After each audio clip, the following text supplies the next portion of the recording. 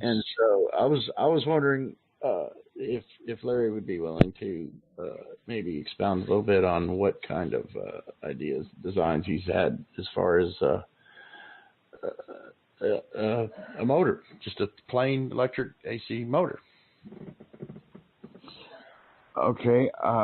And what's wrong with the ones we have, and what would you do to what have you Well, come up the with? ones you got are 60% efficient at best. Right, That means you're paying 40% more for the power that they use than you need to. right, So I wanted to eliminate that to begin with. okay, And that power has all gone away with the heat.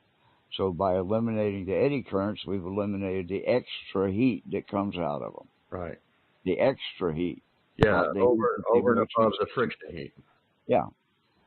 So to make a magnetic generator, all you've got to do, uh, a V gate is a V configuration of magnets that has magnets on the legs that are alternating poles all the way up to the point, and the point is a single pole. That gives you basically a Hallback array in your magnets. When you turn that into a circle with the magnets on the inside, that's what slips down into the hole, the vortex of the coil. Okay. That's the stationary part. Then there's a cylinder that has multi poles on it, 4, 8, 12, however many you can get on there. 12 is best. That slides down. It's a cylinder that slides down into that hole inside of those other magnets. Because of that V shape, that cylinder magnet will rotate.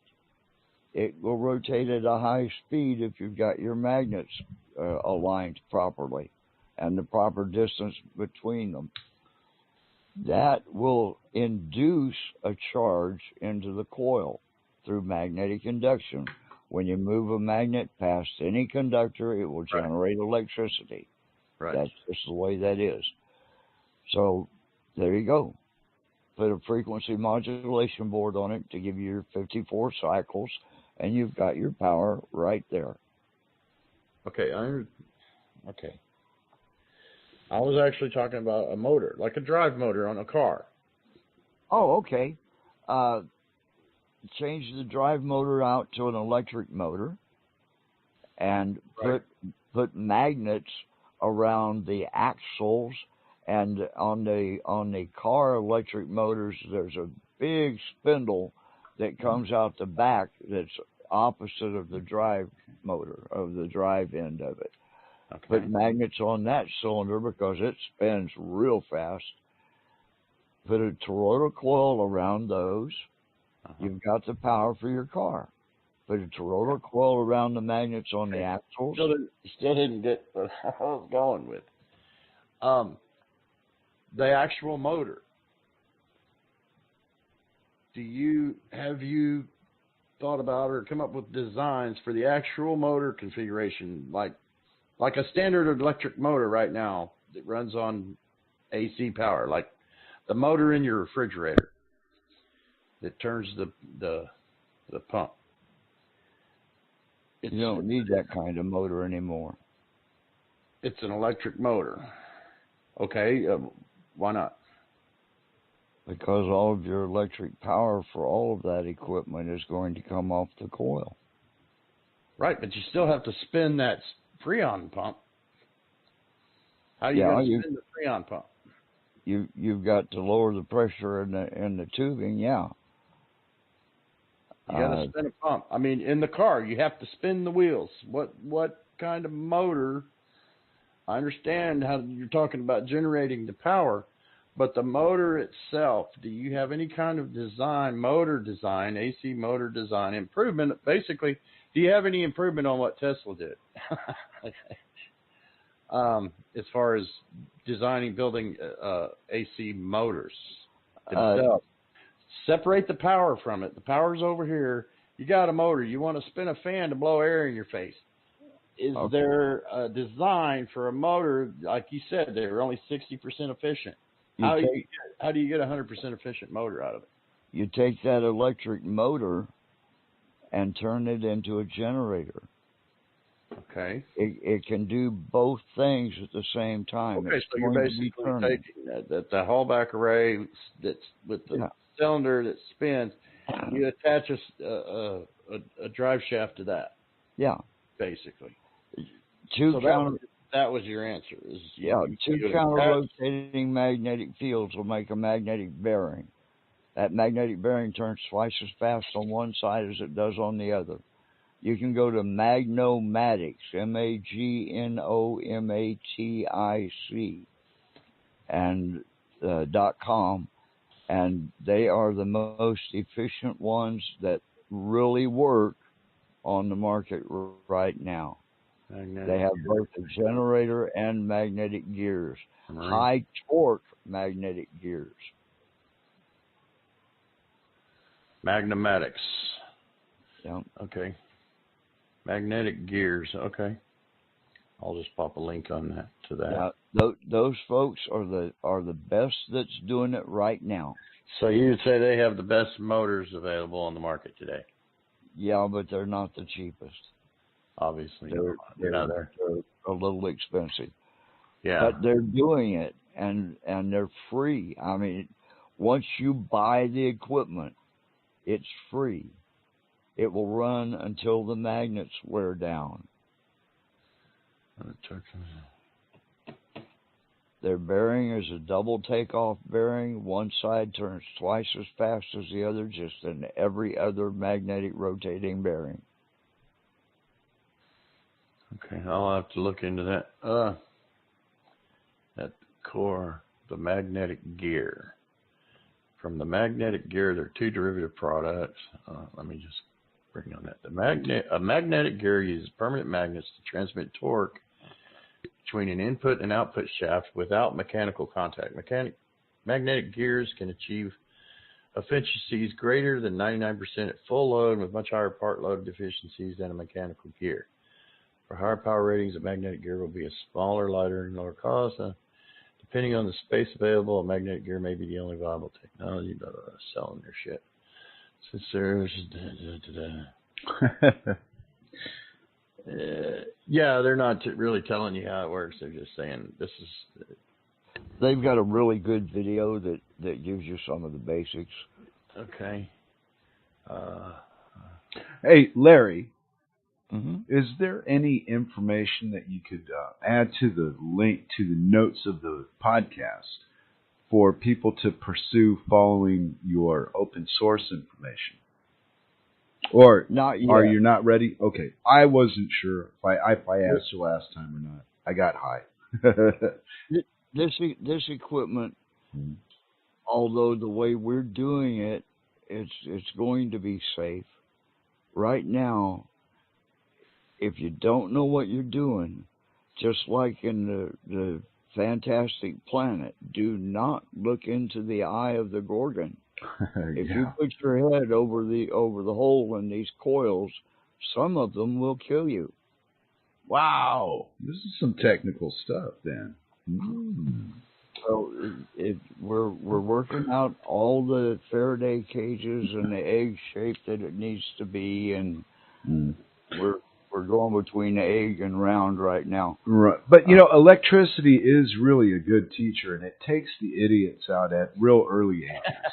Yeah, you know, if you've survived 60 fucking years through this electricity there's shit, a high Darwin factor in the field. Yeah. But if you've lasted as long as I have without killing yourself, there's a chance that you learn something. Whether you realize it or not is another story. But we just grab the main bus on a 440 power. Okay, plant. That'll kill you too. But see, that's what I mean. That common fear that's instilled into us by society about electricity serves a purpose. But not to you guys, because you're electrical minded, so you go right to it and investigate it. Well, the only people that have anything to fear are dumbasses. Well, then I'm a dumbass because I've got a strong respect for things. Then you should have a good, healthy fear of electricity, because I do. if you don't know what you're doing, it'll hurt you. Exactly. I mean, I can change a plug or something, a light That's switch. common but, sense. Yeah. But The to only go thing into the you have to panel, remember, is maintain the same potential. I couldn't figure oh, the word I again. was blowing smoke up your skirts by saying that. The most of us, speaking for the the dorks, You we know, we have an interest, but we're not going to physically do it. you can ask a bullshit question, but we're going to give you a real answer. Yeah, as long as you maintain the same potential as your supply, you don't have anything to worry about. That means don't ground yourself when you're touching it. Well, At least common secret. I'm going to go the extra mile and not Better yet, touch it. just don't touch it. Yeah, that's Use gloves. that's- Use insulation. Use insulated tools. Don't touch the shit. see. Yeah. That's what I mean, you it's guys. not that are. hard. Yeah, you guys are for Like I that. say in the chat room all the time, it's not that fucking hard. Well, that's what my wife would say about cooking dinner, but I don't have such good luck doing it. So, Because you don't want to. well, no, because there's an art to every interest art in life, and some of us And may be that's not true. may be attracted to the electrical, but don't have the math abilities to evaluate the formulas to make sense.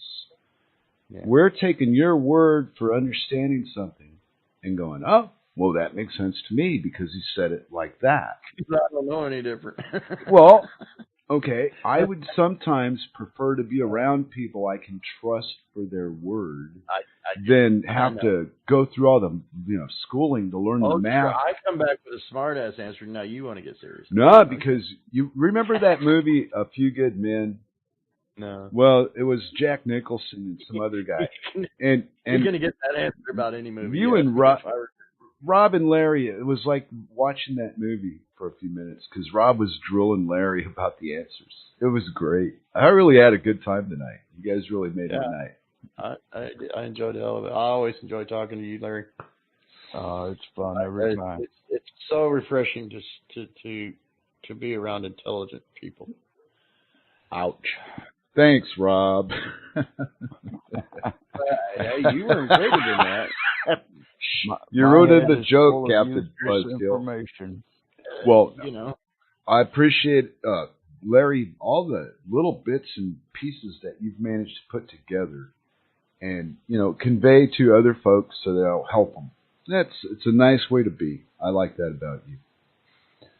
Well, Because we gotta help comfort, each other. right, but comfort is a necessity to a mind like yours. And, to share what you know with the rest of us out of your own time and whatnot, I take it serious.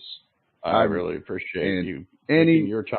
Anytime you want to come on and do a show about whatever's on your mind, any subject you have, come on and we'll talk about it. And I'll just let you tell me when you're ready to do a show. We should just start doing like a monthly show or more often if you're willing, Larry. I'm always up for it. Well, that's what I mean is we started out with monthly and we've done 3 shows in like 3 weeks. Yeah, I know. So when I said weekly, Rob was slapping me we around. can do weekly. I wasn't trying to monopolize on Larry's time. I am. He's a But wealth of fucking knowledge. If you're willing to do a weekly show, Larry, let's do it. Well, it just depends on whether or not my arm is in a cast. I fish a bunch. Yeah. But Oh, yeah, speaking of which, love when you gonna come down here I'm willing. to Ouachita? When you want to do it? Let's make plans. Boy, Lake Ouachita would be so much fun. I don't have a boat to get out on that one. We'll rent one. Okay. Whoa. You can get one for under $300 for a fishing boat for the day. Hey, Cowboy Tex. Yeah. Cowboy Tex giving us a big hello on the real Yeah. Larry. Do we Hey, have any what's that? questions? Yeah, nobody called in. Okay. Well, Yeah. we have Now's a your small chance to ask questions. If you're listening and in the chat room, post your questions now. 8 minutes left, but there Yeah, there 8 was minutes. a small crowd that were listening live, and Yeah. this will get nobody's interested in what I got to say anyway. well. No, Well, we shit. Grimner rebroadcasts us all over the place, and we'll be honest with you. The show will get listened to more. Yeah, I've got old shows that I did with whoever and some alone were 250 hits for the crap that I've talked about. So, it's not a popular audience. The people that pay attention to whatever we talk about are usually not dummies.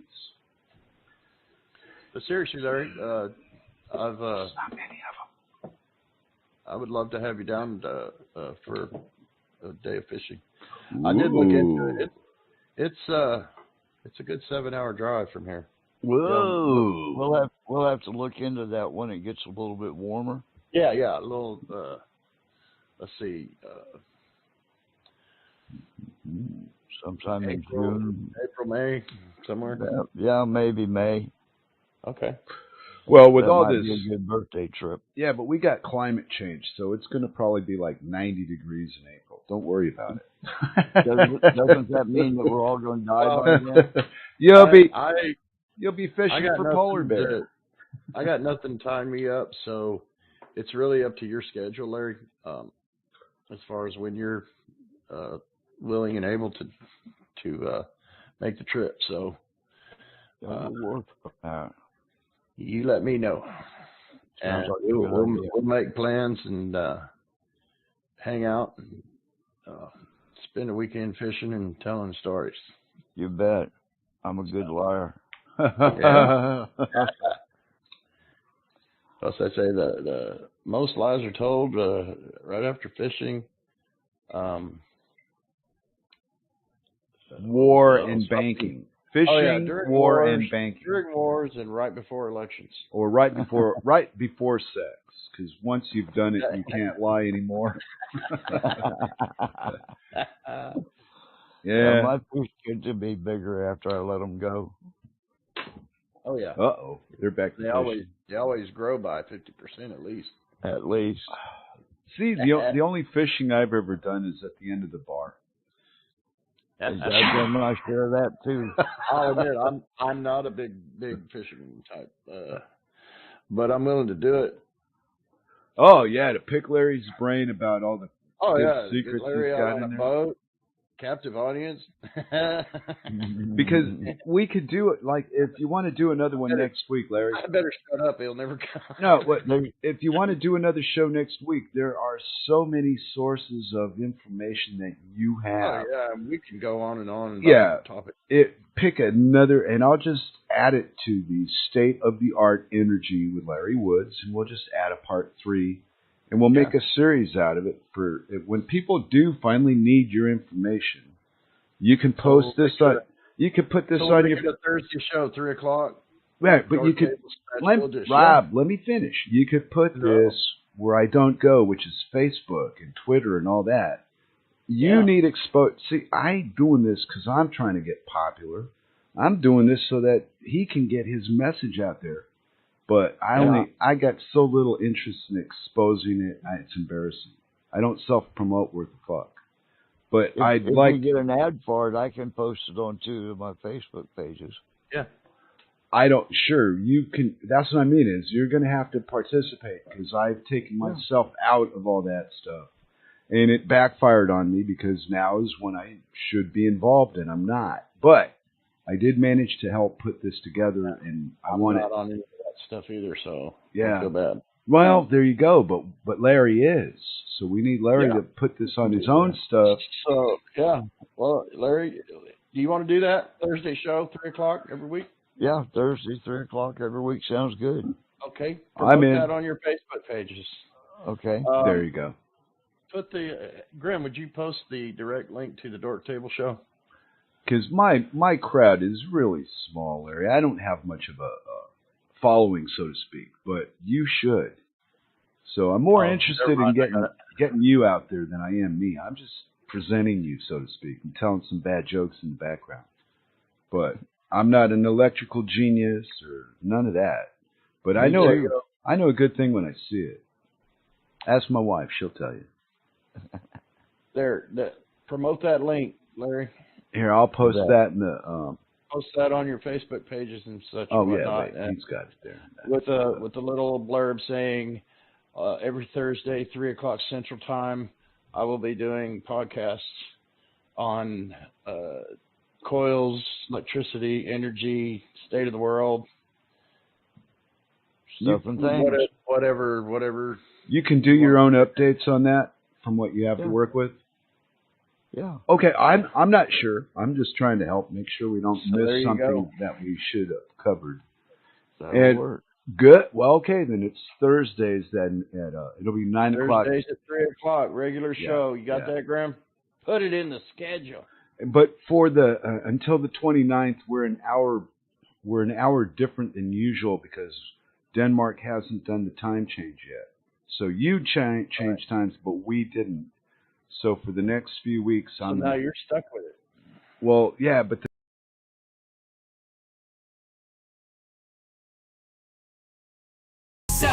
Hal Anthony, Vince Easley, Art of Craig S, Jeff Mattox bringing facts, Uncle Bonehead with the mic on blast. Art of Craig S, painting truth with style, voices like fire, burning through denial. They cancel, we amplify, they censor, we testify. Live streams lit, archives deep, real liberties never asleep. Tune in, tap in, turn up, reallibertymedia.com, where the truth don't sleep. The truth don't sleep.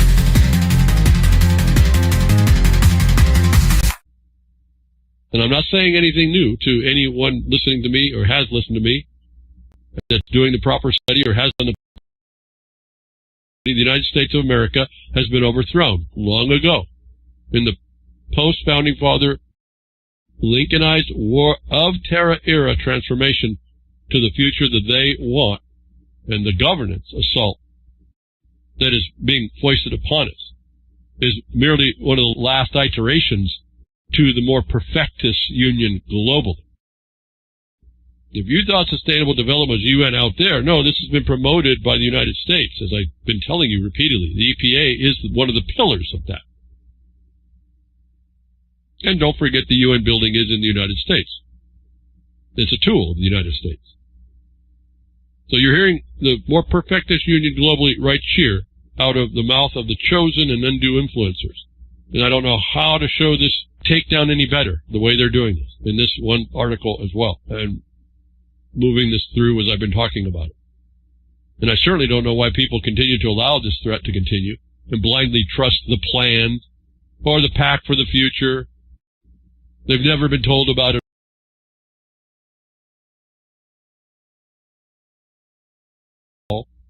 Or by undeciphered coded messages as they promote the very political schemes and scammers and administrations of those schemers and scammers that got us here at warp speed even, right, Snagglepuss? Can I reread that before for more clarity as restated from the article? Can we read this into the chosen influencers on top of this?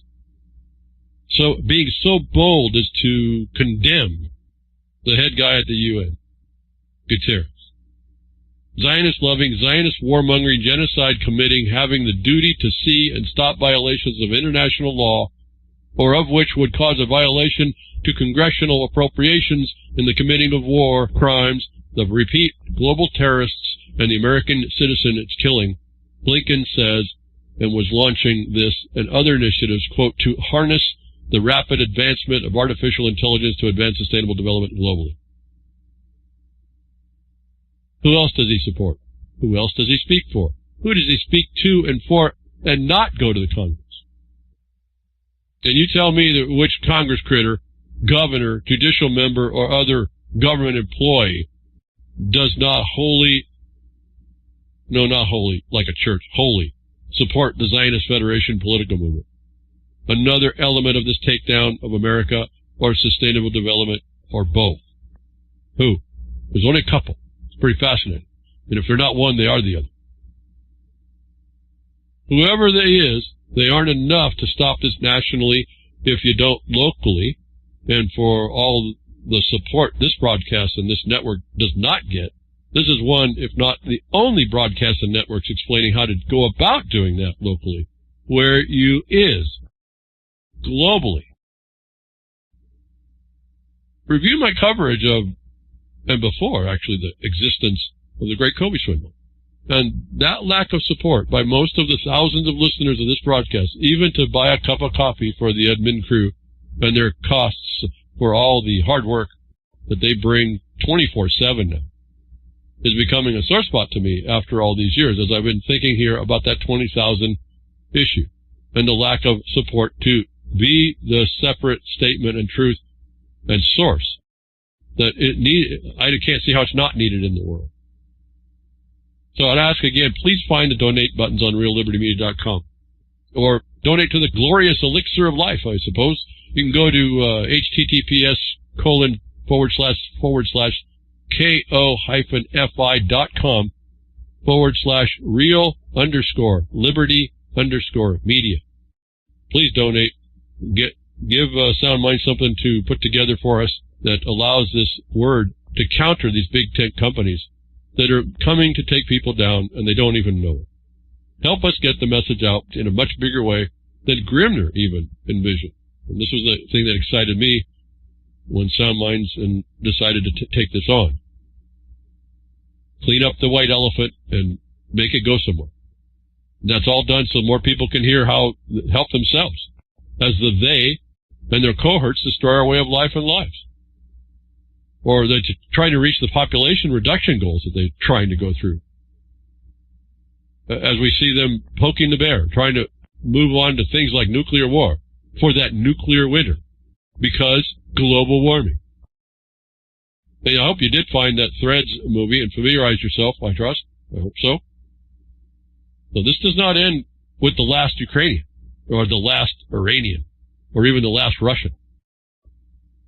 I'll put the link in the Threads movie link at the archive.org site. Watch it.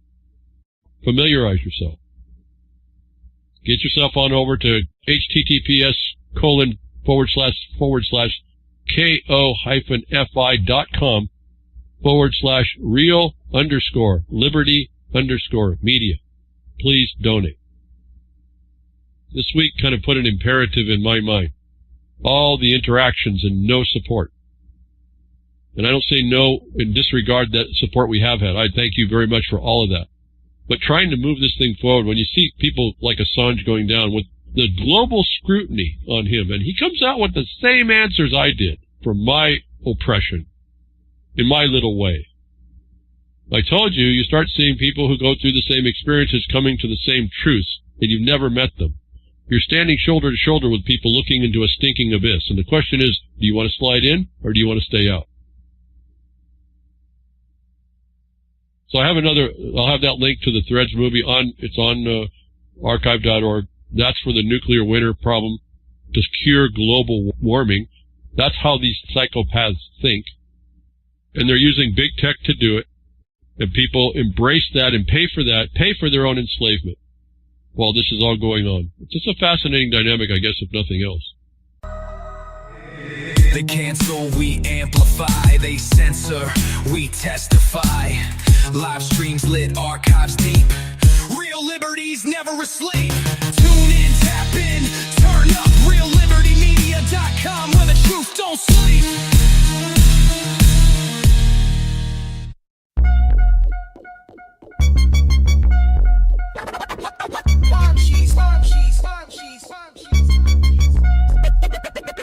Big Ochi.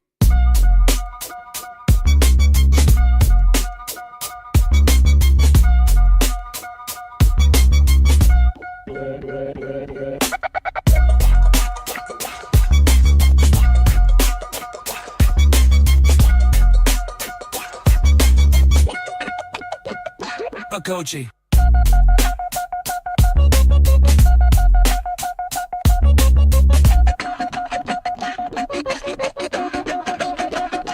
Kochi.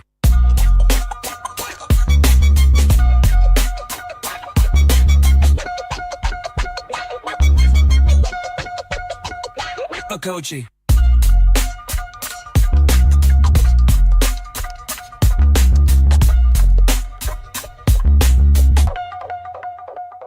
Kochi.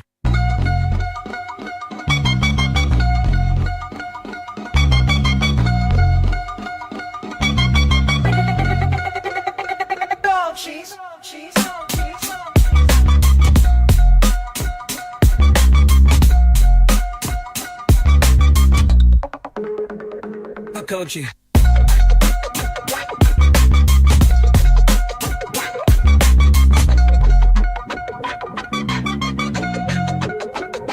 Kochi.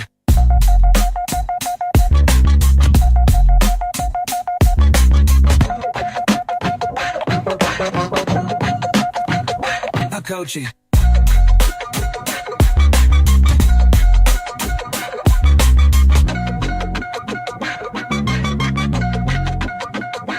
Kochi.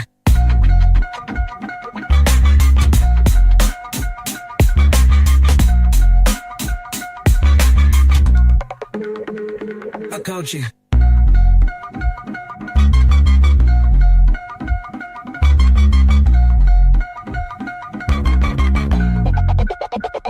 Cloud cheese. Cloud cheese.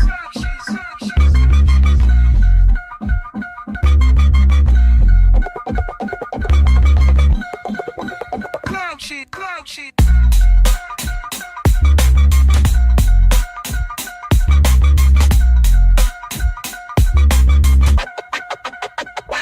Kochi.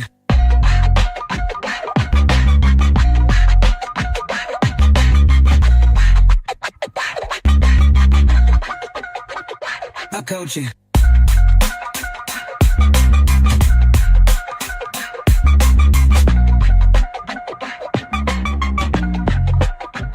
Kochi.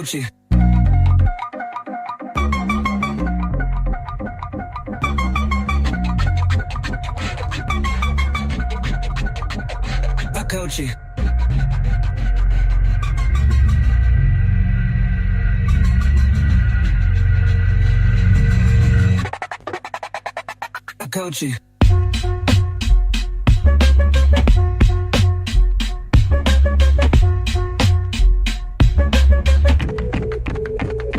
Kochi.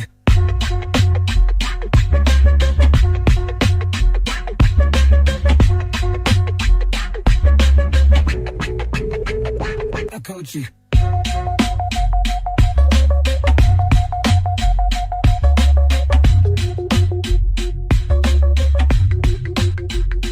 Kochi.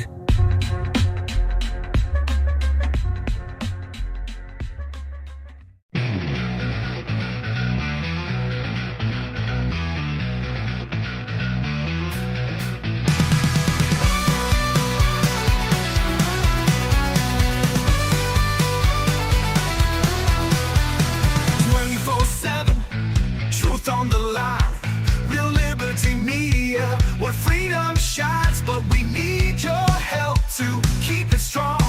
Your donations make sure we stay here long.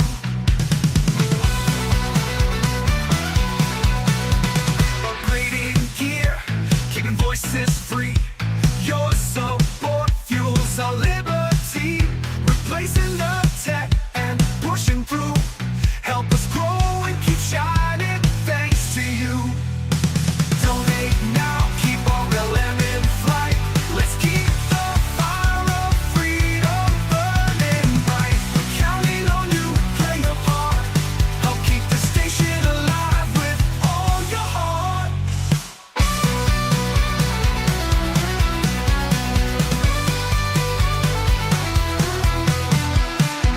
Legacy strong as ever. With your help, we'll keep it going forever. New sound, fresh tech, pushing the tool. Donate now and we'll keep going soon.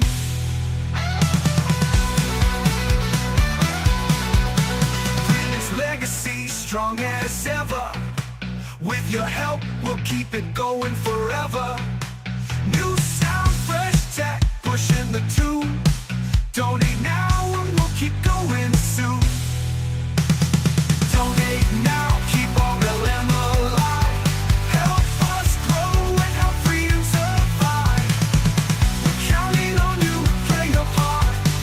Keep the station alive with all your heart.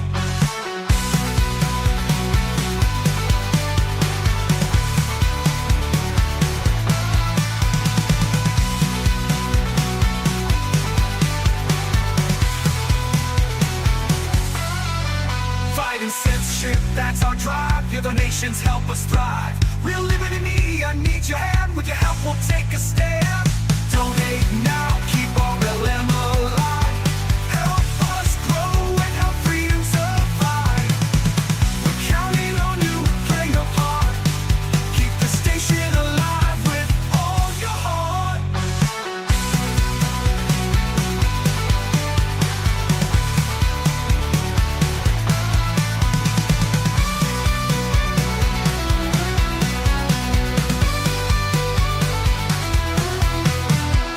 Hey there, thanks for tuning in. I hope you're ready for some fun. Let's begin. Make sure to hit that like button below, and don't forget to subscribe, If you're enjoying what you're seeing, then why not share it with your friends? Bring the feeling, spread the word across the land. Together we'll create something grand. Like, share, subscribe, that's the way to go. Let's build this community, let it grow. Every click counts, so join the hype, and together we'll make this content shine bright.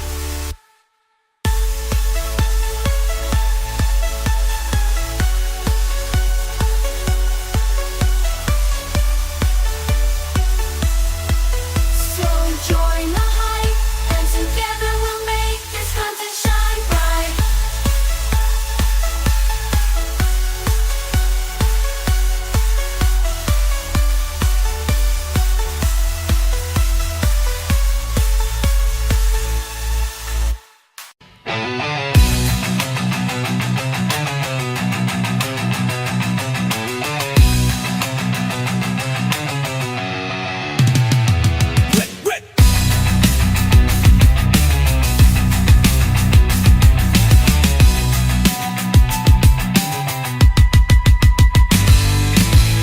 Real Liberty Media 24/7. Hal Anthony, Vince Easley, Art of Craig S, Jeff Matox, bringing facts. Uncle Bonehead with the mic on blast. Art of Craig S, painting truth with style.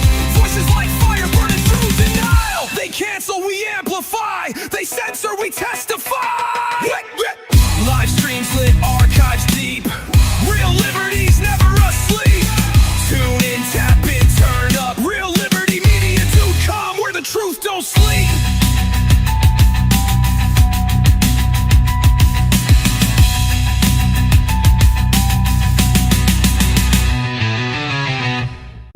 Truth don't sleep. Yeah, truth don't sleep. Real Liberty Media 24/7. Hal Anthony, Vince Easley, Art of Craig S, Jeff Matox, bringing facts. Uncle Bonehead with the mic on blast.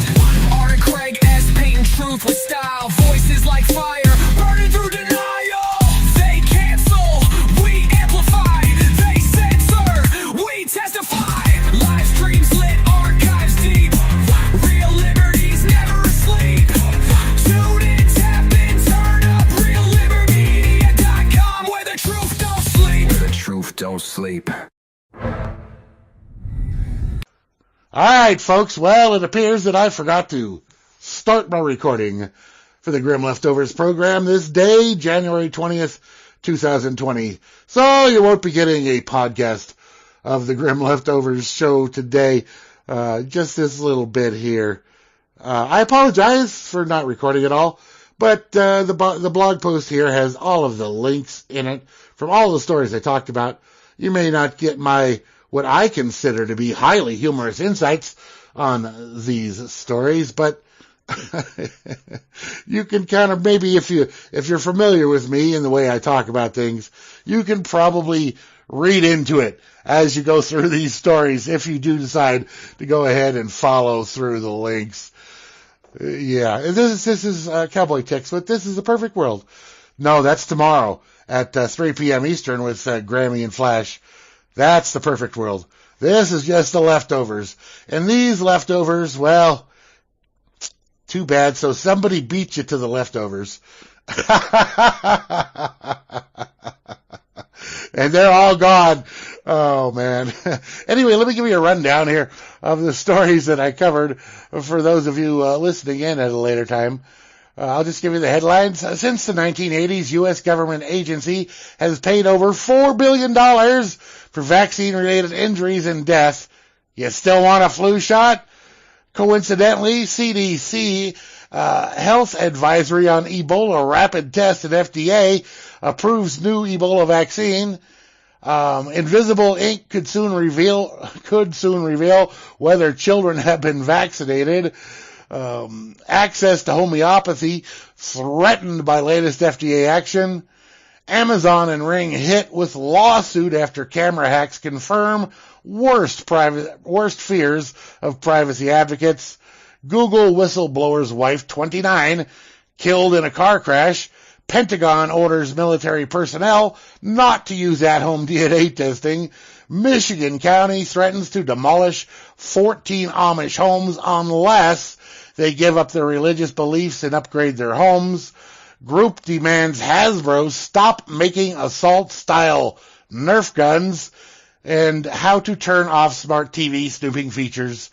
So those are the stories that I cover here on the show tonight. So y'all have a wonderful rest of your Monday and enjoy your week. Oh, it should be so fun for those of you that are politically interested as the Trump crappy stuff starts tomorrow. And by the way, also the Virginia showdown. Yeah, nothing happened. So that's all. Thank you so much. I will be back and I will record next week. Peace. This report says the data is used to make Elon Musk massively more wealthy through back-channel profit-making deals, and people champion him as some free speech protector. And yet they'll pay their money and they'll give their data to their bank account to him. Is your speech free, if that's what they demand in trade? Haven't you paid for it dearly with your loss of privacy forever? Yeah, it's all kind of like that. How easy it is to enslave people in the digital age. People will freely pay for their digital exploitation, but won't donate 99 cents to reallibertymedia.com to provide information on limiting one's exposure to these very same exploitations. It's amazing as I look at all this, and people wonder why we have problems in this country. And why did that come to me? Because it occurred to me after I asked for donations to allow the next phase of the work needed at RLM, that if each of the more than 20,000 listeners I told you we're now getting, and there's actually more than that coming slowly as Sound Minds builds this syndication system, 20,000 listeners that listen through the various syndication channels, if each would give a $0.98, whether because you thought the information was valuable to you or whether you were altruistic enough to say, I'm not interested in keeping that shackles of government plantation slave off me, but maybe this information could help someone else, I'll donate for them. We would have plenty of money to fulfill the needs of this network without any exploitation whatsoever. Why my work is not worth $0.98 while social media companies exploit their willing participants is something I can't wrap my mind around. Even being free is any sort of intention in people anymore. If that's so, why are we paying for a billionaire to exploit us?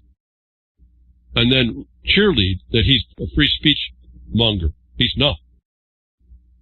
So we need to do better for us. Again, looking at all the money per month that they ask, and people willingly get it, and I look over at how many hits we're getting on the syndication lines for this network, and we're not able to survive, and people vote with their money, so to speak, was a telling thing for me to see again. We need to do better for us.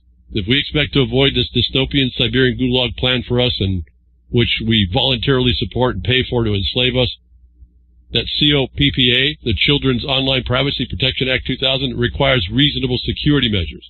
And this article speaks to the mere rule implementing the act for enforcement. It's presuming my listener of majority requiring ID presented to access a website a reasonable security measure or fraud coming out of the gate or not.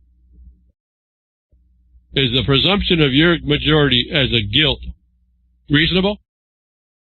How is it reasonably position of the federal government to burden the whole of society for what amounts to be the sole responsibility of mothers and fathers to their control regarding their sons and daughters? And for those of you that think my content is worth a nickel 98, you're in luck. I'm told they're running a deal here. Instead of a nickel 98, you can donate to the coffee fund for $1 to keep this voice and that's heard by thousands going up. So head over to, you can go to https://ko-fi.com/real_liberty_media. I was told if everybody in the chat room gave $3 a month, we would pay everything that we need. Without all the exploitation, without all the harassment. And as I said, we're trying to make it so that the word goes out without having any ability to stop it. And when we get this thing running, some of my listeners you tech savvy people will be able to help in that. They'll be part of that. Again, we're trying to do something federated, a hybrid federation type condition as well. As I read, big tech government collusion. Biden-Harris administration, Meta, Google, and others launch AI partnership to combat disinformation and hate speech. Now, I just got into talking about Julian Assange, and I'm telling you the Pact for the Future is what they're doing here to shut down free speech. And the third party, big tech, is in on it with government. And here's the... You tired of fake news? Then tune into truth. You want it raw? We give it to you uncooked. Real Liberty Media, 24/7. Hal Anthony, Vince Easley, Arta Craig S. Jeff Matox bringing facts. Uncle Bonehead with the mic on blast. Arta Craig S. painting truth with style. Voices like fire burning through denial. They cancel, we amplify, they censor, we testify. Live streams lit, archives deep, real liberty's never asleep. Tune in, tap in, turn up, reallibertymedia.com, where the truth don't sleep.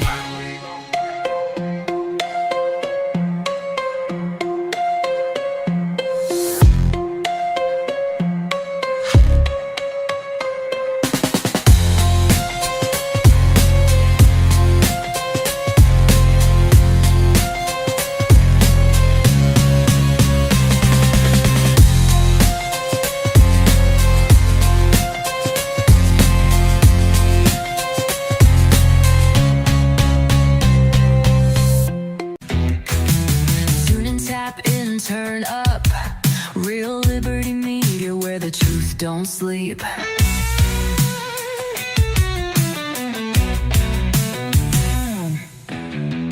Real Liberty Media, 24/7. Hal Anthony, Vince Easley, Arta Craig S. Jeff Matox bringing facts. Uncle Bonehead with the mic on blast. They cancel, we amplify, they censor, we testify. Every word, believe absolutely. Real liberty's never asleep. Tune in, tap in, turn up. Real Liberty Media, where the truth don't sleep.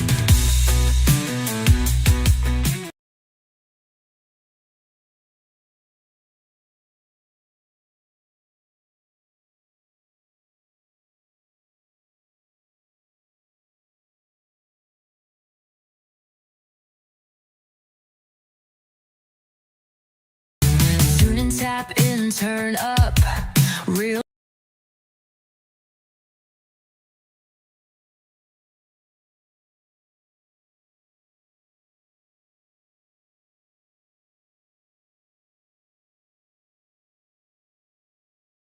Vince Easley, Uncle Bonehead, Jeff Matox so high. No delay, no script, just real talk, 24/7.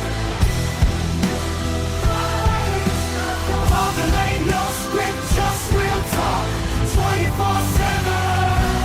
Rolling in the streets, we watch the ones they can't silence. This is Real Liberty Media.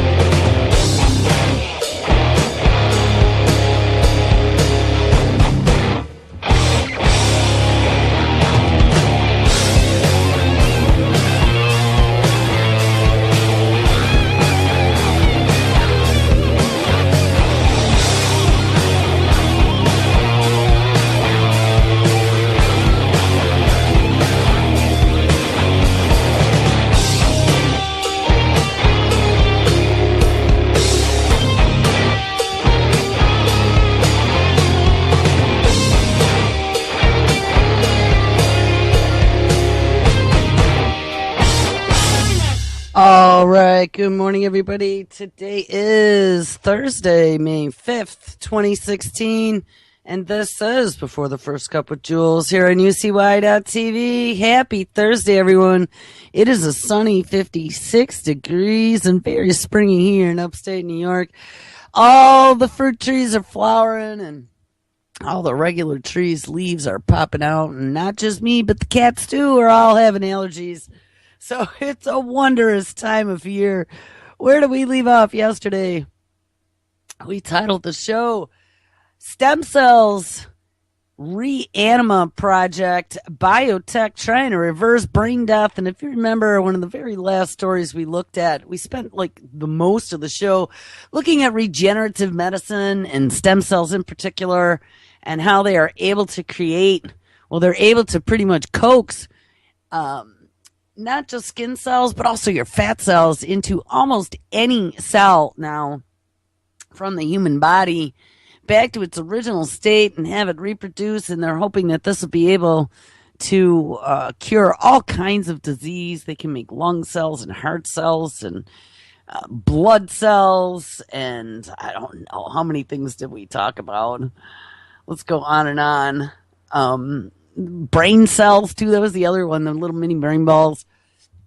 And work on Alzheimer's and all this other stuff. But then comes the horror, because you knew that once they had started creating little mini brains and little thinking, they're thinking brains, don't forget. They just don't have any input yet. They don't have any ears. They don't have any eyes. They can't touch anything, but they're still thinking. You knew that Frankenstein's monster was not too far around the corner. And that's where this Reanima project comes in. Let's put Big Pharma in charge of brain dead bodies and see what they can do. This is beyond horrifying. I think we're going to kick off here today. This is where we're going to start reading, and then we'll continue on. I don't know, did we make this whole, I think we made this whole story yesterday, but we'll at least start it because then I have a second story as well. It says, biotech company has been given permission, and they've been given permission by the National Institute of Health, we found out, to try resurrecting the clinically dead. In a controversial move, the U.S. biotechnology company has been given permission to recruit 20. How do you recruit 20 clinically dead patients? I don't know. But recruit 20 clinically dead patients and try to bring their central nervous systems back to life. They can successfully reanimate parts of the upper spinal cord where the lower brainstem is located. There's a possibility that they could kickstart vital body functions such as breathing and heartbeats, something that these patients can only now do with the help of machines. This represents the very first trial of its kind, and thank goodness we have been doing this, because Isle of Dr. Moreau is just now taking a scary turn. It's not like Arctic flounder tomatoes anymore. We're talking about zombie apocalypse, Pet Cemetery, or Reanimator, like Dan brought up yesterday. I totally forgot about Herbert West and Reanimator. And this is stuff that nightmares are made out of. And when we rejuvenate these people, when we start injecting them with stem cells and using electrotherapy to stimulate the brains, or lasers they were using too, what's going to happen when these people that have been under for 10 years or whatever, you know, they haven't been doing physical therapy? I could almost guarantee you they maybe flip them once so they don't get bed sores, but they most certainly don't put them on a TENS unit or on a stationary bicycle to get their muscles exercised so they're not wasted away from laying around for all those years. So what's going to happen when this person wakes up and not only is their body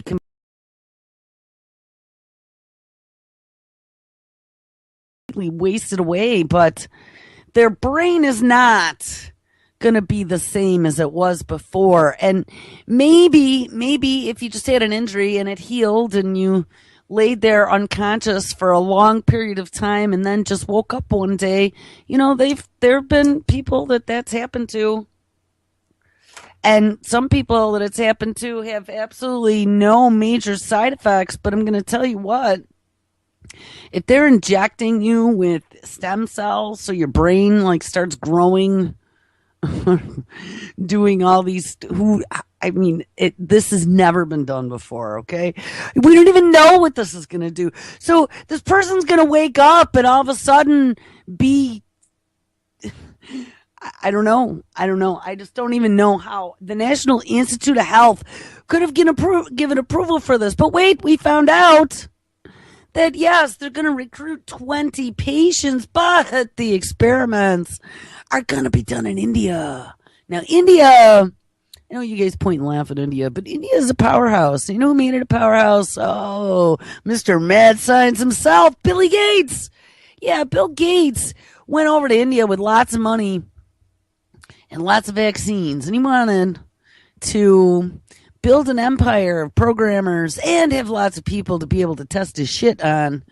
And so India worked out just well. He built programmer villages and gave them lots of skills and jobs because there were lots of educated people, just not a lot of jobs there. And then he can go and take entire villages and that can't read and have them ink their consent form to this new experimental Gardasil vaccine that they don't understand, so that all these girls get sick and die and get sterile and whatever in this Indian village. They're now suing, by the way. That was a big deal. They're suing Bill and Melinda Gates Foundation.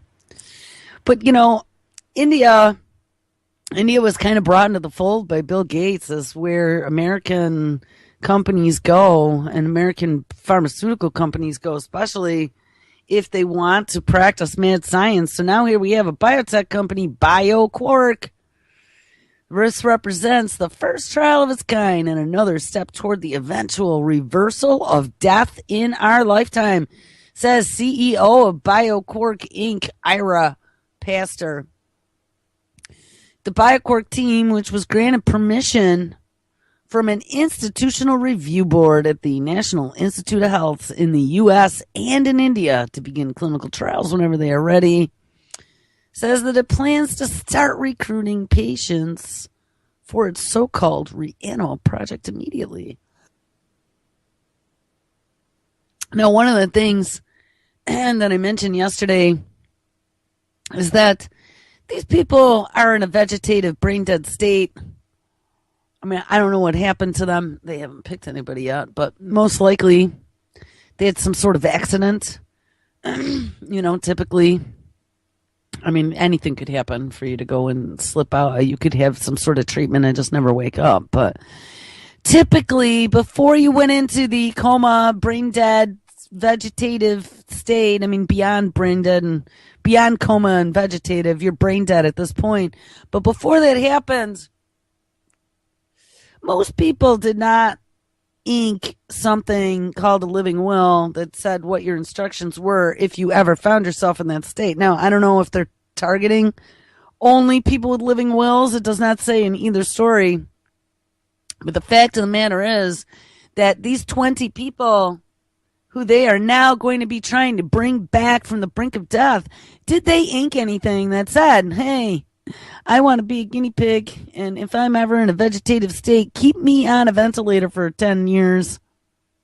Keep paying and soak my entire estate. Make sure that there's nothing left for my wife and kids because you've been paying for me to be on this ventilator all these years. And, if the technology happens to come about while I'm brain dead on these machines sucking my estate dry, please, please, inject my brain with brain stem cells and turn me into a Frankenstein project and see what happens when you try to reanimate me. I mean, I'm gonna probably guarantee you that not one of these 20 people that they're gonna put in this experiment inked anything like that. Or maybe though they had something in their will or on the back of their license sign saying that they want to donate their body to science. I would say that maybe that would give them carte blanche to do something as horrifying as this. But if this means donating your body to science, no thanks. Actually, we should look at that. There was a story I'm going to go there right now. There was a story I posted on my WTF page a couple days ago. I'm trying to think of what WTF. Trying to think of what publication it came out of. Hold on, we'll go there. But there was a story about that very thing, and it was pretty horrifying. They had a partially decomposed body on the front. I was at medicaldaily.com. What does it mean to donate your body to science? I think we should maybe look at this one.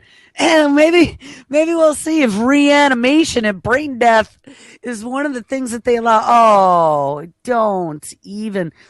You know what, guys? Here's the thing.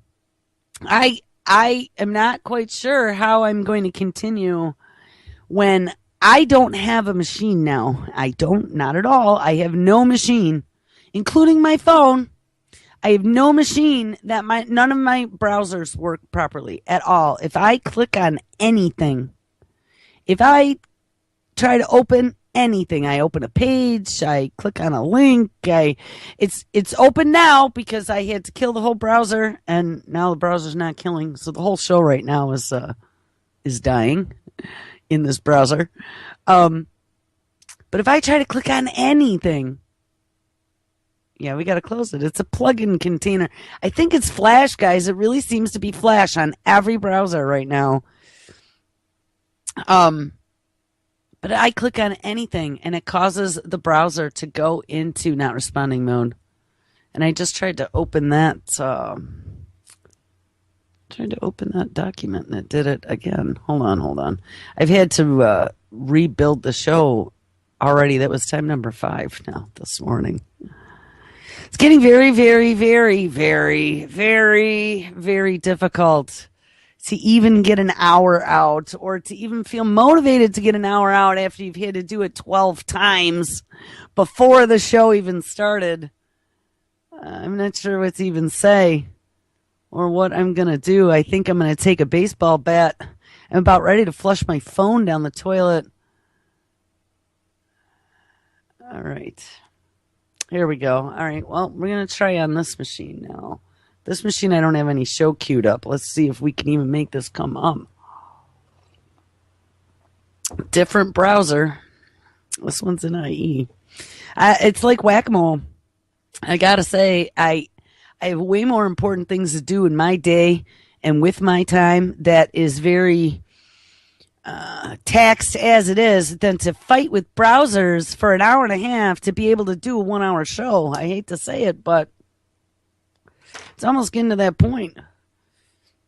I cannot cost justify the amount of time that it takes for me to put all this crap together and redo it 32 times when I have all this other stuff that is sitting there waiting and weighing on me because it is very important, and I am putting this show first. So I guess we'll see, but I don't have the money to buy another computer because everything else is screwed up. I've spent days on end troubleshooting. I mean, there's this other thing now that's happening where everything goes to 100%. 100%. We got 100% processor, yet nothing is open on the machine. I think I've been compromised, and I don't know by whom. I don't think it matters by whom. I've been compromised, and I can run any antivirus, and I can run all of the spywares and everything else. I got it all running on here, guys. It sees nothing, and I am just completely compromised, so that my day is a miserable piece of shit trying to do anything on the computer. All right, anyway, so what happens when you donate your body to science? Well, let's see what this... Talking about miserable pieces of shit. Let's see what the miserable piece of shit science establishment does with your body, like injecting it with brain balls while you're in a coma. You've heard the phrase probably when you were half watching some science show on PBS, but in truth, it is that you really don't know what it means to quote unquote donate your body to science. Ah, evil laughter. Yeah, the joke is on you. Don't sign it.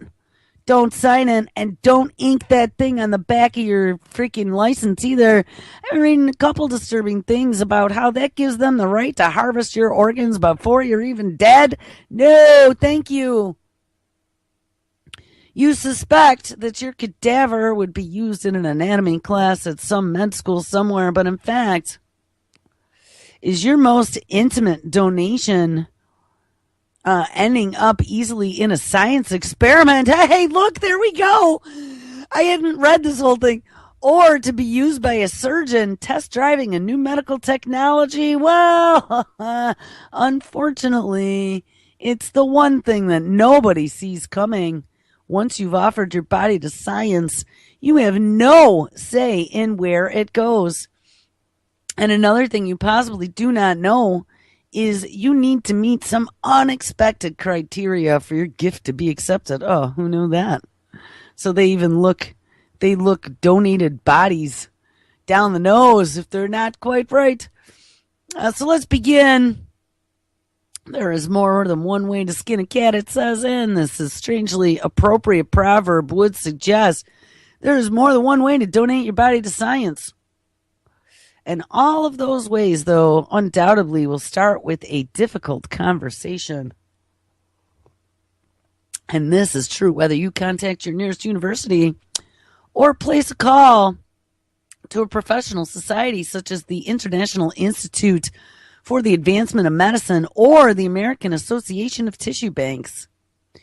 During the initial discussion, you will note that some people still refer to cadavers, but many professionals are now encouraged to use the more sensitive term of deceased donor. My infant son, and this is not me, this is the person writing the story. My infant son was a donor for research, and I think of him as a contributor to research and a hero, not a cadaver, says Sarah Gray, Director of Marketing and Public Affairs to the American Association of Tissue Banks. Yes, and my cat's leg was also donated to the research, and that's me talking.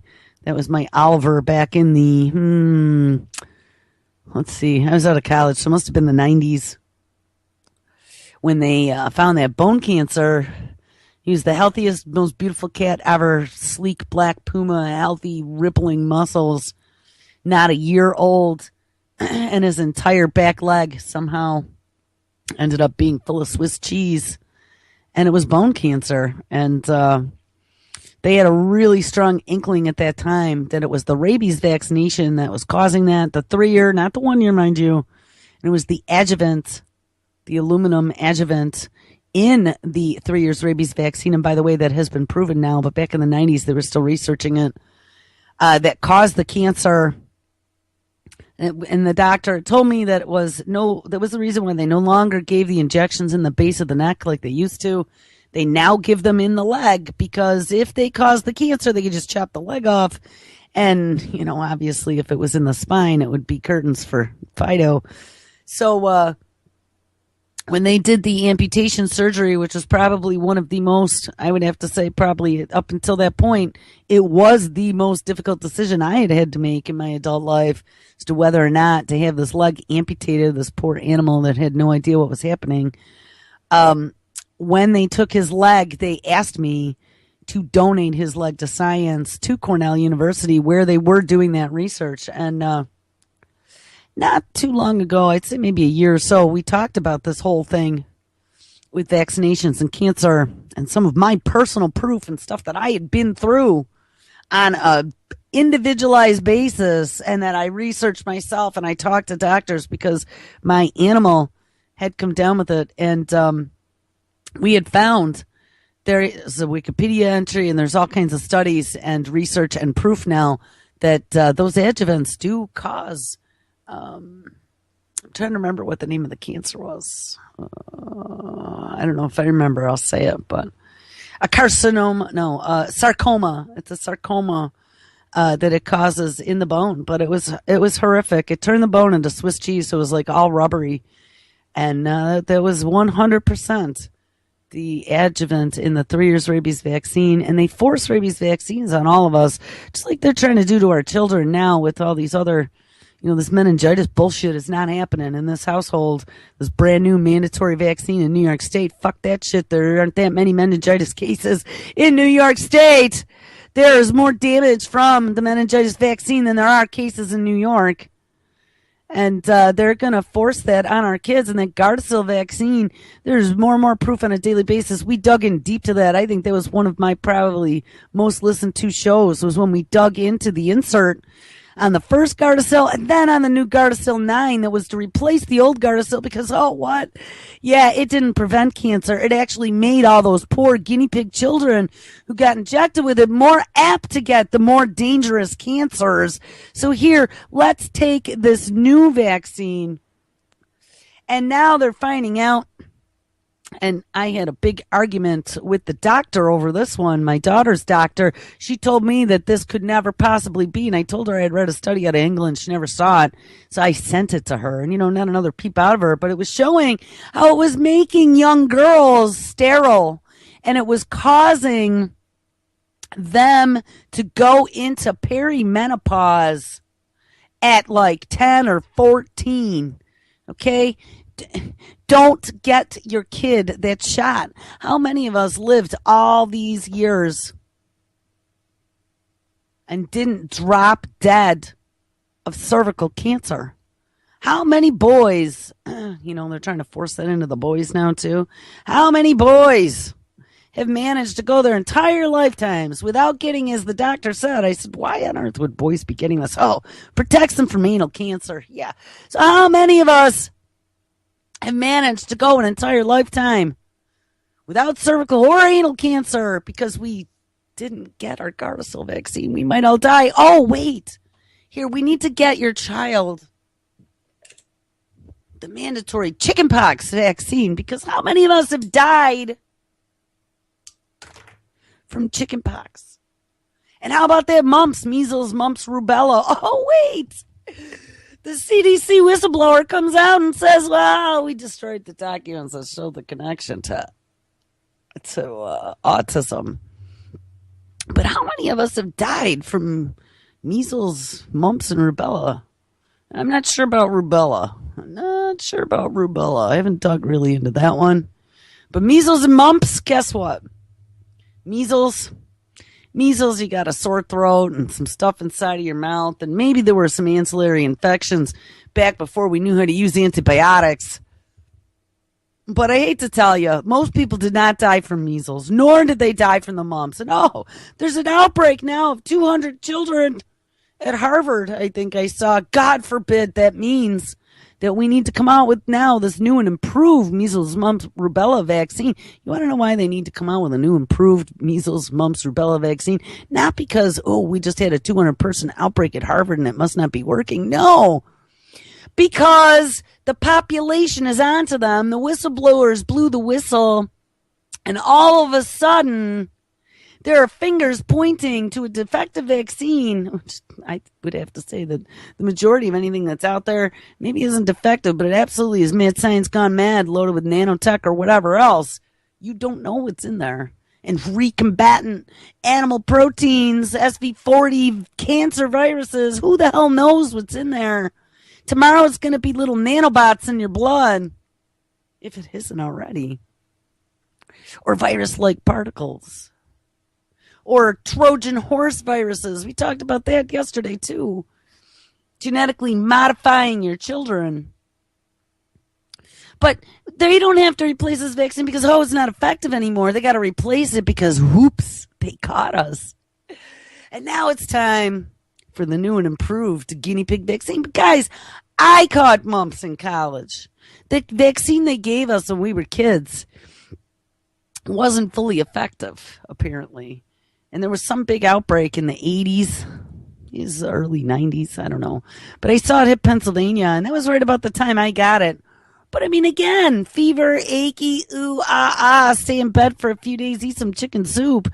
Most people don't die from that. So they try to convince us that this medical establishment knows all. We can bring the dead back.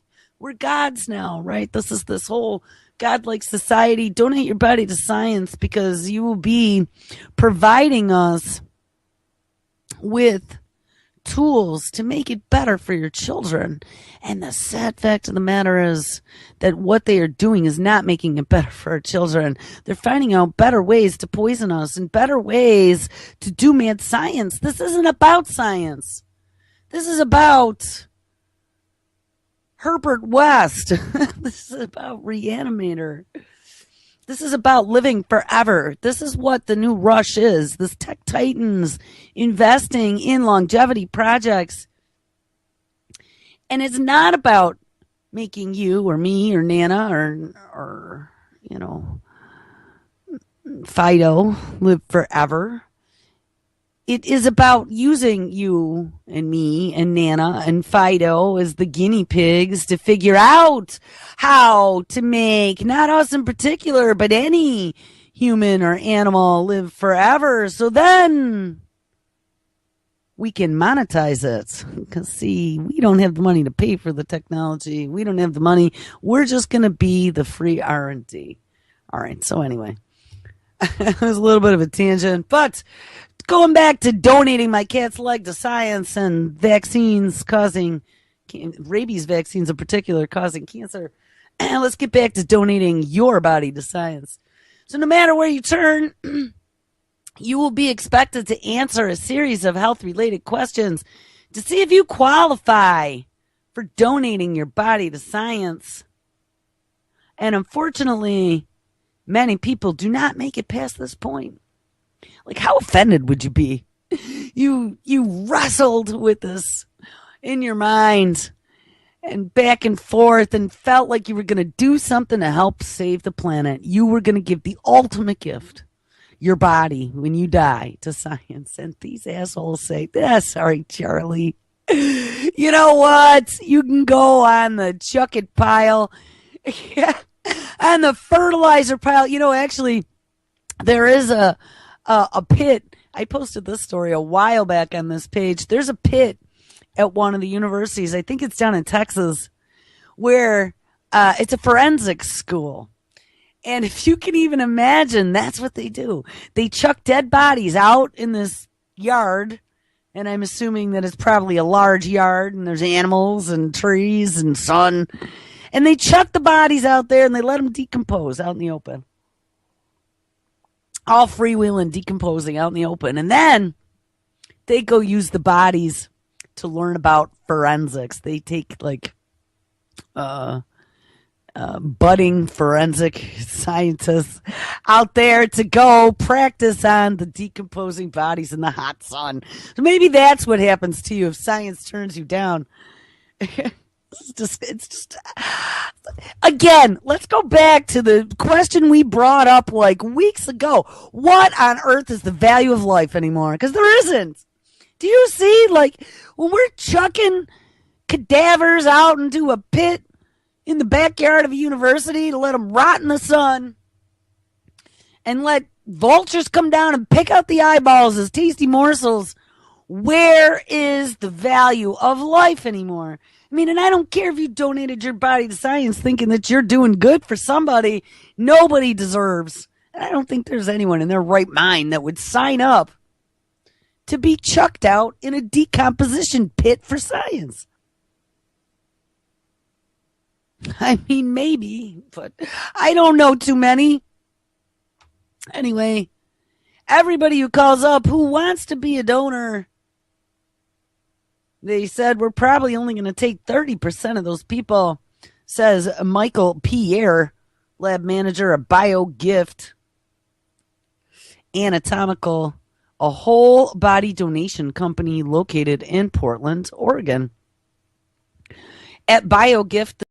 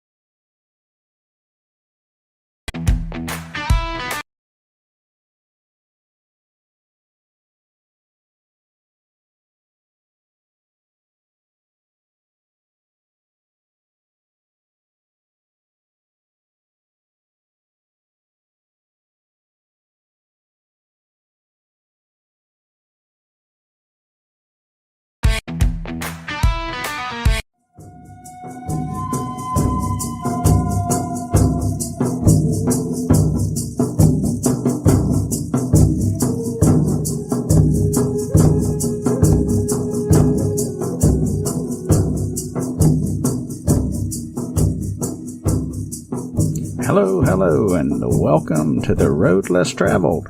Gary L. and Gigi's Boo here. Hope everyone's doing fine. Hello, Gigi's Boo. How are you? Hi, how's everybody? Yeah. So what have you been up to tonight? Well, doing a little research on the show most all day, and talking to my little niece, keeping our dog out of trouble. And that's about it. What have you been up to? Oh, not much. Just doing about the same thing. So, anyhow, hope everyone's well out there. Happy to see folks in the chat room at reallibertymedia.com.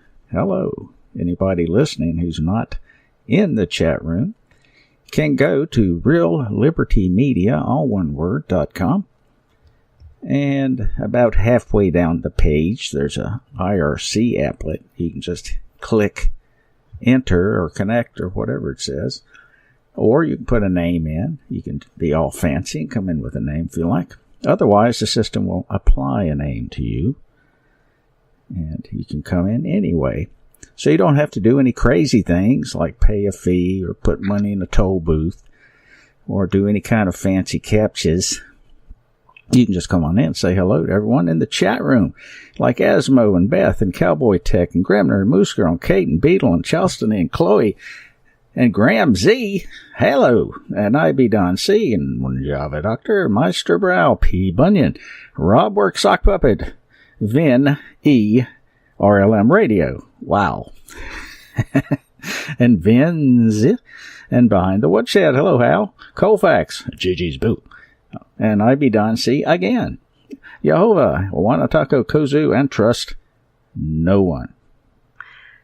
Kate said, got it. You're now playing still says how, though. I don't know. I don't have any control over that. So that's beyond my control. That has to do with certain metadata that I can't do anything with. Maybe, let me see. Click on settings.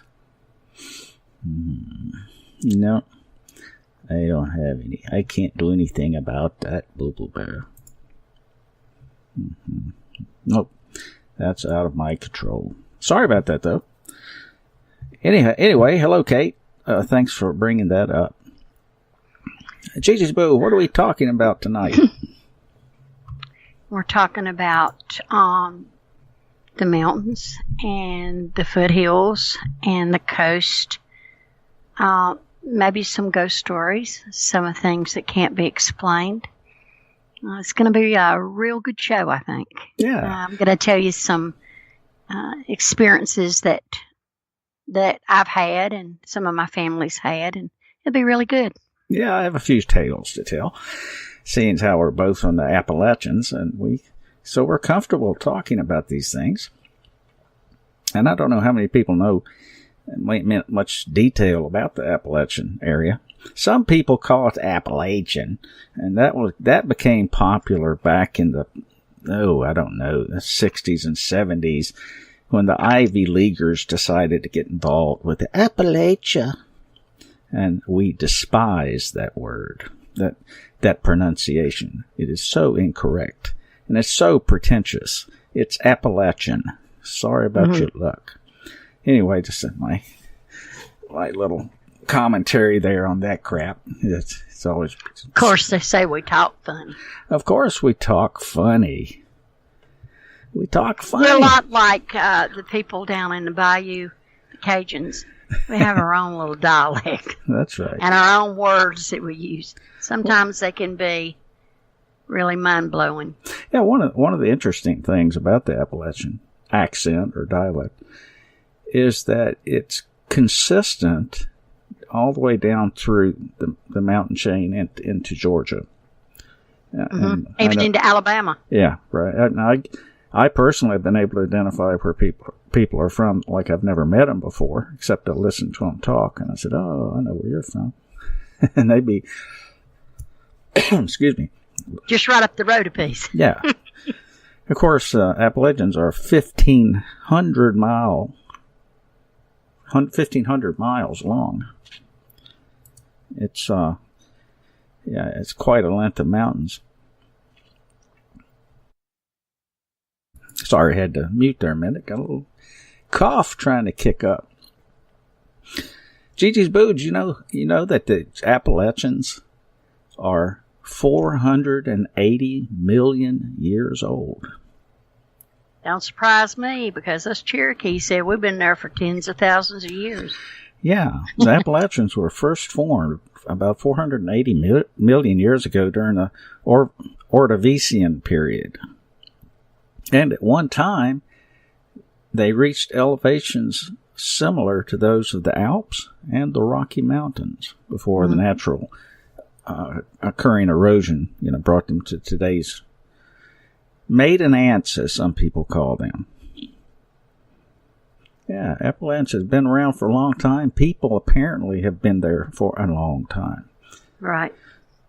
And no wonder it's so rich with stories, and a lot of those have been imported from Ireland and Scotland, along with the people who came there.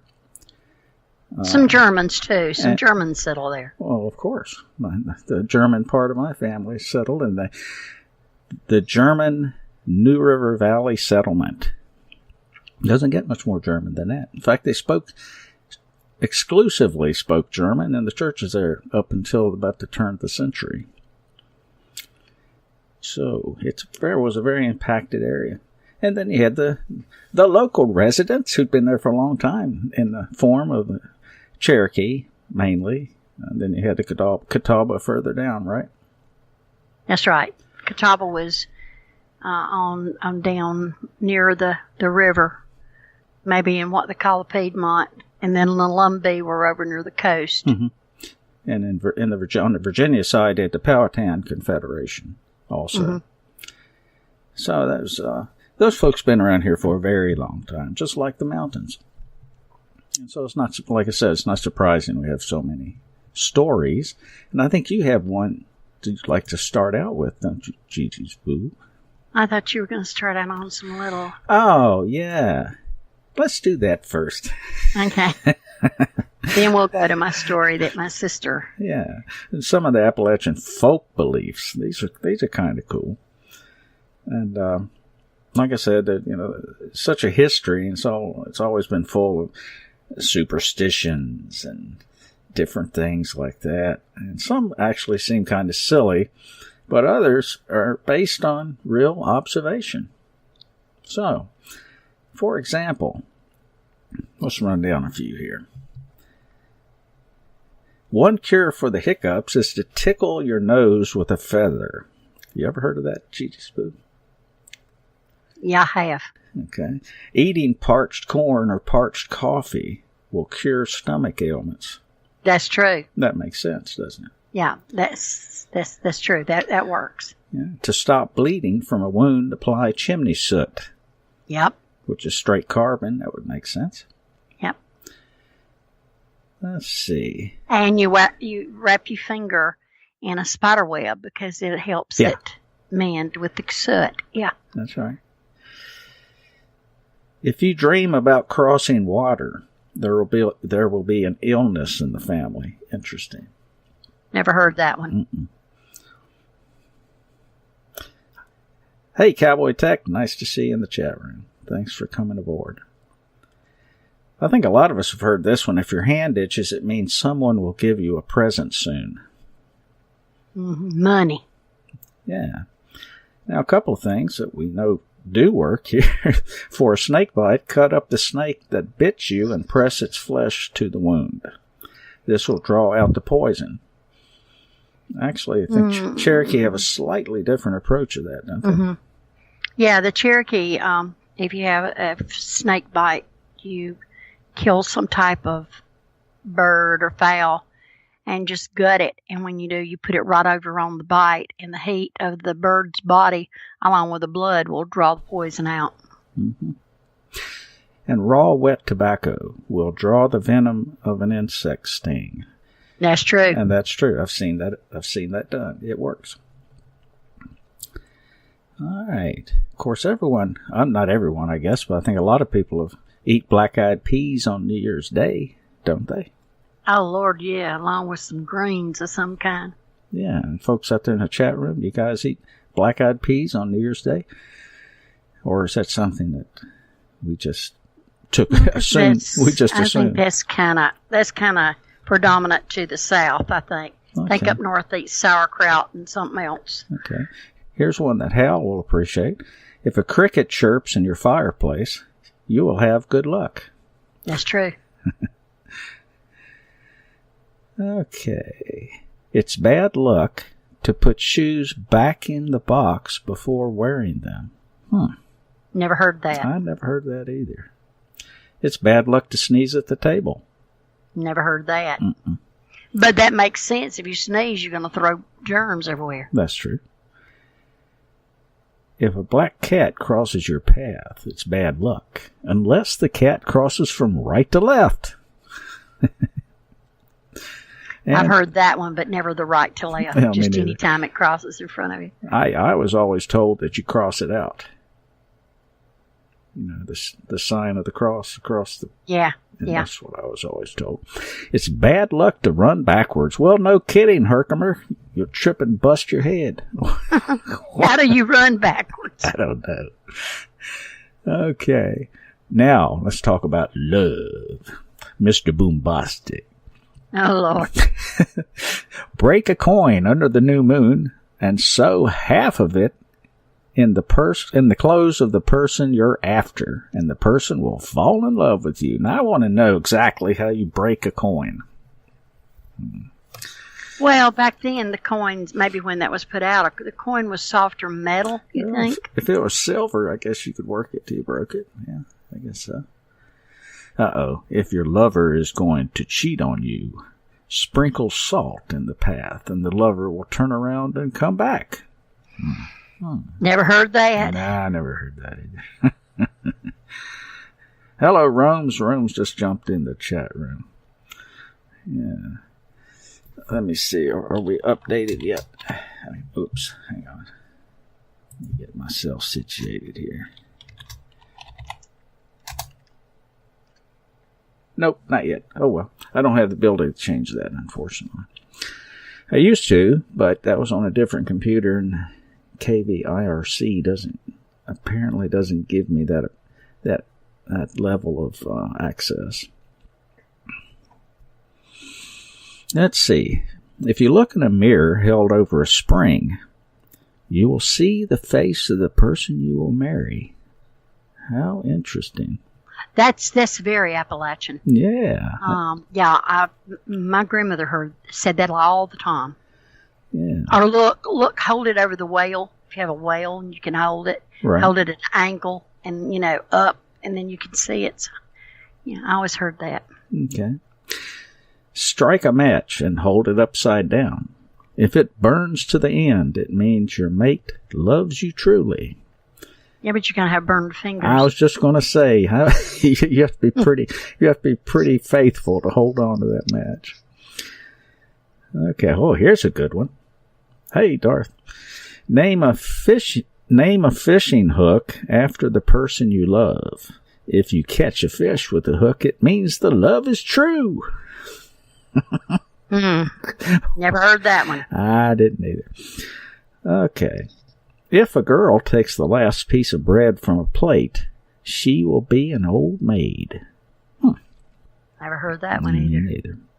Sunshine on your wedding day means a happy marriage. Well, I never heard it, but that makes sense. You're starting off with brightness. I don't know. I can personally say that's not true. for anyone who knows that. Okay. If your lips itch, it means you want to be kissed. Ask Atticus. Atticus, see if his lips are itching. Mr. Boombastic. That's Mr. Lover Lover. Mr. Lover Lover. Spirits. Ooh, let's talk about real quickly here. Spirits. A horseshoe hung over the door keeps witches and evil spirits away. A lot of people just do that for good luck, but apparently in the Appalachians it's a little more specific. To keep away ghosts, put salt on the fire or carry the left hind foot of a graveyard rabbit. Poor little rabbit. I assume a graveyard rabbit is one that you've killed in the cemetery, right? Yeah, have to be. And if you want to carry a snakeskin bag with a toad's eye inside, it will ward off ghosts. Wow. I haven't heard any of those.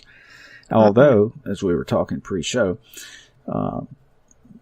people had a tendency to hang gourds on their front porch. Hang them from the overhang, on the front porch. And gourds you don't eat, so we assume that was some talisman of some sort. Mm-hmm. Okay, and how about the weather? A lot of these you've probably heard of. If your nose itches, it's a sign of rain. When roosters crow at night, expect rain the next day. You ever heard of that? No. Me neither. Rooster crowed at night around my family. He'd be in the pot the next day. Well, nasty rooster. Yeah.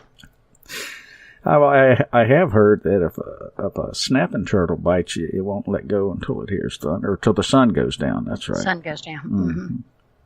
Lots of nuts and berries means the winter will be severe. That makes sense. That's true. That's true. Mm-hmm. That makes sense. Anyway, that's some of the Appalachian folk beliefs that came from a variety of sources. And so, all right, Boo Boo Bear, I think you have a little story to share, 2 or 3 or 4. Here we're going to talk about an instant. We're first going to talk about a ghost that is, excuse me just a minute. I had to clear my throat, I'm sorry. A ghost that apparently shows up around Columbia, South Carolina, at the Buster Boyd Bridge. I don't even know if the Buster Boyd Bridge is still there anymore, but it was there at one time. And what happened was a girl was trying to get home because her mother was very ill and dying. And she ran off right at the beginning of the bridge. I don't think she went into the water. She was just killed by hitting some trees and things. And she never got home to her mother, and her mother passed away. And she's supposed to appear ever so often as a hitchhiker. And she's very lifelike looking, and a lot of people have picked her up. And they all end up with the same story. But the story I'm going to tell you really happened to my sister Renee's guy friend. He and his buddy were traveling. They were in service, and they were going back to the camp. And they went down through there, and they saw this girl hitchhiking, and they stopped and asked her if she needed a ride. And she said, yes, my car broke down, and I need to get to. And she gave them the address of her mother and daddy's home. And they said, well, get in, we'll take you, because it was late. It was like 2:00 in the morning. And they said, you don't need to be out at this time of night trying to get a ride or whatever. So she got in, and she conversed with them a little bit, but she was extremely polite, but kind of quiet. And so they just turned around and left her alone, and asked her, one of them asked her, says, now what's the address that you need to go? So they got it, and they wrote it down, and they told her to just take it easy, that they would get her there. And they crossed over the bridge and got probably 10 miles outside of Fort Jackson, and they turned around, and there was nobody in the car. Nobody. And these guys are not, they're not wussies. They don't scare easy, but they put the car on the side of the road. They looked down the floorboard. They looked there where the doors had not been open. They had not heard it. So they decided that they were going to go to this address, because they just could not for the life of them to understand why and what happened to this girl that she would have disappeared from the back seat of their car. They pulled up in front of the house, and one of the guys got out and went to the door and knocked, and the gentleman answered the door. It was in the middle of the night. He said, "Sir, I'm sorry to awaken you." He said, "I know why you're here. You picked up a young girl, and she was coming here, right?" And the guy looked at him and said, "Yes." And he said, "That was my daughter." And he said, "She was killed years ago, and she constantly tries to get here to see her mother, who is no longer living." Those guys were literally spooked to death. From then on, they went a different route. They would not go over that bridge. And they were really, really frightened about that. And we went down several times, trying to see if we could see it. But I think because we were hunting it, it never appeared to us. But it has appeared. In fact, they did a little segment around Halloween one time about it. And she's been sighted several times. I mean, no, she doesn't go long periods. It's like might be a year, and then they'll see her. Then somebody might see her 3 or 4 times that year. And it's just really very scary, very strange, just frightening. And that always made me think, oh my gosh, those poor guys were really kind of snookered into that, and they thought they were doing a good job, and they had picked up a ghost. And that's that story, and that's really true. I wish Renee was able to be on; she could tell you all about it. She has a little bit more info than I have, Okay. But that's what she told me. Yeah, that's really weird, huh? That's weird. Yep. What about the ghost town of Goshen? What do you know about that? Oh my gracious! Well, this happened many, many years ago. The first sighting, and it's on Buncombe Road, and it's in Newberry County, and it's not far from the area that we're in. And people go down all the time. And of course we went, and I don't usually go and look at anything like this phantom woman or this dog, but everybody had been talking about it, and it was the talk around here. And they call it's a big white dog, and they call it the ghost town of Goshen. Goshen is community where this took place, and it's been witnessed by a lot of people. One story has it that the dog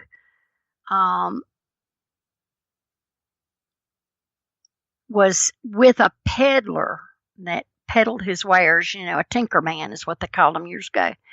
And he was falsely accused of murder, and he was hanged. And he was buried out at the Ebenezer Church, where this dog kind of roams back and forth. Now, I don't know if that's so or not. That's just one word. But I do know that the earliest sighting was in about 1855 when Mr. William Hardy sent a young slave to the home of a Dr. George Douglas to bring the doctor back to look at one of the sick men on his farm.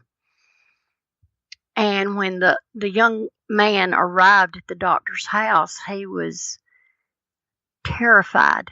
He was terrified. He said, "I can't do this. I can't talk. I can't do anything." And he said, "I was riding on a mule coming to your house, and he heard an awful noise coming from behind him." And he said he saw the biggest, whitest dog he'd ever seen in his life. And he immediately spurred the mule on to hurry the animal. And he almost threw him off because he was going so fast. And the next time he looked, the dog was in front of him. And he said the dog just stared at him. And before he got to the doctor's yard, the dog veered off and went into the woods. And so the doctor told him, he said, I just think maybe you are mistaken. And he said, "Sir, please don't send me back. Let me stay with you until my master, I can't come back." So he did. then years later, another doctor saw the animal. He said he was not able to give a rational answer for what he saw. He said even his own dog, who would walk beside him and go with him, he said until they got to that Ebenezer cemetery, and the dog would start whining and disappear into the woods until the doctor passed it, where the dog's territory, the Goshen dog's territory was, and then he would come back and rejoin him. And there was another man in 1936 that kind of came face to face with him. And when he did, he ran all the way home and screamed. And he said that he said the dog made it to the door, but it did turn and it went back in the woods. And then another woman in 1970 was supposed to have had an encounter with this dog in her yard, and it grew and leaped at her. And the woman fainted, and when she woke up, the dog was nowhere to be found. Found, I didn't mean to say sound. So it's been saying, well, we heard it, and God bless my mama, she's not scared of nothing. And she said, we're going to go see. And so the road that we went on, she found it. She found the church. That's a lonely stretch of road, I kid you not. Lonely stretch. Very few houses, even to this day. And when I tell you it's dark, it's pitch black. And it scared me senseless. I didn't get to see it, but I wanted to say that I had been down there. And my crazy mama rolled down the window and she said, come on, I got some kibbles and bits. And she was throwing it. She was laughing at us. Whether this is true or not, I do not know. I never have seen it. But we stopped and talked to a black gentleman that was getting ready to go down the road that was parallel to Buncombe Road. And we asked him about it, and he said, well, miss, he said, that spook's been here for a long time. And he said, that's what it is. It's a spook. And he said, a lot of people says it's a mad dog, but, it don't seem like it's mad to me. He said, the one time that some of my people saw it, it was just kind of bouncing along with them. And we call it the happy dog. So it has two names, the Hound of Goshen and then the happy dog. And most people that you talk to in that area now call it the happy dog. Now, has it become better with its personality through all of its years of haunting? Who knows? Or is it how people perceive it? Don't know. Is it a myth or is it real? I don't know. But I did try to see it, and I couldn't see it, but a lot of people have. And it's a great mystery down there, too. That one is. Yeah, very much so. That's creepy, Boo Boo Bear. Who you telling? I was sitting up there with my mom. That's creepy stuff. Have you ever heard of the story about the saluting ghost of Fort Sumter, South Carolina? Yes, I have. I think I'll share that one. Of course, all you guys out there know Fort Sumter is located in Charleston Harbor. And that was where essentially the first act of aggression occurred in the Civil War. But of course, like many things, there are ghosts surrounding Fort Sumter. But this one story doesn't come from the battle itself, but rather from the act of surrender. Union Army Major Robert Anderson was in charge of the fort when Confederate Brigadier General P.G.T. Beauregard sent 3 aides to the fort to demand its surrender. Major Anderson, without either the supplies nor the authority to properly defend the fort, stalled as long as he could. But the tactic was futile. At 4:30 a.m. on Friday, April 12, 1861, the Confederate Army opened fire on the fort. 34 hours, shells rained down on Fort Sumter. The Union soldiers did what they could to fight back, but it was of no use. On Saturday, April 13th, Fort Sumter was surrendered to the Confederates. Surprisingly, no Union soldiers were killed in the battle, and only one Confederate lost his life due to a cannon misfire. Upon surrender, Major Anderson was allowed one final command of his troops. He ordered a 100-gun salute to the Union flag before it was replaced by a Confederate flag. On the 47th shot, a gun misfired and killed Union soldier Daniel Howe. He was buried at the fort later, just before the last of the Union troops were transferred off the island and headed for New York. Since that day, people have reported seeing the ghost of a Union soldier at the fort.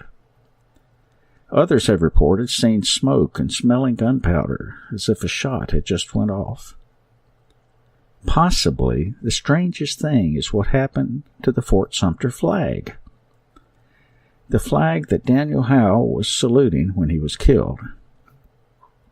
Shortly after the battle, the flag developed a faded area just to the right of the center star. It is said that the area shows a man's face with a Union cap, and the features of the man strongly resemble that of Daniel Howe. The flag can still be seen at the Fort Sumter Museum. Whether it shows the visage of a long-dead Union soldier is something that you have to decide. What do you think about that story, Boo Boo Bear? Oh, I think it's him. Yeah. I do. I think it's him. Yep. How interesting. Okay. Let's see now. Yeah, Let's talk about the Gray Man. The Gray Man. Go ahead.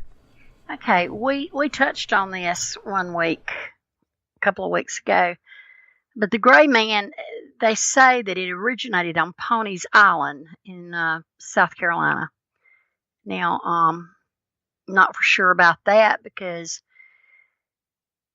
he's been seen at Myrtle Beach. He's been seen off of Hatteras. He's been seen everywhere. But he's walked the coastline for over 200 years. And his presence usually means impending danger for the people that are along the coastline. And he's responsible for saving a lot of lives when he wasn't able to save his own. And it's always been told that if you see the Gray Man and a storm comes, nothing will happen to your home. And this is a story of a young woman in about 1822. She was staying on the island with her family when she received word that her fiancé was going to join her on the island after going to see his family. Of course, like any young woman in love, she was very, very delighted. And she had the servants prepare all of his dishes and decorate the house in anticipation for his arrival. When the time came for him to arrive, no one showed up. She waited for hours to be visited, and one of her fiancé's servants came with the tragic news. It appears as they were traveling down the road, her fiancé was in great spirits and challenged his servant to race on their horses, and they raced down the strand. And when he saw a shortcut through the marsh, he decided to take it. Fate stepped in. His horse stumbled, throwing the rider off. When he tried to stand, he found he was sinking in quicksand. And despite his best efforts and his companions, he was unable to free himself, and he sunk beneath the sand. Now, the news drove this girl mad, and she walked hours on Ponies Island. And then one afternoon, she was kind of out walking, and she saw a man looking out over the water. And as she got closer to him, she thought to herself, she said, he looks familiar to me. That is the man that I love. And so when she got a few feet from the man, she realized that it was. And suddenly a wave burst from the sea, enveloped him, and he was gone. she told her family what she'd seen. Of course, they thought that she was losing her mind. But that night, she had a terrible dream of being in a small boat in the ocean, tossed around like a ball. And the wreckage was all around her. And she could see her lover standing on the dune, trying to wave to her. And she was trying to wave to him. When she woke up, she was terrified, so her father took her and the rest of the family to Charleston to see a doctor. Now, this was real fortunate because within hours of their leaving, a hurricane struck the coast. When it was almost over, all the inhabitants of the North Inlet had died. Realizing that her love had returned to save her, she returned to her normal self. Now, people still claim they see the gray man. And in 1954, a grandmother on vacation with her family saw a man dressed completely in gray fade to a blur before fading away. The next day, tornadoes ripped through the area. One person has tried to chase the gray man, only to have him disappear in front of her eyes.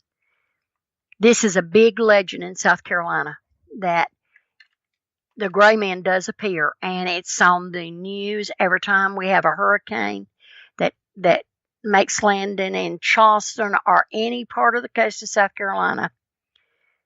People will come forward and say, I saw the gray man.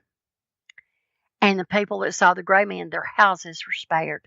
So there is something to this. Not sure what it is, but there is something to it. I find the gray man very, very fascinating. And what a similar story to the Mothman. Right. It's a very, very similar thing. How interesting. Okay, Gigi's Booth, but 22 minutes before the hour, and we have our main event to go, right? Right. How many people have heard of the Brown Mountain Lights? You familiar with those? Gigi's Booth, tell us, where's Brown Mountain? Brown Mountain is in a beautiful place. Very, very beautiful. It's in Burke County. That's over in the western part of, well, not exactly western part, but to the edge of the western part of North Carolina. And it's a mountain range on the South Mountains that come down even into the Piedmont, the lower ridge of the mountains. And they usually say that when conditions are right, you can see the mysterious glowing orbs that can be seen to rise up the mountains and hover and wobble about 15 feet in the air and then disappear. Now, these lights are real because I've been there. First time I saw them, I was a child, and I was with my grandfather. And I thought it was just absolutely beautiful what I was seeing. We've got a couple of YouTube videos we're going to drop in the chat room after we get through talking about this, so you can actually see them. These lights have been around since the early days. We're talking about even before the covered wagons come through. It was talked around the campfires of my people. And the legend has it that the Cherokees and the Catawba had a great battle on the mountain. And they were just devastated. Both tribes were devastated. And legend has it that the Cherokee women, their spirits are the ones with torches, and they're roaming the mountains to find their beloved husbands, sons, fathers, whatever. All I can tell you is they have tried to explain it. Early in the 1900s, they tried to say it was the locomotive light that was coming from a train, the reflection. But they had a great flood, and the train was washed out, and the lights continued. Then they tried to bring up that it was gases that were escaping, and igniting with the air that was causing the bowls of light. But Gary and I have talked about this a lot. When you see these videos, especially on the second video, you will see it, and it actually looks like it's burning. And I was brought back to when Moses climbed Mount Sinai, and he said that God appeared, he saw the burning bush, but it was not being consumed. That's the way these lights look. They don't look like they're consuming anything, and they're not. They're not consuming anything. Right, and as we'll hear, and I actually have a recording that's from a National Geographic survey of Brown Mountain. But before we do that, tell us a little bit about the geography there. What kind of geography are you looking at? What I was going to say is Brown Mountain is a very mysterious mountain, and I almost want to say it's foreboding. And what I mean by that, it's a very dangerous place.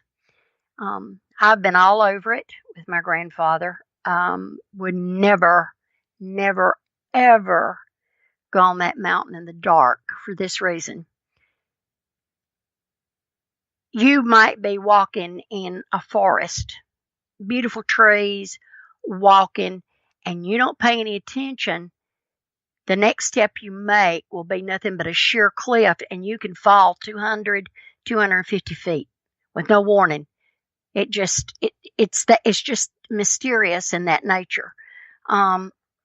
There's been people who have said that they would be in the forest up there and they would hear things, and they would look around. There was nothing there. Maybe somebody called to them, or one man swore that he was turning around and he started falling, and he knew it was falling, and he was on a four-wheeler, and it was just tumbling over like a somersault, and never one time did that four-wheeler crush his chest. It was like something held it up.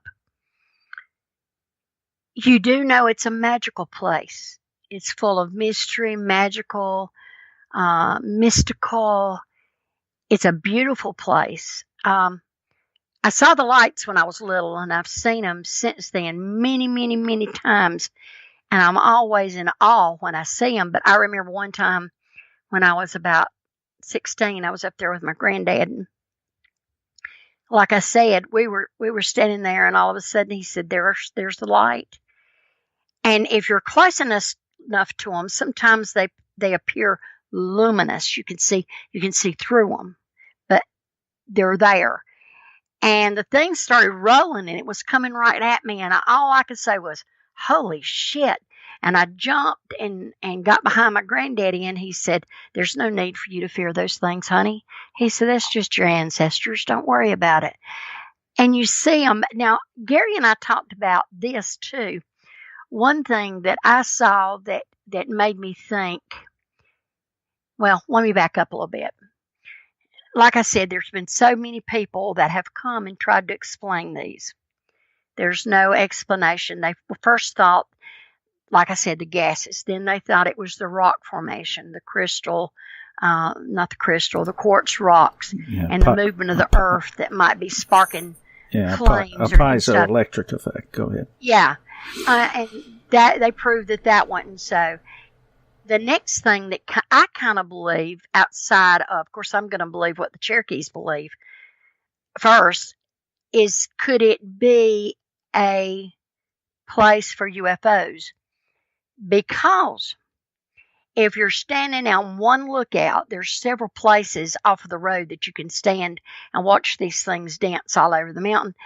If you know the movie Close Encounters of the Third Kind, when they were all watching these ships come in, and all these little bitty tiny ships were flying around meeting the mothership, they're tiny, and they sort of look like that. So that could be one explanation of what is taking place. Maybe it is a UFO. Yeah. Well, let's run this National Geographic clip. Okay. And listen closely as they try to explain what it is that they're seeing. Station 1 is located on the left-hand side of the Brown Mountain Overlook. Here they'll collect readings from the Geiger counter and the EMF detector. Station 2 is the central location. This station will focus on using night vision to spot the lights. Station 3 is to the right of the overlook and will allow the team to see the lights from another angle.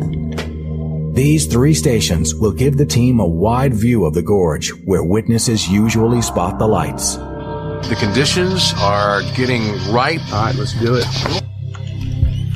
If the lights appear, the team is ready. But they aren't the only ones looking for answers. But Joshua Warren and his team on Brown Mountain believe the phenomena is much more mysterious. 2 hours into their search, their equipment suddenly goes haywire. Wow, and I'll tell you what, now this is weird. The EMF meter spikes, I've never seen anything higher than 50 on that. marking a sudden fluctuation in the mountain's magnetic field. Then Station 2 radios in a sighting. Joshua, come in, over. This is Station 1 to Station 2. Hey, Joshua, we are experiencing an anomaly down in the gorge. Here on my camera, it's right here. You see that? Right above my fingertip. If it's a fire, you would see smoke through the night vision. Station 3 can still observe an anomaly to our immediate right. Warren arrives to see for himself. Okay, I do. Let me point this out for Josh. Right here, Josh? They use a laser pointer to point out the anomaly. I got it. Okay. Zeroing in on the light, the investigation intensifies. The mystery light activity on Brown Mountain starts to pick up. Let's hit it with a thermal camera and see if we ought to be able to figure out if that's a campfire. All right, I got it. It doesn't seem to be showing up on the thermal camera. I would expect a fire to, unless it's just out of range. The team uses a long-range temperature gauge to see if they can rule out fire as the cause. Baseline 59, 60. It's actually colder. It is definitely colder than the surrounding area. And then, a dancing ball of light appears in the distance. Wow, you ever seen anything like that, Josh? I'm not sure what the heck that was. What is that? And Josh, it's showing up on night vision blue. Maybe this is a reflection of some kind. What the hell was that? Station 1, over. Roger, over. Okay, just a moment ago, Dean saw and was able to videotape a rather distinct bluish, luminous form, and we're trying to see if we can rule out any lasers or other lights. Were you shining any lasers or lights at that station, over? No, we've got his green laser, and so you want. You know what? It looked like it almost manifested again.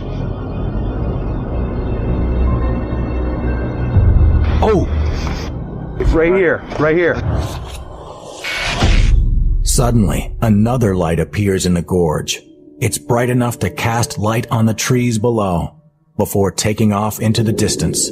It shouldn't be blue on night vision. They can't believe their eyes. Was there a light being shined that we didn't know about? Because if that wasn't a reflection, I'm not sure what the heck that was. Well. What do you think about that? Yeah, the Brown Mountain is an amazingly mysterious, and like I said earlier, I mean, we're talking how many millions of years have the Appalachian, it's been there for a very long time, Gigi's Boo. Mm-hmm. And you know, there's places that scare people that, you know, you have this eerie feeling, even with the lights that's happened all these years and the many times that I've been there. I know where the dangerous part is, like the water. I've got really fast-moving waters up there. I've never been afraid up there. Mm-hmm. The only time I was afraid when I said, holy shit, with Granddaddy when the thing was coming at us. But I don't fear it. That's one place that I can go and it doesn't bother me. I feel at home. Mm-hmm. That's that people will say, that's the strangest thing that I've ever heard anybody say about something of the paranormal. going on or something unexplainable going on, and you feel at home. Right. But I do. I feel at home there. I feel very comfortable. Yeah, and unlike other places that aren't too far away. Mm-mm. Yeah, see, I don't think you mentioned this. The tribe has never put Brown Mountain off limits for safety reasons. No. Unlike this other place. Chimney Rock. Chimney Rock, and the bottomless pools up there. Mm-hmm. I'm literally frightened to death of there. And they, for years, our warriors would bypass Hickory Nut Gorge, Bat Cave, Chimney Rock, Lake Lure, which wasn't Lake Lure back then, but the bottomless pools were there. And they would take another route to go down into the Piedmont where they grew the tobacco. Mm-hmm. And because the holy men told them to not go to that place because the spirit said not to go. And it's where the bottomless pools, we can send them that link to see that too. I won't even look at it. I went up there one time and I didn't think I was going to get back down. I was petrified. But that's where they say the underworld meets the upper world, and we're to stay away from it. But Brown Mountain, no, never. Yeah. We have just a couple of minutes. Can you talk a little bit about the underworld for the people out there? Well, the underworld is just what it says. You know, it's the world that's under us. That we even know that there's things there that we don't mess with, and they're very real, and they're dangerous. And we're to only look for the good. We're to stay away from the bad. And the underworld is full of what people now would call demons. We called them. We've got one story of the big leeches. They would grab you and take you in the hall. I don't know. It's just that's all I'm going to talk about. I don't. Okay. Yeah, no, that's a little upsetting area for me. That's kind of a touchy topic. There's bottomless pits now. People have drowned in there, and recently. Yes. So, and such a mysteriously, children would be standing beside their parents, two children, and the parents would turn around, the children wouldn't be there. Right. And they would have to send divers in, and the divers, even in that area, don't even want to go down, and they would find the children swirling around and around and about 50 or 60 feet. These are holes, guys. These are not, it's a creek, and there's holes. I'll get Gary to, while he talks, I'll see if I can find that. Wait a minute. Keep talking. I'll pull up okay. Chimney Rock, bottomless pits. Let me mute while I'm doing this. That way I'm not making it's really scary, and our holy men told us to stay away, and that's what we do. We stay away. We don't go there. But they've never had anything done anything, with Brown Mountain. It's always been a place of beauty, but all the mountains are beautiful, I think, and it's wonderful to me to go up there. So anyway, that's it. I think that we all have some stories, and Gary just put the link in for the bottomless pools. You can see it, but yeah, and I have one more I'll stick in. See, from the shoreline, or from the bank, I guess I should say, they don't look like any big deal. Oh, they're hundreds of feet deep. They don't look like any big deal, but they go you go ahead and do that and just keep talking, because you've missed the one that I wanted you to send. Yes, I have. Hang on a minute, and I'm going to look for it, and then I'll drop it. Okay, go ahead and find it. Yeah, but you can see, I mean, this is limestone, and remember we talked about 480 million years old. So that's a long time for water to erode. And so many caverns, and I could tell stories about that too, but we have like no time left. Yeah, we do. Wait just a minute. I found it. Hold on. Okay, go Just ahead. a second, and I'm going to drop it in. Please watch this video, and you will see. Okay, there you go. There you go. Okay, just want to thank everybody for joining us tonight.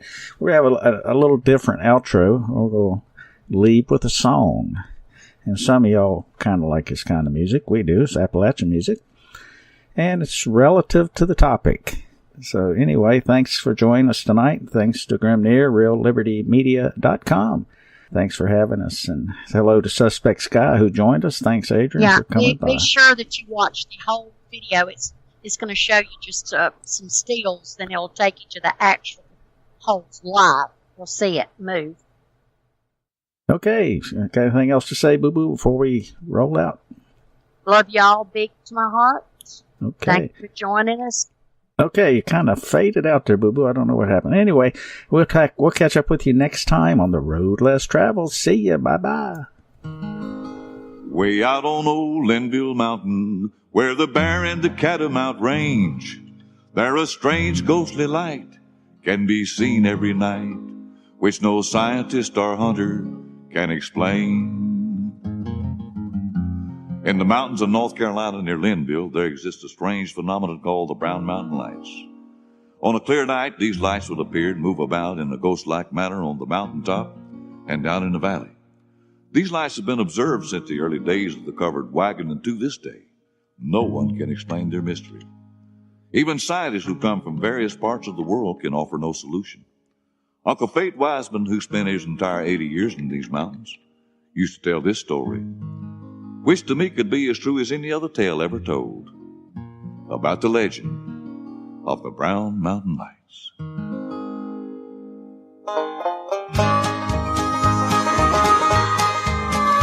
In the days of the old covered wagon, when they camped on the flat for the night, with the stars growing dim on the old high gorge rim, they'd watch for that Brown Mountain Light.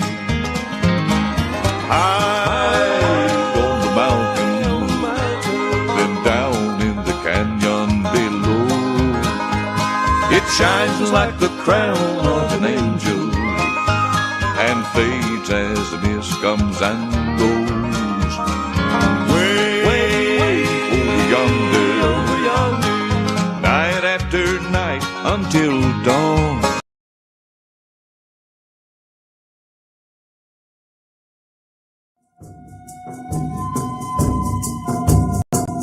You tired of fake news? Then tune into truth. You want it raw? Give it to you one cook. Real Liberty Media 24/7. Hal Anthony, Vince Easley, Art of Craig S. Jeff Mattox bringing facts. Uncle Bonehead with the mic on blast. Art of Craig S. painting truth with style. Voices like fire, burning through denial. They cancel, we amplify. They censor, we testify. Break the chains, free your mind. On Real Liberty Media, truth you'll find.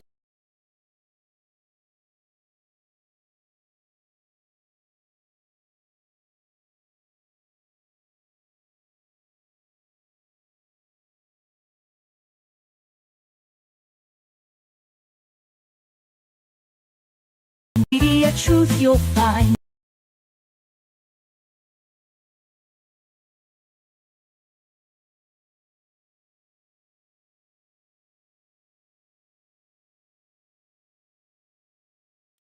Real Liberty.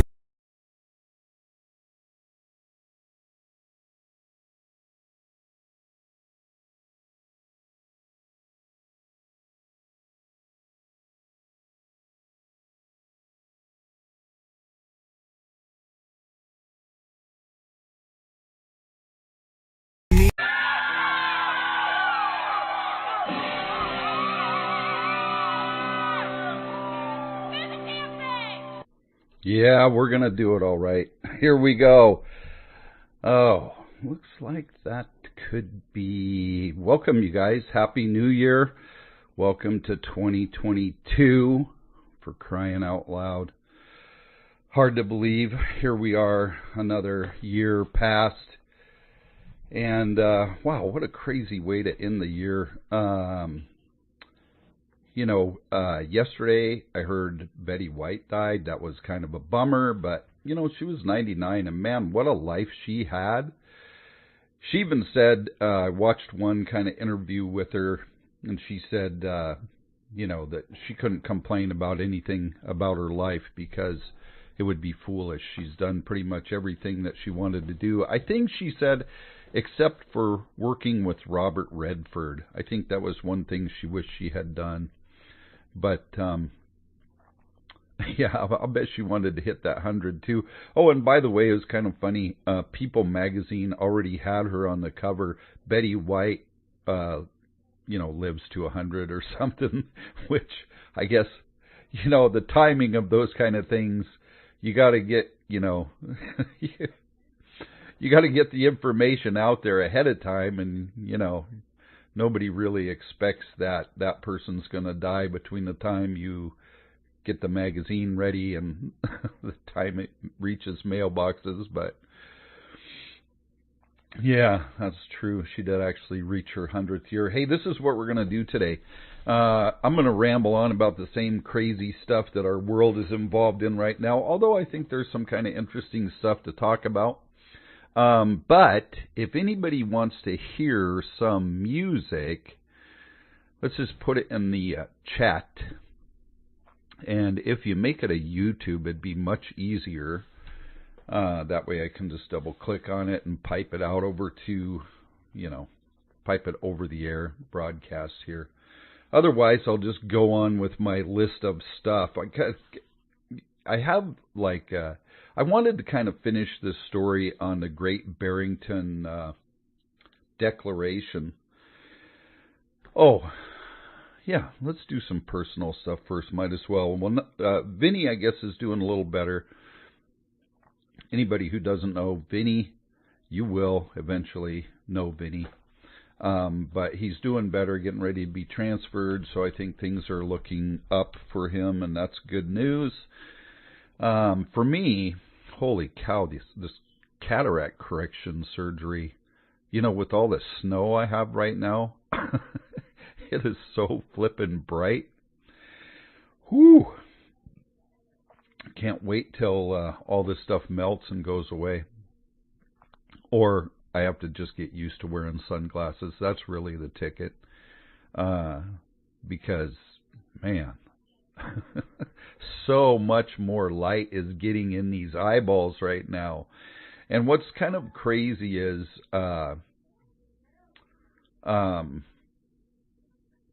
you don't really notice the gradual loss of the amount of light that's getting in your eyeballs until you have like cataracts grow so slowly that you really don't notice how much light is being blocked from reaching your retina until it's instantly gone. And once it's instantly gone, wow, it is blinding. And the other thing is, I think it makes me really tired, like to, kind of battle all this light coming in. Because I kind of been wanting a nap like every single day. Of course, that could be, just because I want a nap too. The wind and cold and snow, it's kind of conducive to just kicking it in the recliner for an hour and closing my eyes and not doing anything. Oh, and while I'm speaking of not doing anything, a couple of things I am doing. One is I started taking this Python class. I really like this website called Udemy, U-D-E-M-Y, Udemy. And they offer all kinds of courses, and they're usually pretty inexpensive. And if they're not inexpensive, if you go to that site and you find a course that you'd like to take, and it's like $80 or $100 or who cares what. I've seen all of them go for $12.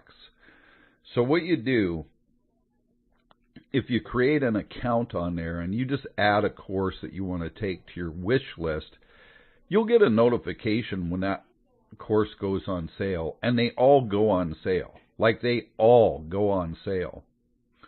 And, man, you can learn all kinds of things. If you would like to learn about cryptocurrency, there's people on there. And I'm not saying they're experts.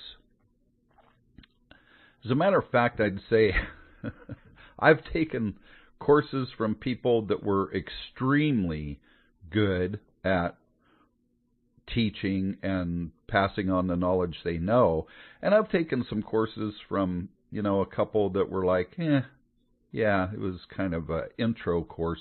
In fact, I just took a course from there, and I was thinking the guy, he knew what he was doing, but he also kind of seemed like he didn't know what he was doing sometimes, but he showed you how to solve these problems, like go look for information and fix it, which was kind of interesting. So that was kind of a good learning experience too. But anyway, so I'm taking this Python course. Python, it's a computer language programming course on Udemy, and that's kind of fun. I haven't done any kind of structured coding for a long time. I had to stop and realize I was probably lying a little bit about that. But it's been fun, let's just say that. And it's kind of interesting because, I'm one of these guys. I'm 64. I'm one of these guys that always is learning. Kind of reminds me of that Glenn Ross movie, Always Be Closing. My mantra is always be learning. So it's like when I get like so much knowledge into one thing, I just have to find out what the next thing is. What's my next interest going to be, and how am I going to learn it? And of course, the motivation for this time was I want to figure out how to make an IRC bot. And I know that some of them are kind of automatic. You just plug them in and let them do their thing. But that's not the kind of guy I am. I want to know how to make it do what I want it to do. So, of course, I'm taking this course because Python's a good language. I'm using Linux 100% of the time now. And Python fits in really well with that. And apparently fits in with IRC really well, too. So that's what I'm doing personally. And then I started looking at, you guys know that I'm a sprout person. I love to encourage people to grow sprouts because they're delicious, they're nutritious, and it's easy. And today I started learning about microgreens, so I talked to my daughter about that too, because she's really into good foods and stuff that's healthy for you. She's the one who's always in these CrossFit competitions. I'm pretty sure she outlifts everybody at the gym where she trains. That's men and women, so that's kind of crazy. And I think I pay attention to her, like, kind of like her physical health to make sure she's not hurting herself. I mean, she's a grown adult. She's 30-something. And, she's had 4 kids and she's in charge of her own health. But I kind of always watch to kind of give her any kind of information like, hey, maybe you ought to take it easy, because your back and your knees and your hips and all that stuff has to last you the rest of your life. And I think she's pretty good at kind of taking care of herself too. But anyway, so I ran that idea past her. They just came up to do some work around here today. And I ran that idea by her about microgreens. And she goes, that would be really good. Because like we have been doing this kind of food thing for some years now, but we started getting a lot more serious in the last, 8-10 years or something like that. I know, right? I know, too much studying. But, it's just the thing. Anyway, but my point is, like, here's another food that you can get your hands on pretty easily and you can grow in a really small space and provide yourself with some nutrition. And the really cool thing is that even right now, when it is freezing cold, snowy, wintertime, not very much light outside, you can still grow sprouts and microgreens fairly hassle-free, it looks like. I can't say for microgreens because I haven't done it, but I'm obviously going to start doing it here in the next week or so whenever the stuff arrives so I can do it.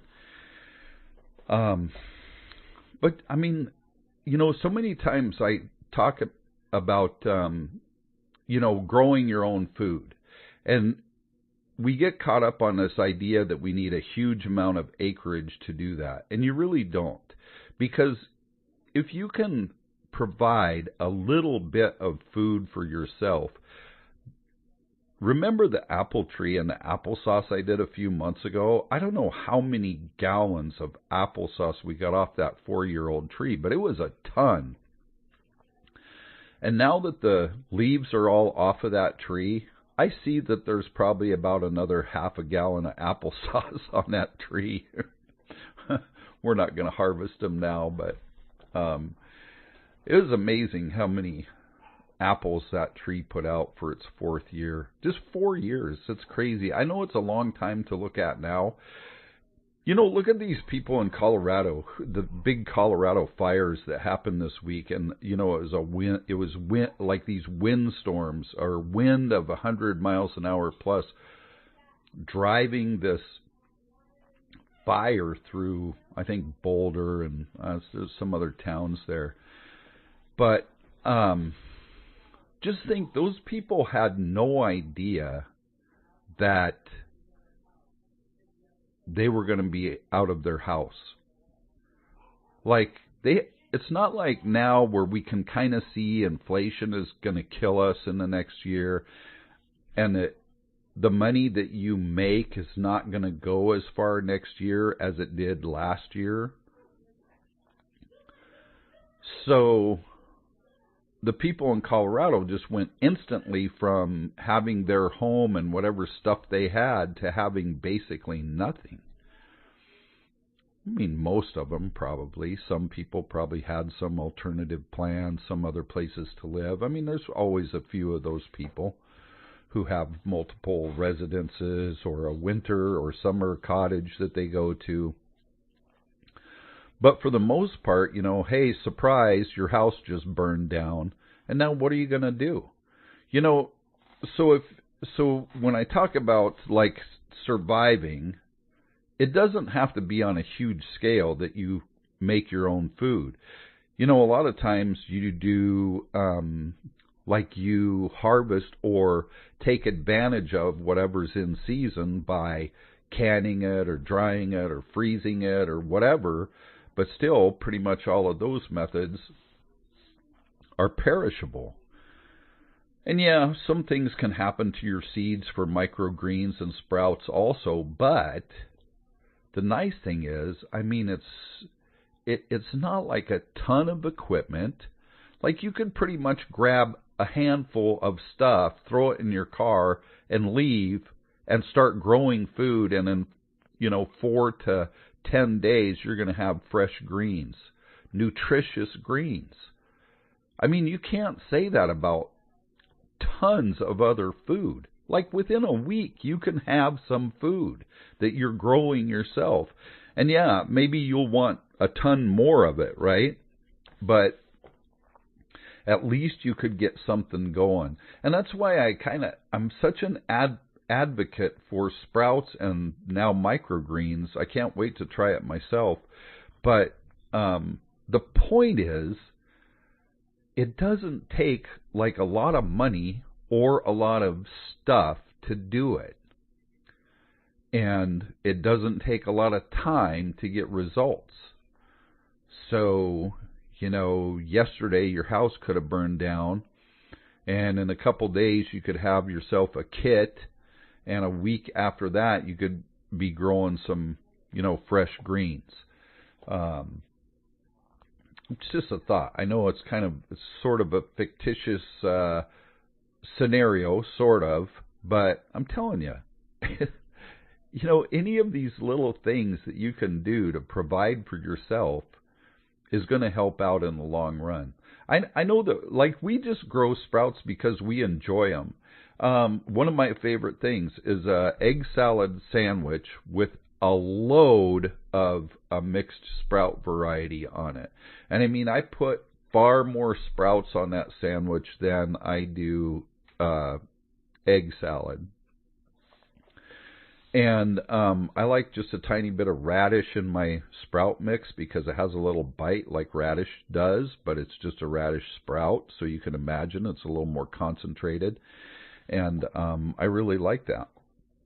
I also like a tomato, cucumber, and sprout sandwich with a little salt and pepper on it. It's delicious. I do try and avoid bread like crazy, though, so I don't have those sandwiches much. But I'll just grab a handful of sprouts and throw them in my salad or put them on my plate with whatever else I'm eating and just have it like a salad or like a garnish, kind of. Wait, I don't think you eat garnish necessarily. Maybe you do. Me, I pretty much eat everything. So if it's on the plate, it's going to go in my mouth at some point, and you know, we'll see if I actually eat it or not. I really haven't ever met a food I didn't like. So there's some foods that are way at the bottom of the list, but mostly I'll eat basically anything. All right. So what else we got? We covered some fires. Oh, I know. I have a pet peeve, man. So, you know, I'm a fan. I'm a sports fan. I like college ball, basketball, football, hockey.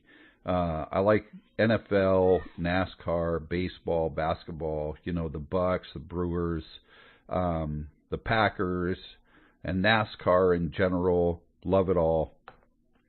But I'll tell you what really kind of irritates me. So, like, for years I've watched the bowl games, and I've watched, you know, like I watched the major bowl games and then some of the other bowl games, depending on who's in them. But I'm just a fan, so I just like watching them. And now, the way college sports is, you know, these guys end their regular season, and basically if they're not in the playoffs, a lot of those guys just move on. If they're seniors and they're not coming back, they're gone. If they are going to another team, they're gone. If they, I don't know, for a multitude of reasons, they will just leave.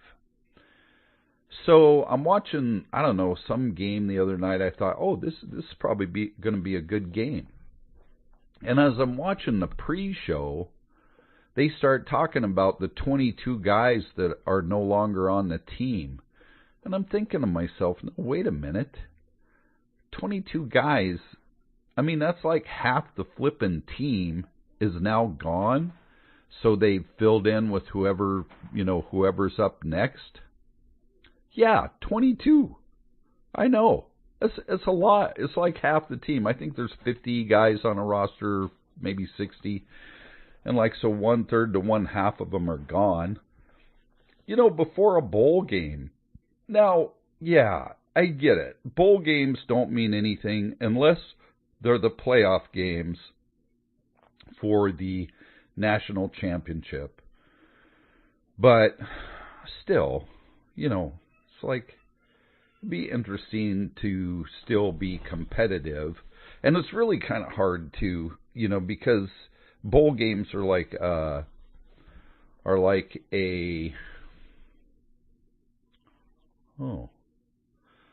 bowl games are kind of like, well, they're like a month after the regular season, so it's not like the guys are all tuned up, ready to play, because they've been off for a month.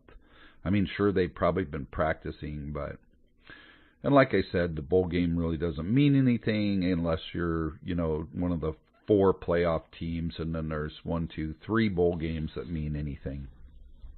So, yeah, it's kind of irritating. Hey, but while I'm on the subject, I might as well bring this up. I hate seeing, like, professional players, like, pretend like they don't understand the rules. Like if a guy is down on the ground and the football comes out, you don't pick it up and run with it. You can see he's clearly down, and you're just kind of showboating and wasting time. And, you know, the whistle's already blown and everything, so just stop and quit acting like, you know, or even if a pass is thrown to you but actually hits the ground and you try and make it look like, you know, you caught it. There's so many cameras and so many angles these days that you're not getting away with that one, so stop it. Just stop it. You're making like hundreds of thousands to millions of dollars a year to be a professional athlete. Just act like it. It's not entertaining at all. It doesn't do anything for the game, in my opinion, and it just looks stupid. All right.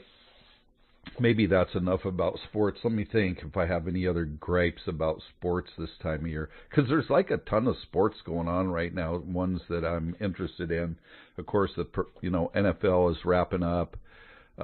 Basketball is kind of, really getting started. Hockey's going.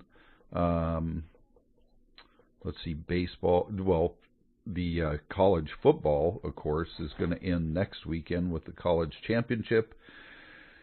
And NFL will end in, February, and then we roll into NASCAR and baseball shortly after that. So, yeah, there's a lot of sports going on right now. It's kind of a fun time. Keeps you entertained. Maybe keep you from thinking about all the crap that we're dealing with. Unfortunately, no, it doesn't. All right, I wanted to return to... Oh yeah, my last gripe is about my last gripe, right? Not my last gripe that I don't normally cover is this gosh darn COVID graphic that every time media or somebody is talking about COVID, they show that little cartoon of the little COVID ball. And that thing, it doesn't exist. It's just somebody's fictitious rendering of what COVID, air quotes, is. And it's so funny to tell people, yeah, that's not what COVID looks like at all. We don't even know what COVID looks like, but that's not it. So whatever that little fancy ball is, maybe it's supposedly a cell with COVID attached to it or whatever, stop using it. It's stupid. Let's see what order we're going to go in. So last week I talked about the Great Barrington Declaration. And I was talking about how Fauci and Collins, and by the way, in the future, I think I'm just spelling Fauci, F-A-U-X-C-I. I was going to nickname him Fauci, but actually if you just spell it with an X in there, I think that's perfect. Fauci, F-A-U-X-C-I. So, in all of your communications from now on, if you just do that for me, that'd be awesome. Anytime you write about Fauci, let's just put that X in there. It kind of makes it perfect. It fits him perfectly. Anyway, I was talking about the Great Barrington Declaration, and then actually at the time, I didn't really understand what it was. I mean, I kind of, in general, understood what it was. But I took a deeper look at it to see, and there was a couple reasons I did that. One is because Fauci and Collins referred to the people who kind of wrote and conspired, I don't know if that's the correct term, co-authored the Great Barrington Declaration as fringe epidemiologists. And I was saying at the time that these fringe epidemiologists were actually, they were actually epidemiologists who actually got hired on their merit versus Fauci, who has risen to the heights of glory in the federal government without, not the smartest, not the brightest bulb in the pack, but when you're in the federal government, you can Hey, you can rise to great levels. Just ask me. I had a great career, but I was certainly not the greatest dentist in the world, no doubt. But anyway, so Fauci called these guys fringe epidemiologists. So I went back to read the Great Barrington Declaration to see what it was all about, and then lo and behold, today those guys actually kind of came out with a response, and I hope to God I put that in here. Let's see. Oh yeah, I did. Good. Okay, so here's the deal. So last week I was talking about how in an email, Collins told Fauci that this proposal from the 3 fringe epidemiologists seems to be getting a lot of attention, adding that there needs to be a quick and devastating published takedown of its premises. I don't see anything like that online yet. Is it underway? And then Fauci went out and found a bunch of editorials. Remember, I talked about this last week. So Fauci went out and got a bunch of commentary, editorials, basically what I'm doing right now. And he referred to those which supported his methods as a takedown of these actual epidemiologists who could point to actual figures, although they really didn't, but they had some figures going on at the time that indicated that there was some serious problems with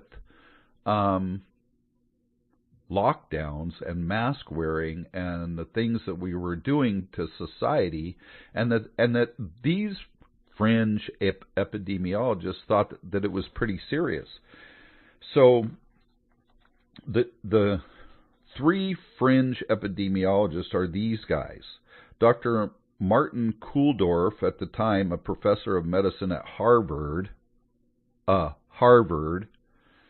you know, and I mean, you know, you can think what you want about institutions of higher learning and people who were there, but it was Harvard, okay? It's not like it was, you know, University of Oregon or, you know, whatever. It's Harvard. So this guy's obviously not a slouch. Dr. Sunetra Gupta, an epidemiologist at Oxford. I'm telling you, it's these are the fringe epidemiologists. But what's sad about it is because Fauci is like given some kind of, I know, inherited power because he's in the federal government, that he is actually making fun of these guys from Oxford and Harvard. And who's the other guy from? Dr. Jay Bhattacharya, an epidemiologist at Stanford University Medical School. and Fauci's making fun of him. Oh my God. And the sad thing is, like, because mainstream media, I mean, at the time, do you remember, they were like falling all over Fauci like he was Barack Obama or something.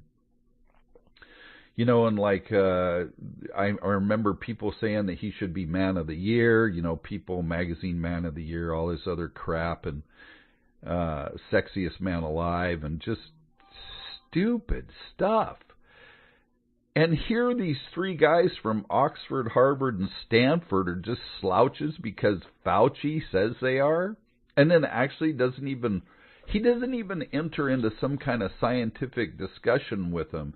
Like, doesn't even, like, consider, hey, well, let's look at the data, the real data, and see what it says. No.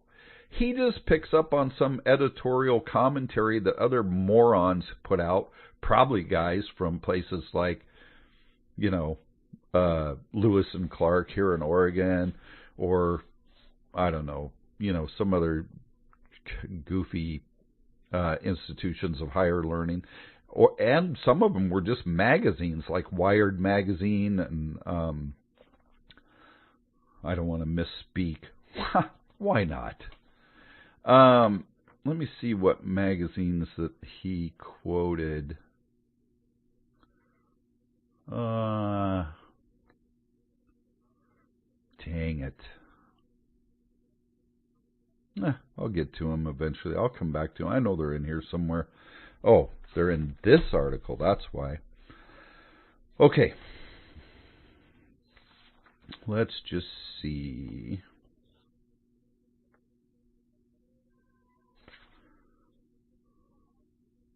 Oh, that's a lot of dead air, wasn't it?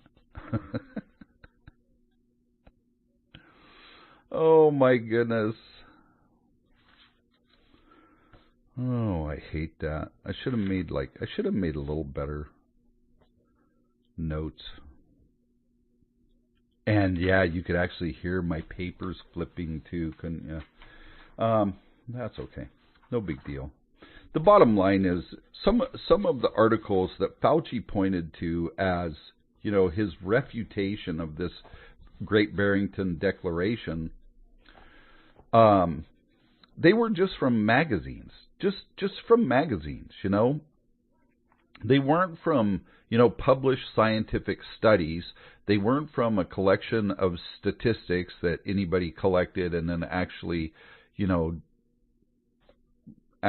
studied to see if there was more mental health issues, if there were fewer children getting other vaccinations, or if there was more or less health problems in the population, if people were losing their jobs, you know, et cetera, et cetera. All this stuff that we've seen go on with this pandemic, nobody in those articles actually pointed to any facts or any studies. It was just their opinion. It was opinion. And so Fauci used opinion papers to refute these three fringe epidemiologists from Harvard, Oxford, and Stanford. Now, so what did those guys actually say? I thought this was interesting. Oh, this is fun. I was kind of on a roll. Hang on, I'm getting it. See, usually I have these articles like right in front of me on the big screen, and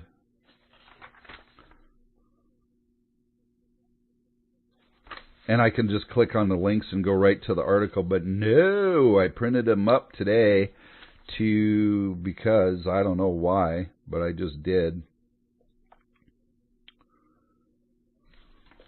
Dang it. Okay. Oh yeah, here it is. Okay. So I'm just going to read a couple comments that these guys talked about today in their response to Fauci and Collins. Now remember, like at the time when these guys wrote the Great Barrington Declaration, and they had 50,000 scientists and over 800,000 members of the public sign on to it with them. But even at the time that they wrote this, there was actually no vaccine available. When the Great Barrington Declaration was written was far before there was a vaccine available. So you would think that true scientists who were truly interested in the public's health, and I mean the public's health in general, that they would have considered some of these things, but they didn't. So here's what Kildorf and Bhattacharya had to say.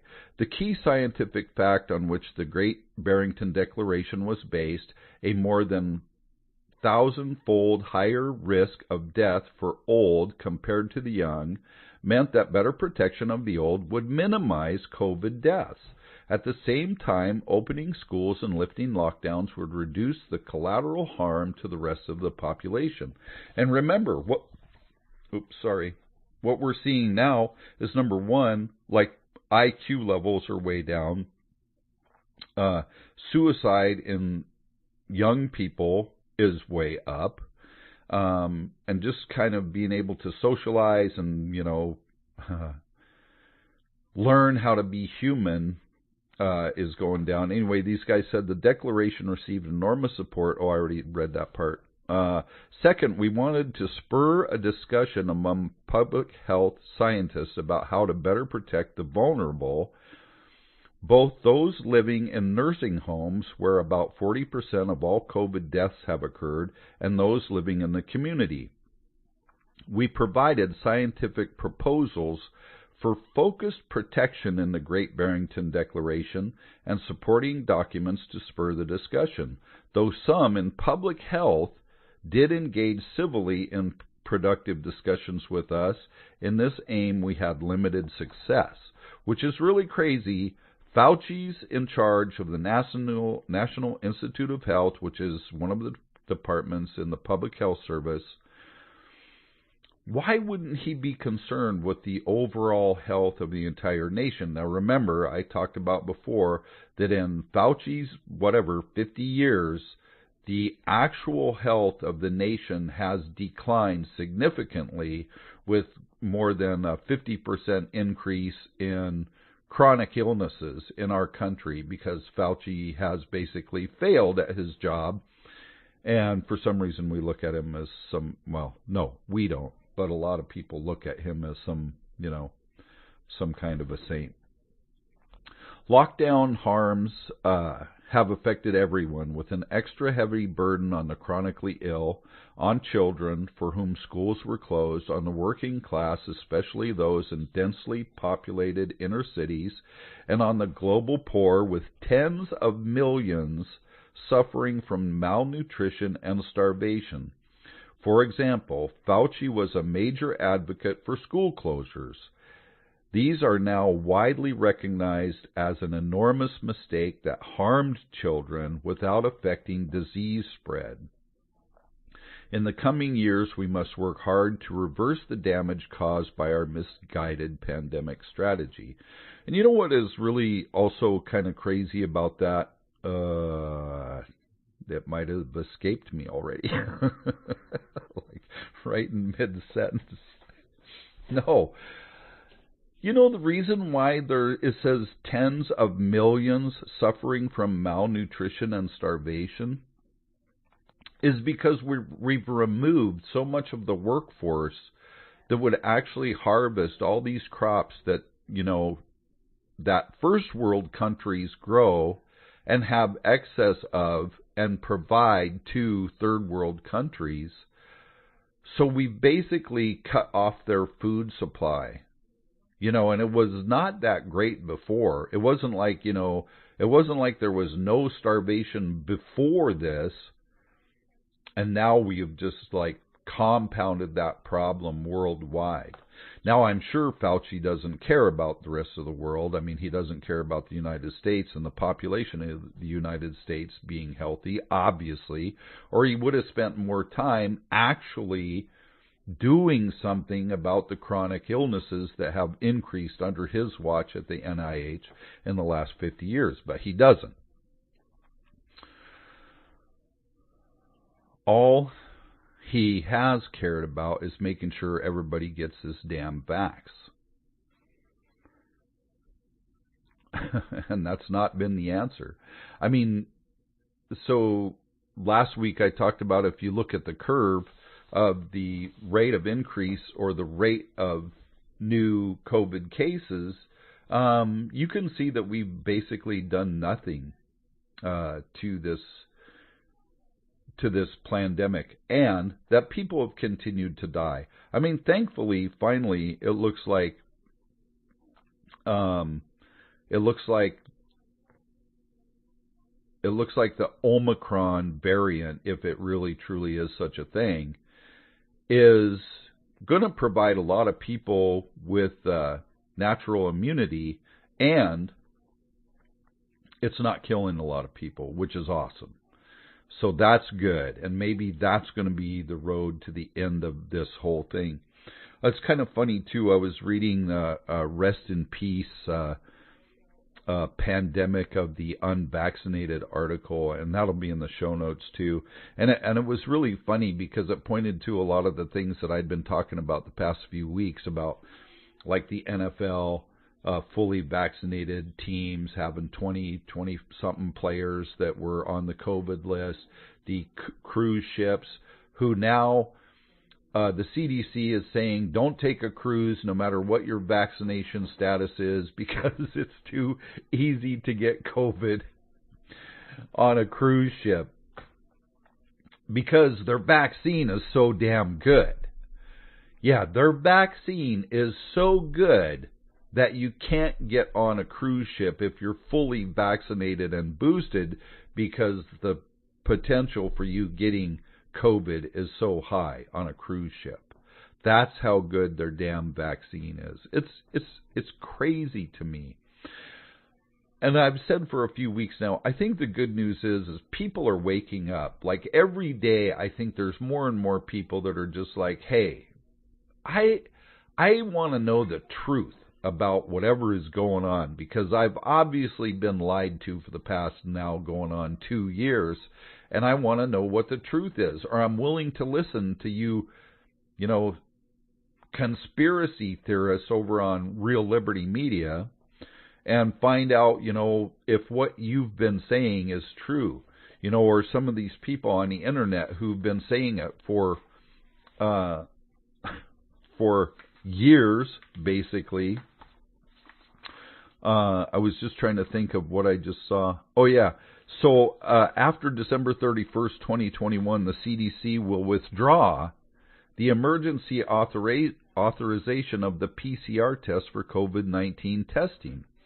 The CDC finally admitted the test does not differentiate between the flu and COVID virus. This explains the disappearance of flu cases in the U.S. in 2020 and across, throughout the entire world. And it also inflated the COVID cases, as Dr. Fauci and the DC elites knew would happen. Now, so think about this. So every single thing that has been done since day one of this supposed COVID outbreak has been done based on a false narrative and based on false numbers. Every single thing that has been done by people has been done based on false numbers. I think a ton of us knew in the first few months, especially after the first 6 months or so when there were no flu cases, and it's like, hey, it's flu season. Flu didn't just disappear. Now, we've been saying this for over a year. The flu didn't disappear. Where did it go? Where did the numbers for the flu go? Well, now the CDC is admitting that, well, the test can't tell the difference. But the CDC needed those numbers to drive their agenda. They needed it to look even worse than it was. So, of course, just eliminate the possibility that flu was killing some people and make it all COVID deaths. So just think, every single person who has lost their life either to COVID or to overdoses of fentanyl and opioids, or to depression, or to suicide, or lost their jobs and became homeless, now they're suffering from other mental illnesses. All the people who had cancers that they knew of and couldn't get treatment, people who couldn't get diagnosed with new cancers, people who couldn't access care because, we needed the hospital beds for whatever. All of that stuff has been done under false pretenses because the numbers were absolute lies. The tests were complete failures. The vax is a complete failure. And I think, I don't know what you guys did last night for New Year's. I'm not interested in staying up till midnight to celebrate a new year, I can tell you that. And I was asleep by 5 after 10 Pacific time. But I did watch a little bit because I kind of like to see like the celebrations around the world. So I was kind of cruising some channels looking for different celebrations, and I came across the Nashville celebration. Now I don't know if you guys happen to stumble into that and watch it for a few minutes. I got to tell you, it was probably the most entertaining thing I'd seen in a while, and not just because, I'm a redneck and I love country music along with, some classic rock and some other stuff, but because Nashville was just giving a gigantic middle finger to the entire COVID process, to like everybody who is involved in the lockdowns and the restrictions and the mask wearing and the social distancing. And they weren't being like coy about it. I mean, they were literally like, yeah, we're, here in Nashville, we're done with this. Even one of the people on there said at one point, you can look around, you look as hard as you want, you're not going to see a mask in here at all. Which I absolutely loved. But, I mean, maybe it's got to be. I mean, I do not want to be sitting here next year talking about how we're going into year 3, or we're ending year 3 of this ridiculousness. And the only way it's going to happen is for people to wake up and just refuse. And I'm kind of worried about some countries, man, like Australia. I mean, they are like the jackboot thugs down there. Australia, which is really kind of crazy when you think about it, right? Hang on, time to refresh.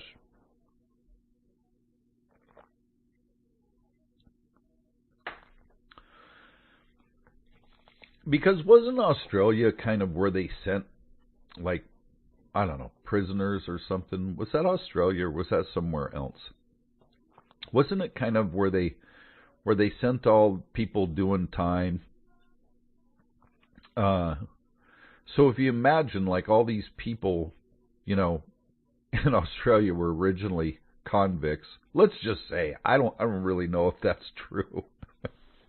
Okay, let's not say it. But Jiminy Christmas, man, how do you treat your fellow citizens like that?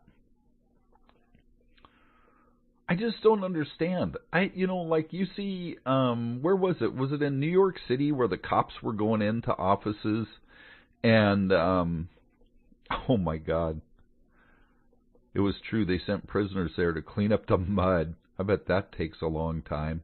That place is huge. But was it New York City where the cops were just going into restaurants and like arresting and removing people who weren't obeying the mandates, whatever mandates they have in New York? I mean, I don't understand how, like, I can't even imagine that happening here in Sheridan, Oregon, in my community, or let's say in my county, because I mean, it's not like I know these sheriffs by name, but I've seen them personally. Like, luckily, we don't have any city cops here. We just have county and state cops because it's a little place out in the middle of nowhere. I mean, we can't afford a cop, which is why I carry a gun. Anyway, but I can't imagine that guy living in this community. I mean, Yamhill County is fairly big, it's like other counties. It's a huge area. And that guy, I'm sure, lives probably in Yamhill County, or Polk, one of the two, Polk or Yamhill.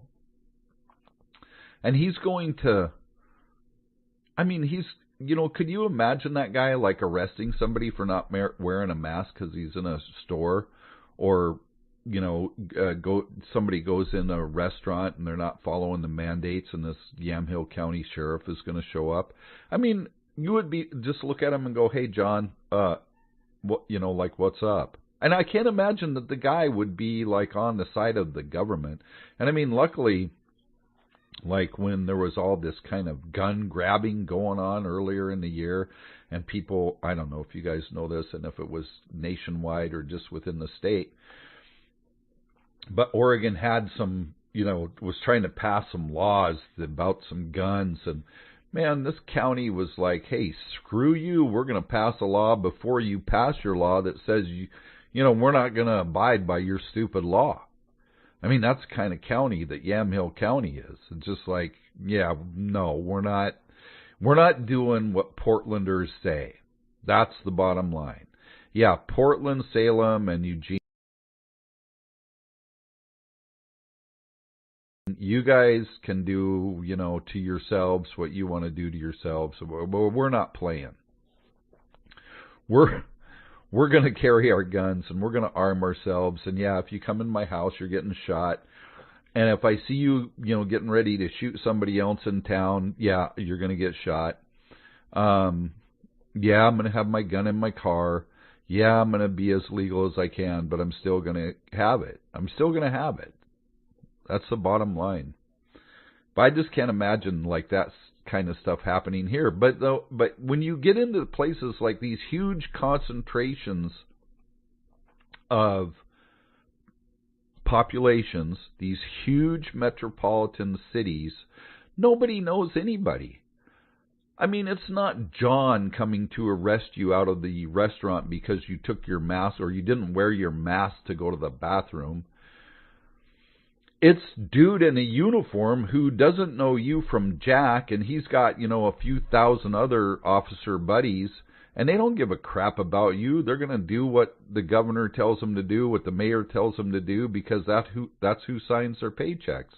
Out here, we elect a sheriff, and, all those sheriff deputies are paid, by county funds.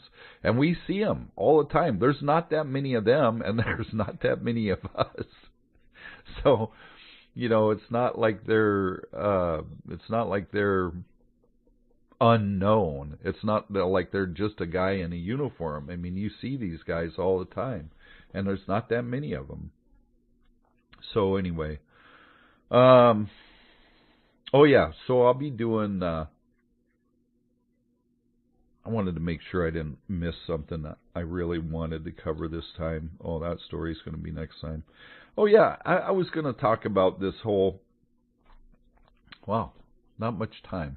I'm going to get this in really quick. There's no such thing. I don't do anything quick. Which is kind of fun.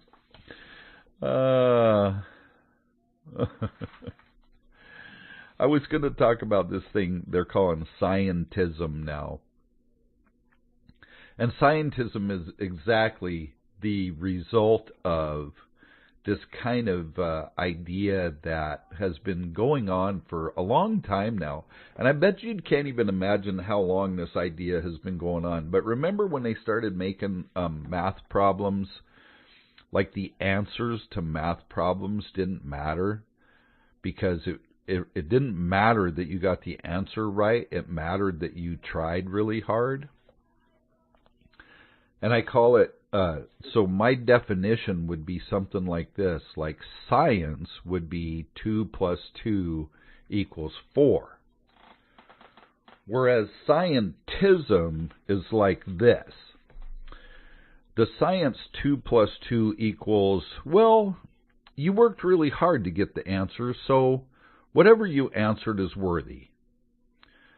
So when that happens, then you get people, segments of the society, believing that these answers are worthy, when in fact they are absolute lies and will not help actually solve any problem in any real way, except maybe make you feel better about getting the wrong answer. And you won't actually figure out that nobody gives a crap about your feelings in the real world. What they actually want is real answers to solve real problems. But the problem is, this kind of thinking that the wrong answer could be worthy has basically led to this belief that scientism is factual. And I think it's one of the reasons why we have so many people right now who just will take at face value what somebody tells them. It doesn't even have to be Fauci. It could be anybody. You know, so many people, even my daughter was saying today, that there's so many people out there that won't question anything. If some rapper or some rock star or some celebrity or their favorite podcaster just says whatever, they'll just take it at face value because so-and-so said it. And that so-and-so could have zero credibility as far as scientific knowledge and statistics goes, but because they said it, it must be true. And there's no kind of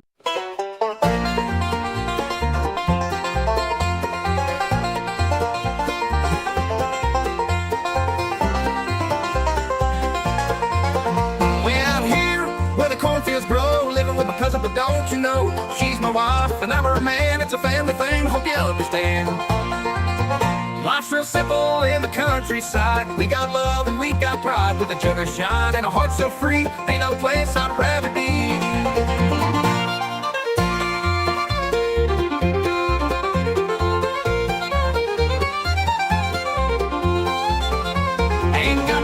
But I got my grin, a jug of moonshine, let the night begin. My old truck rattles, but it gets me there. Life's pretty sweet with the wind in my hair. E-I-E-O, life is good to me. Got my shine in a truck that's free. No fancy house, no big town fame, but I'm happy and I'll take the blame. The board's just creaking, but the hose just fine. I'm rocking my chair with the jug of shine. The tires are bald, but the truck still rolls down these dirt roads where I feed my soul. E-I-E-O, life is good to me. Got my shine in a truck that's free. No fancy house, no big town fame, but I'm happy and I'll take the blame.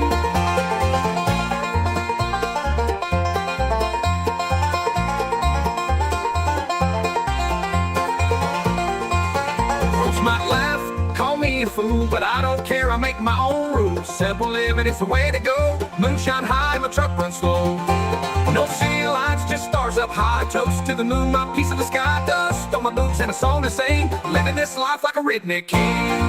E-I-E-O, life is good to me. Got my shine in a truck that's free. No fancy house, no big town fame, but I'm happy and I'll take the blame. So raise your glass, let the good times flow. This redneck life is all I know. With my old truck rattles, but it gets me there. I'm the happiest guy in all the land.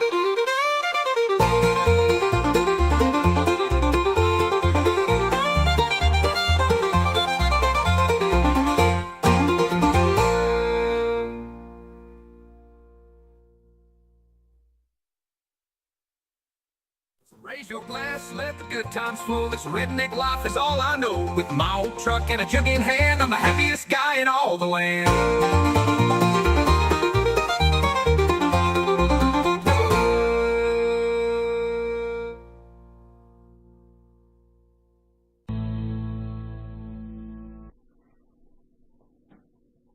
Well, y'all want to do this or what?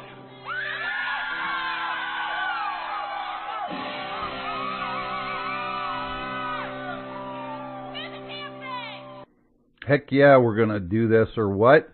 This is Doc Mike the Redneck Dentist here on Real Liberty Media Wednesday. It's COVID-free Wednesday, thank God. Maybe. We'll see. I have something to tell you, but yeah, it involves that. So should I do it? I'll just tell you this. Something clicked tonight. This week. Something went off in my brain this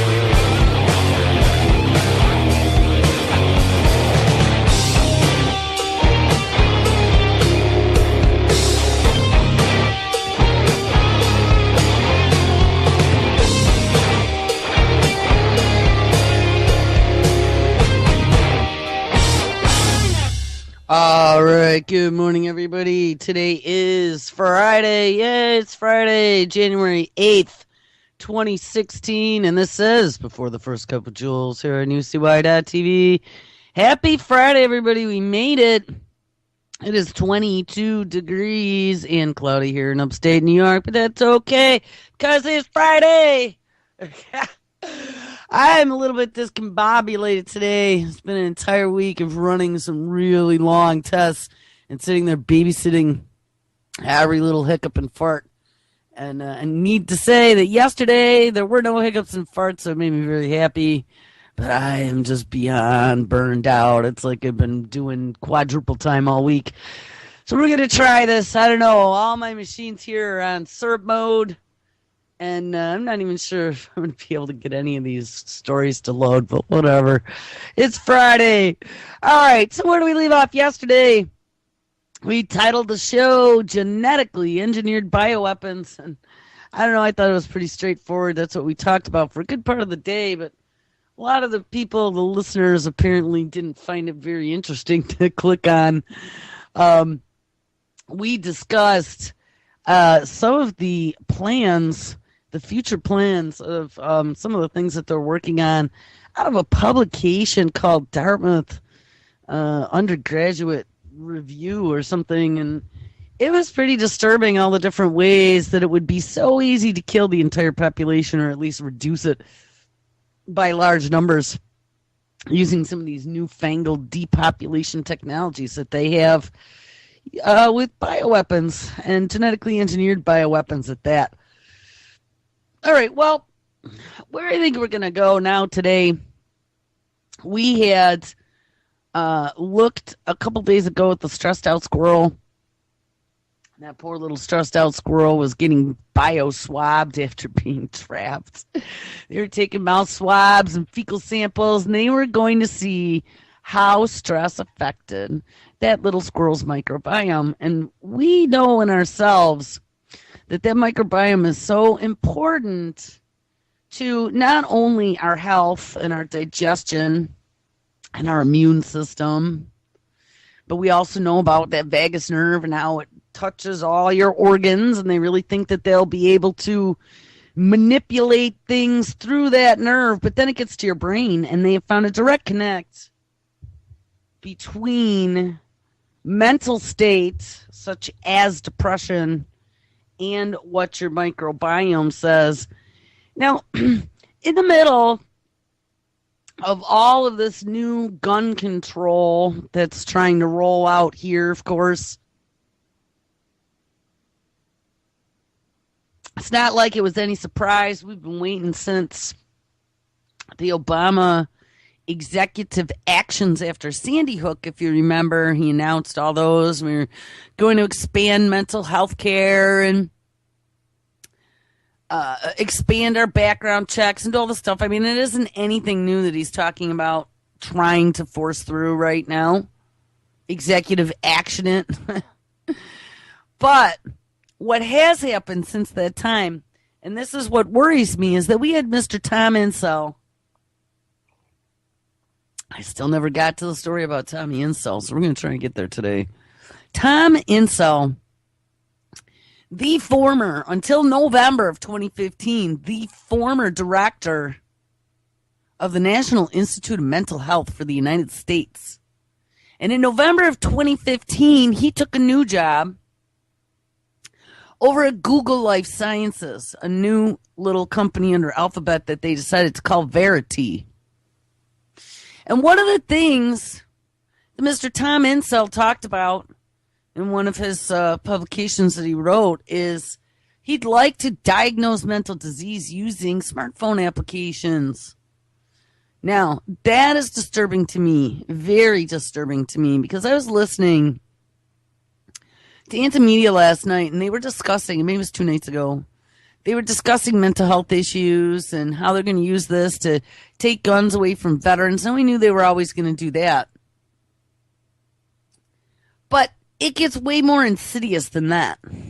Because if they're going to be able to start diagnosing mental disease by your voice, I was going to call them your voice patterns, like I said, Google has the patent to open up your microphone and listen to the ambient noise in the room going on and then market to you as well. I mean, they could be determining in the background whether or not you're a danger to yourself or others, and then send the mental health team down, or their Google drone, Medevac drone, to come take care of you. And in that Medevac drone, they're going to release the mad science mosquitoes to come get you. Oh, goodness. All right, so let's see if we can find... I don't none of my tabs. They're all here. They're all blank pages. So let's see if we can make this work. All right. Doctors. When I saw this, I thought about Tom Insel and the fact that I've been waiting to do this story forever, but I thought about Tom Insel, and I thought about like all the future implications of this. So this is something that we had always feared, and I've been calling for this since the very beginning about doctors now with this precision medicine and electronic health records and all the stuff that's going on. They've sucked doctors now into this web of federal relationships to do the evil bidding of our overlords. Title of this story, this is out of Politico. Doctors can report some mentally ill patients to FBI under new gun control rule. Now, again, Sandy Hook and Obama's 20 executive actions, if you remember, one of the things that he had talked about, and I joked about this, but it wasn't really a joke, is getting rid of those pesky HIPAA laws. And HIPAA is your privacy protection that up until, any of this garbage really started, unless you had some major case against you where they subpoenaed your medical records in like a murder trial or something, you had a reasonable expectation of privacy between you and your doctor. I don't think you have that anymore. I mean, I know the HIPAA laws are still in place, but it's like everyone is being paid off to sell out everyone. Turn in your neighbor for having an AR-15 and we'll give you a $100 Walmart gift card. That's the way it works. We got doctors already being bought and paid for by pharmaceutical companies. And now with Obamacare, of course, Obamacare is not considered a health care plan. And as not such a health care plan, it is not covered under the anti-kickback statutes that other healthcare plans are covered under as a part of that act that protects Social Security and Medicare. So, you know what? Doctors are used to already getting gifts, having it raining Hawaiian trips and umbrella drinks. All right. Doctors can report some mentally ill patients to FBI under new gun control rule. Now, I don't know. This might be a lefty publication, so let's try not to puke too bad.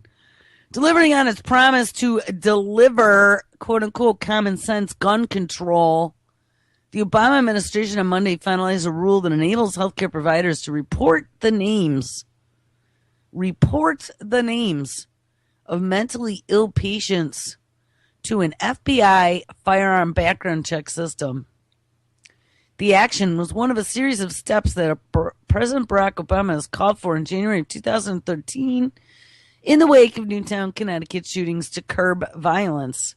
But the rule was not published until today. Well, then how did I know about this? You know why? Because I, in January of 2013, watched a live broadcast and read the transcript of the Obama executive actions. I paid attention, and nothing happened from that point. See, most people forgot about that.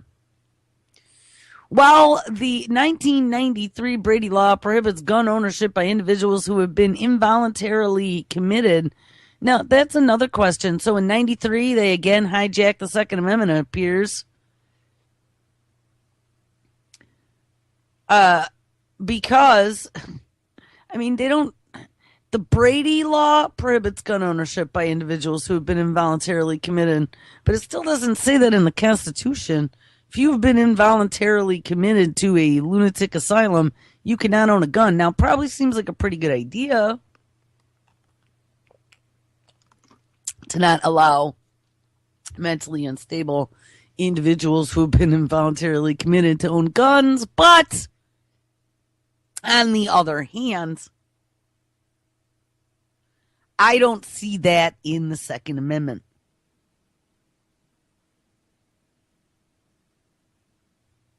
Life, liberty, and the pursuit of happiness for everybody. All right, let's get back here. So while the 1993 Brady Law prohibits gun ownership by individuals who have been involuntarily committed, found incompetent to stand trial, or otherwise deemed by the court to be a danger to themselves or others, federal healthcare privacy rules prohibited doctors and other providers from sharing information without the consent of their patient. Guess what, guys? That's called HIPAA. Under the rule, so guess what? He did get rid of those pesky fucking HIPAA laws. I am really offended now. He can't do that. That's your privacy between you and your doctor. And unless you've been subpoenaed, unless they subpoenaed your records, unless they get a search warrant to get their hands on your records for something that when you spilled your guts to your doctor, you assumed that there was a privacy clause, just like when you talk to your lawyer. This is pretty frightening. No, who's going to go talk to their doctor or seek help anymore if the first time they do, they're going to blow you into the FBI? Unbelievable. Under the new rule, which takes effect next month, for the first time, health providers can disclose the information to the background check system with what? Oh, without any legal repercussions. And that's what they did. They told all of these big corporations and all these professionals that they've now sucked into their machine to be their eyes and ears under the name of terror, to report you, your friends and neighbors. All these people, they promised them immunity from prosecution. Because in the old world, you would have a legal case. They broke that contract with you. If they broke that confidentiality contract with you, whether it be your cell phone provider or your internet service provider, and I'm talking old days, unless you were really doing something wrong, if you just were a little off or caught some attention somewhere, but you weren't doing anything wrong, they couldn't legally surveil you and take all your information without some sort of probable cause. And if you hadn't done anything, there was no probable cause. If you were maybe acting suspicious, but they still couldn't do anything to you. Well, now they can. They got immunity for all these organizations that now are part of the machine. And it appears now for psychiatrists as well. So if they open their mouths and they let the cat out of the bag, they give up some of your personally identifiable information, all in the name of safety, people. They won't get into trouble. All right, let's read the rest of the story. The disclosures are restricted to limited demographic and certain other information needed for background check purposes, the rule states. Disclosure of diagnostics, so this is good news, or clinical information is prohibited. So I guess they couldn't give you all the way up. Paul Gianfrido, chief executive of the Mental Health Rights Advocate Mental Health America, says that he believes the White House strikes the right balance between needing to have this information shared with the FBI's background check system and protecting an individual's privacy. Current law, here we go, allows HIPAA exclusions for law enforcement purposes, but it is a broad exclusion. That's what I said. If they have a search warrant, and this is in any case, they can get access to your private records, but they have to provide probable cause. Without that, someone just can't go into your health records and start poking around. Those are all protected as private. Says that could be a barn door open if an administration really wanted to open it, and they didn't. The administration has taken great pain to try to clarify that there's very limited information that would be reported to the FBI and only within a limited group. Well, phew, thank goodness they're only going to report you a little bit versus a lot. It's ridiculous. I saw friends yesterday posting about how proud they are of our president that he did this. How proud they are of him. And do you realize this is just a next step down a slippery slope that is taking us to this fascist state where we're going to have no way to get out of this mess. I don't even want to call it a police state because it's way more than a police state. It's like the control state. There's not going to be any way to get out of this. A little bit longer, and that's about all it's going to take.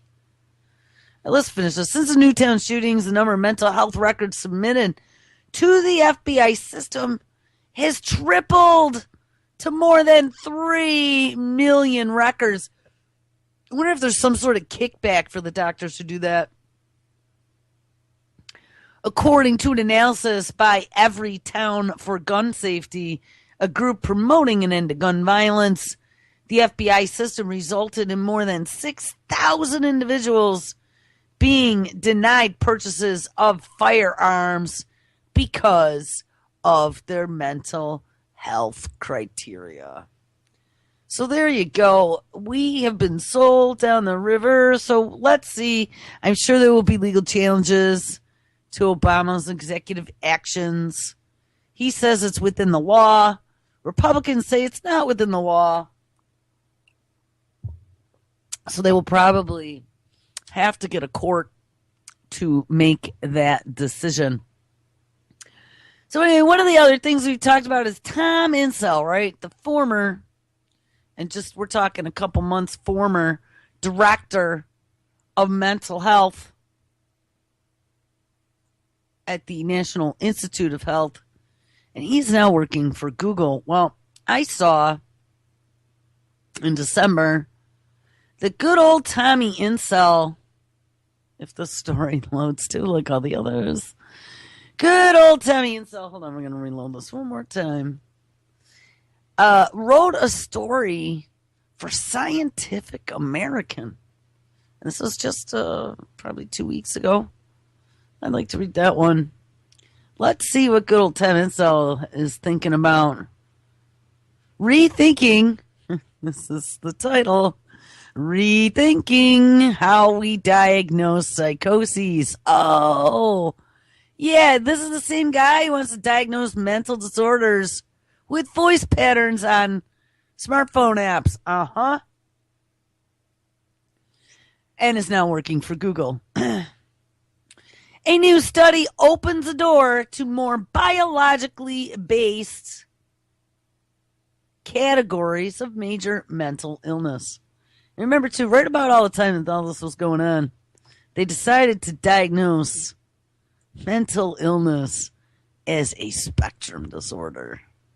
So just about anybody out there now can be diagnosed with some spectral level of mental health, including one of our favorite, which I heard now they're beating the crap out of it on Alex Jones, but oppositional, was it? Yeah. that oppositional disorder that we all have. All right. Oh, come on. This page is scrolling. All right. It says, if you are unfortunate enough to develop acute chest pain this winter, you'll probably be assessed by a clinician who will order a battery of tests to determine if your symptoms resulted from pneumonia, bronchitis, heart disease, or something else. And these tests not only can yield a precise diagnosis, but they ensure that you will receive appropriate treatment for your specific illness. Oh, God, I see how this is going. If you are unfortunate enough to have a psychotic episode this winter, however, the process of arriving at a diagnosis will be quite different. In fact, there are not many choices, and most people with a psychiatric disorder are labeled as either having schizophrenia or bipolar disorder. Now, schizophrenia is one of those disorders that they discovered long ago that there are patterns in your speech that aid them in the diagnosis. So that would be a real easy one to start with, the iPhone diagnoses of schizophrenia. Most people with psychiatric disorder are labeled as having either schizophrenia or bipolar disorder, and the distinction has been in the textbooks for a century. Schizophrenia is associated with delusions, hallucinations, an absence of effect, and chronic course. Bipolar can also involve delusions and hallucinations and typically dramatic swings in mood and a fluctuating course.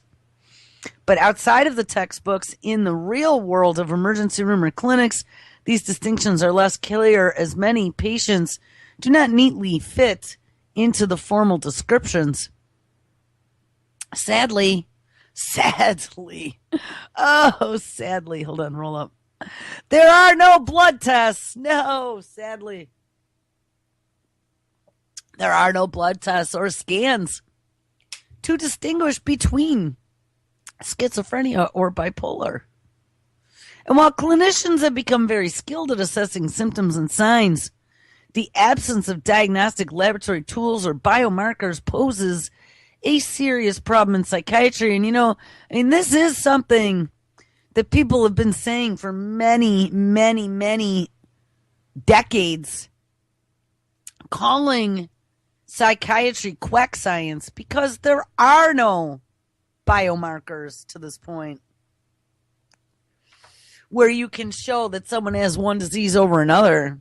There's just your psychiatrist's word and his diagnoses and then the pills that he gave you to see what's going to happen. But don't worry about it, because they're working on diagnoses. It says, do all people with a label of schizophrenia have the same disorder? And what about the large number of people who appear to have aspects of both schizophrenia and bipolar? Are these disorders diagnosed exclusively by signs and symptoms, identifying distinct biological entities, or could there be many different illnesses, yes, with a continuum of psychotic signs and symptoms? This is what we're up against here now, guys. Yes, the continuum of psychiatric and psychotic signs and symptoms. These questions are not merely academic. As with chest pain, getting a precise diagnosis is important for selecting the best treatment. Moving psychiatry into an era of biologically based diagnosis, ding ding, has been a long sought goal and a priority at the National Institute of Mental Health, where I, Tom Insel, the guy writing the story, served as director for 13 years until very recently. Now a study published online in the American Journal of Psychiatry raises fresh hope. A study led by neuroscientist Brett Clements of the University of Georgia, psychiatrist Carol Tamenga of the University of Texas, and at Yale and Harvard, and colleagues at Yale and Harvard found distinct quote-unquote biotypes of psychosis that can be identified with quantitative biomarkers. In this study from the Bipolar Schizophrenia Network on Intermediate Phenotypes Consortium, 711 people with a diagnosis of schizophrenia, bipolar disorder, or schizoaffective disorder were assessed with what investigators call a brain-based panel of cognitive tests, which studies eye movements, a test of cognitive control, and an electrocephalogram. In addition, each subject had a brain imaging scan. And ignoring the clinical diagnoses, researchers pulled the data and analyzed it with an unbiased, criterion-free statistical method to look for what they called biotypes. And perhaps this is not surprising that the computer analysis from a large population with 3 diagnostic categories would find 3 clusters or biotypes. But the 3 biotypes have very little relationship to the 3 diagnostic categories. In fact, people with schizophrenia and bipolar and schizoaffective disorder were distributed across the 3 biotypes, and the biotypes did not differ simply by symptom or severity or the presence of mania-related symptoms. A few observations suggest investigators may be onto something. First, some of the biotype differences were also found in first-degree family members. And that's something else. You know, I did not see the actual transcript for his executive actions, these newest ones. But one of the things before this all happens, one of the things that was being encouraged, and this was even from the terror perspective, is that if you see something, say something, right? They've been pumping that out for 15 years now. And they want family members, for the safety of others and your family and your neighbors, they want your family members to turn you in. What? Now, it used to be that if you had a real problem, you know, and there's all of us who've had people in our family who've had some issues, who've maybe gone off the deep end a little bit at one point in time. But back in those days, there was nothing you could do about it. I mean, I guess you could call the cops, but don't call the cops because you're going to probably end up with a dead family member. So not a good idea. Don't call the cops. But if they're a danger to themselves or others, you know, even trying to get somebody put in somewhere for a little while so they have time to get better isn't a very easy thing, even if it's very obvious that they're off the deep end. So they've been working here now for family and friends to turn in individuals that they believe are a danger to themselves or others or could do something terroristic, whether it be domestic or as a jihadi. Aren't we all jihadis now? I think so. At least according to the definition, you know. You're a jihadi if you question anything. A few observations suggest that the investigators may be onto something. First, some of the biotype differences were also found in first-degree family members. So, you know, as they start getting everyone's genome, like I've said to you guys before, they're going to be able to very easily see who is considered good breeding stock and who is disposable. Oh, look, Johnny, we're sorry. We see you have the psychotic gene, as does your mother and your brothers. Yes, the whole family can be slated for deletion. It's a frightening thought. We looked yesterday at ethnic biowarfare. That was one of the things. They have gotten to the point where they believe that they could target, and, you know, the DOD, I think, has been messing with this for a long time, but at least now officially, they've gotten to the point where they could target based upon genetics. Pick some trait that they want to kill everyone with that trait. And as that engineered virus or whatever it was that they were working on. In that case, it was bioweapons, an engineered virus that makes the virus extra virulent to anyone with this genetic signature, and bang, there you go. Like I said yesterday, anyone with the Polish gene, they could take out all the Poles. Or any gene. I mean, what's a genetic disease? I'm trying to think. There's a whole bunch of them. Like sickle cell is one. And I think that there are some rumors about in the past they were targeting sickle cell and doing some experimentation.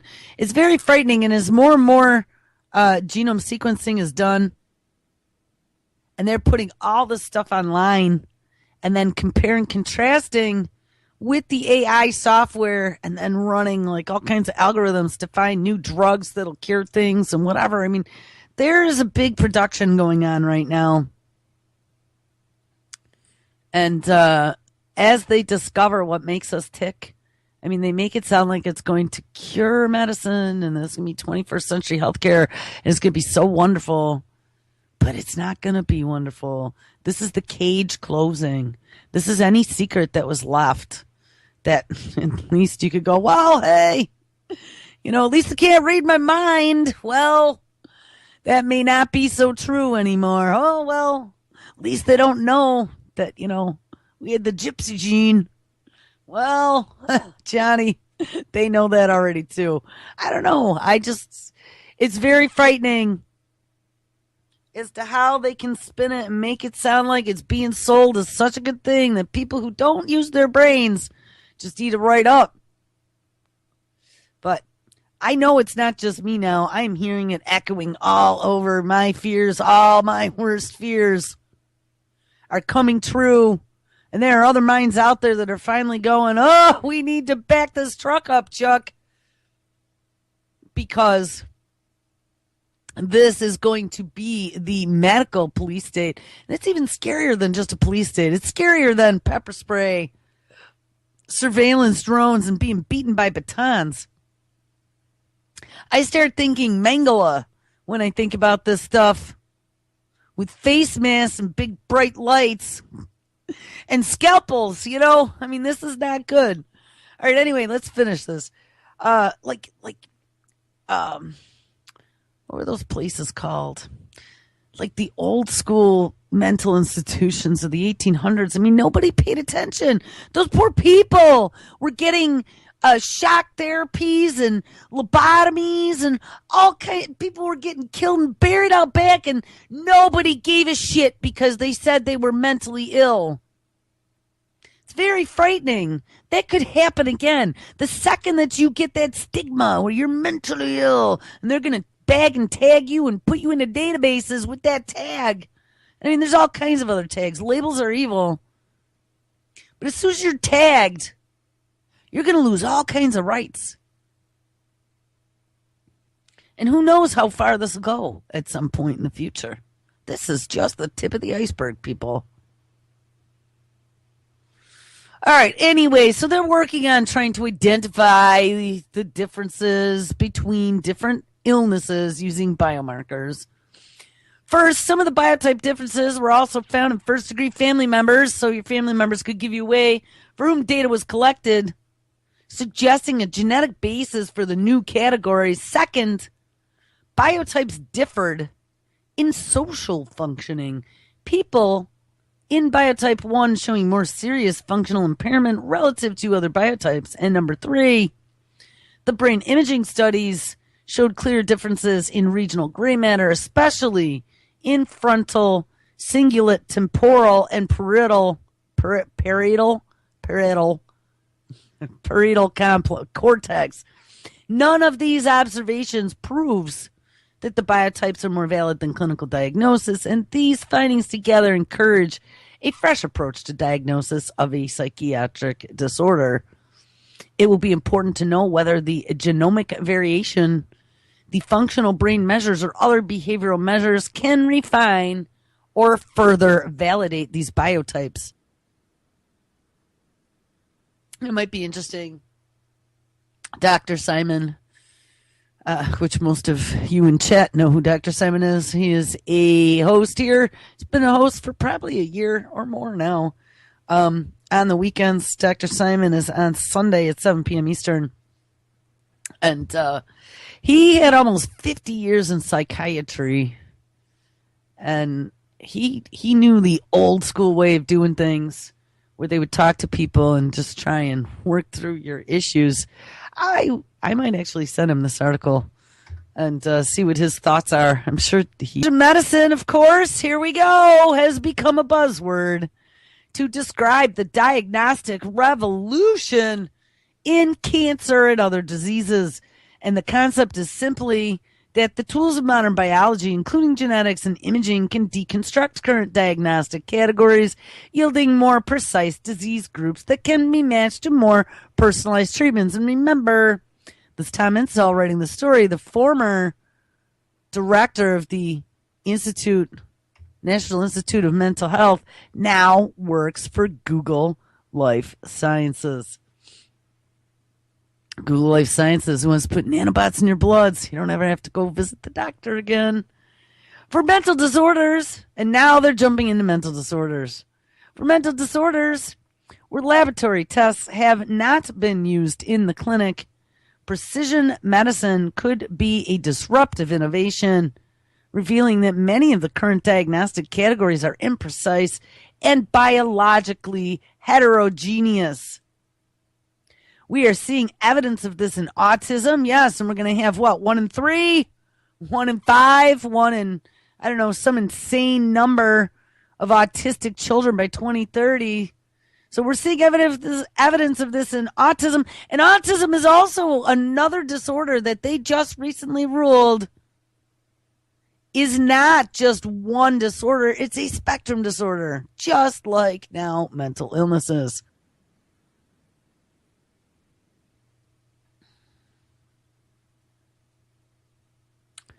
We are seeing evidence of this in autism and ADHD, as well as depression and anxiety disorders. The National Institute of Mental Health has proposed a new approach to the diagnosis of mental disorders that calls for the incorporation of biological, cognitive, behavioral, and social data in addition to observed symptoms and signs. Google's getting into mental health care diagnoses, people. And this new approach, known as the Research Domain Criteria, or RDoC for short, has been controversial, both because it represents a major break with traditional psychology and because some doubt that it is viable. The data from that study that we read about provides early evidence that this works. And of course, the real test for biotypes or any other method of diagnoses is whether or not they will be effective in targeting treatments for patients and predicting outcomes. This, of course, will require studies of treatment response, so make us all a bunch of guinea pigs. And usually the United States, people with schizophrenia receive antipsychotic medication and sometimes psychosocial supports. Bipolar disorder is treated with mood stabilizers, antipsychotic medications, sometimes antidepressants, and sometimes psychosocial supports. And in truth, treatment remains empirical with few guides to know which person will respond to therapy. One of the hopes of precision medicine for psychiatry is that the use of biomarkers will provide more predictability so that patients and clinicians can make more informed and precise treatment decisions. And psychotic disorders are among the most disabling conditions in all of medicine, with enormous costs in dollars and suffering for patients and family. And new approaches for diagnosis and treatment are long overdue. Tom Insel is a neuroscientist and psychiatrist who served as the director of the National Institute of Mental Health from 2002 to 2015. And he has accepted a role at Verily, a new life sciences company within Alphabet, formerly known as Google. Da, da, da.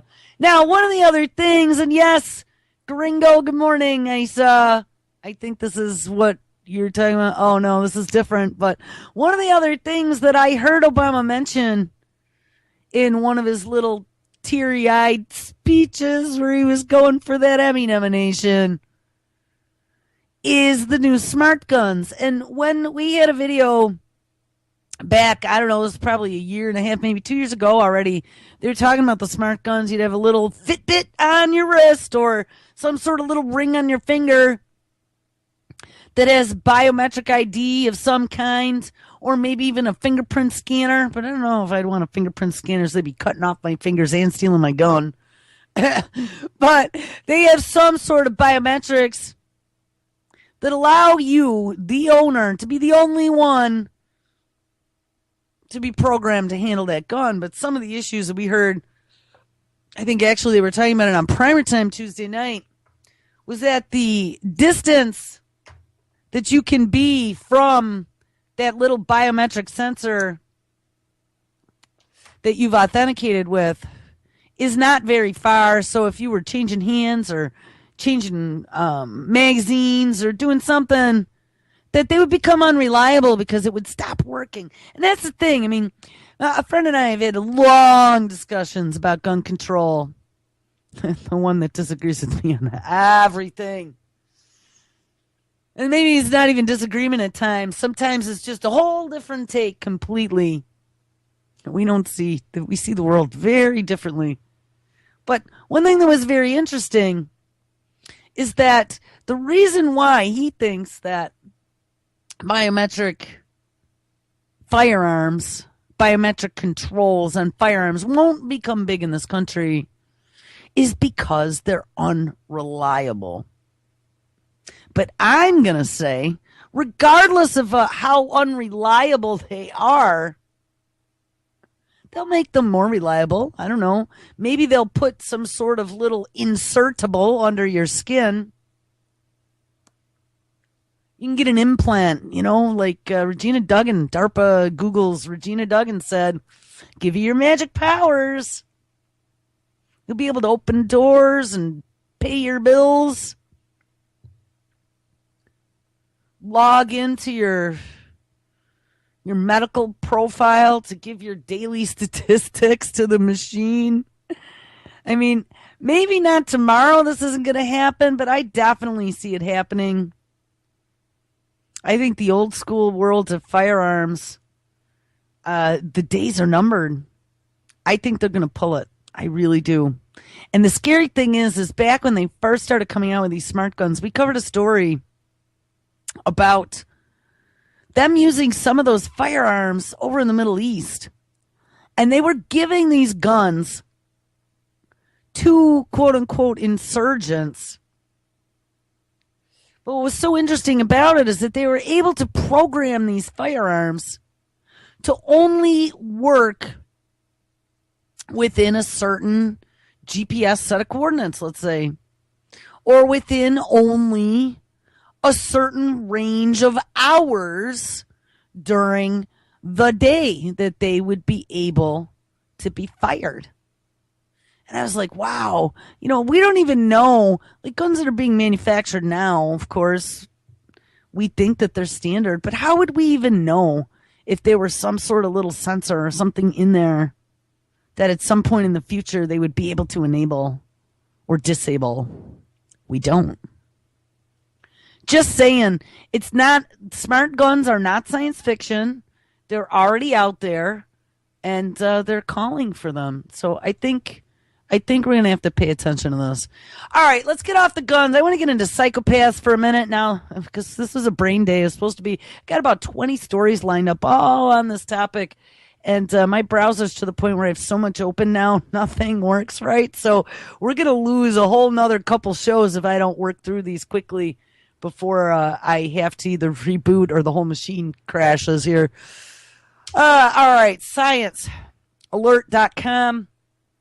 If this loads, the brains of compulsive gamers are wired differently, study says. And we knew that. One of the things that in my own research that I had discovered, and I think I'm going to have to Oh, all right. We might have to do the Lonely Elephant song while I'm working on this. Do do do do do do do do do.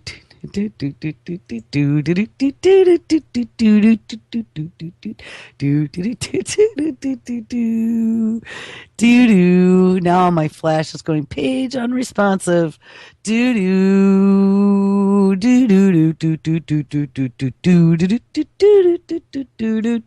I'm waiting for Skype to get out of not responding mode.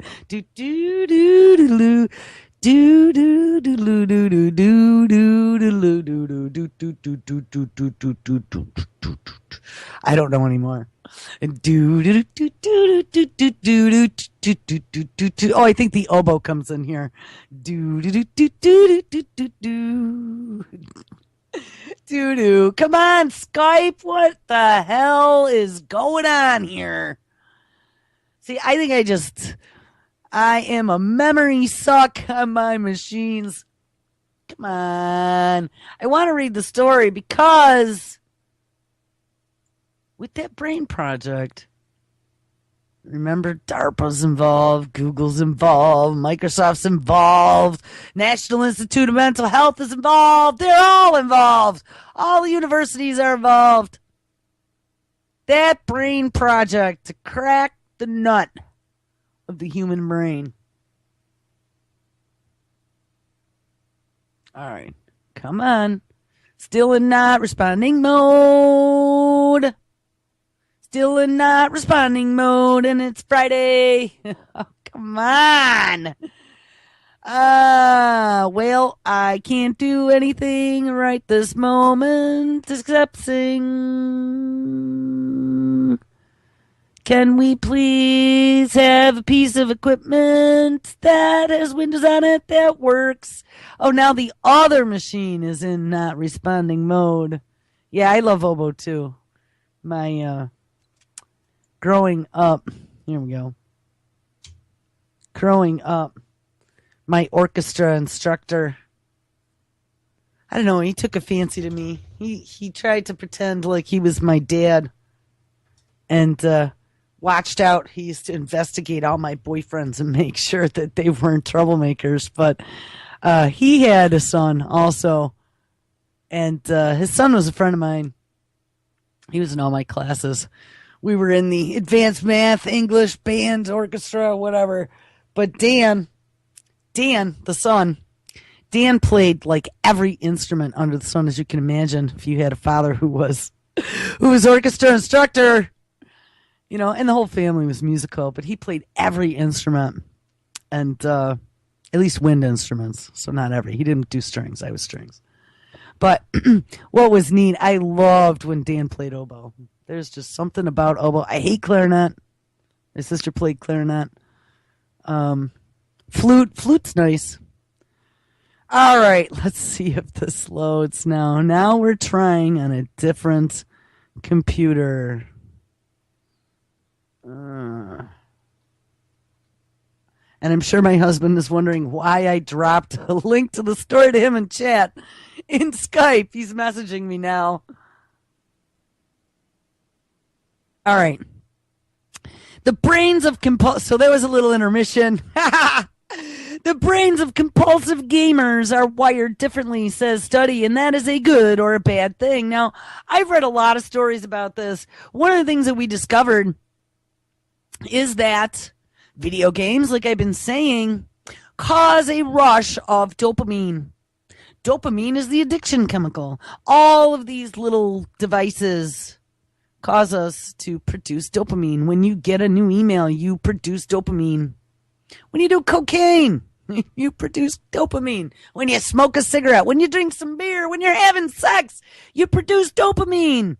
The addiction chemical, the one that feels really good, that makes you want some more. And what they found in gamers, especially compulsive gamers, is that the more dopamine that you cause your body to produce because you are requesting more and more by continuing the activity, the more dopamine that your body's going to require.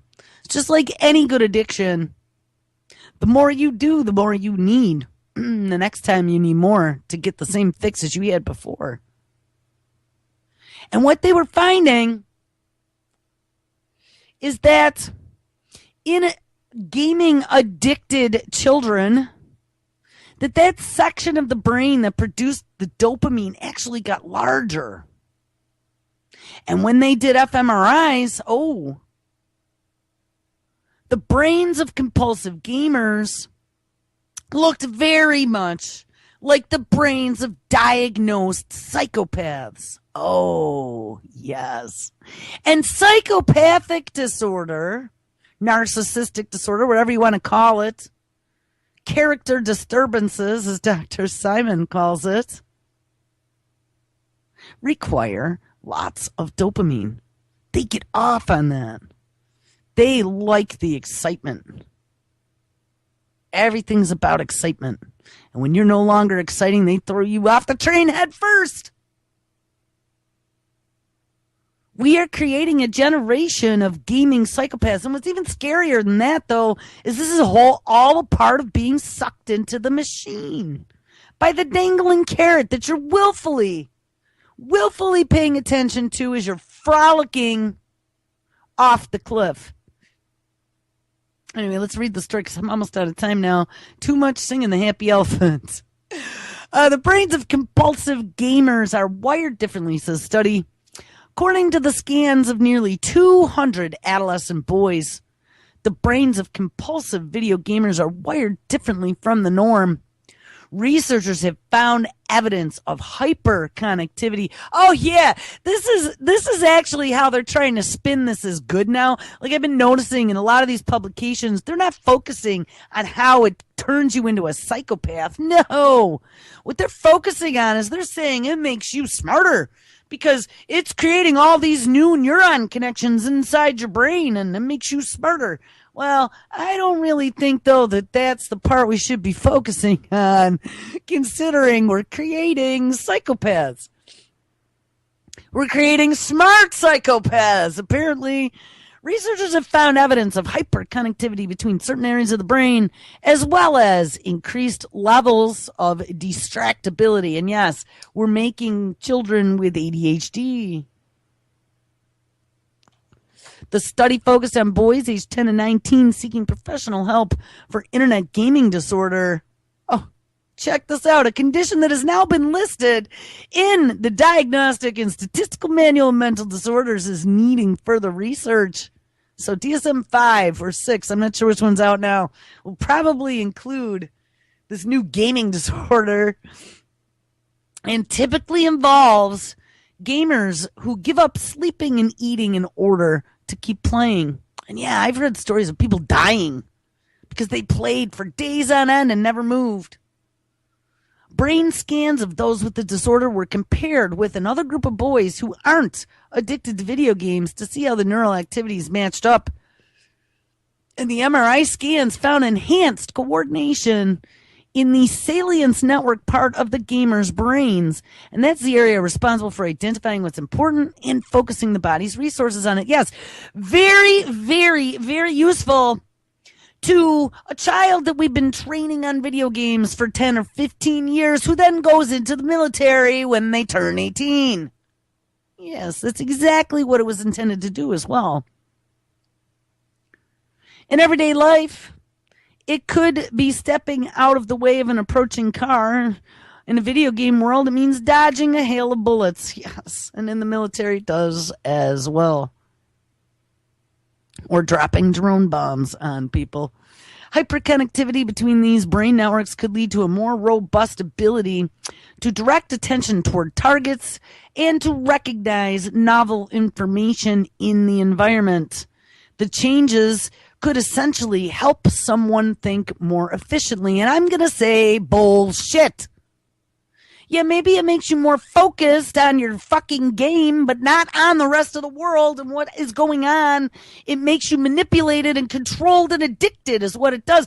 And this makes me so angry that there are actually quote unquote science publications that are out there spinning these video game addictions as good. I've seen this so many times now. Like, people trying to justify why it's good for their children to sit in front of the TV for 10 hours a day all summer long and never even see the sunshine.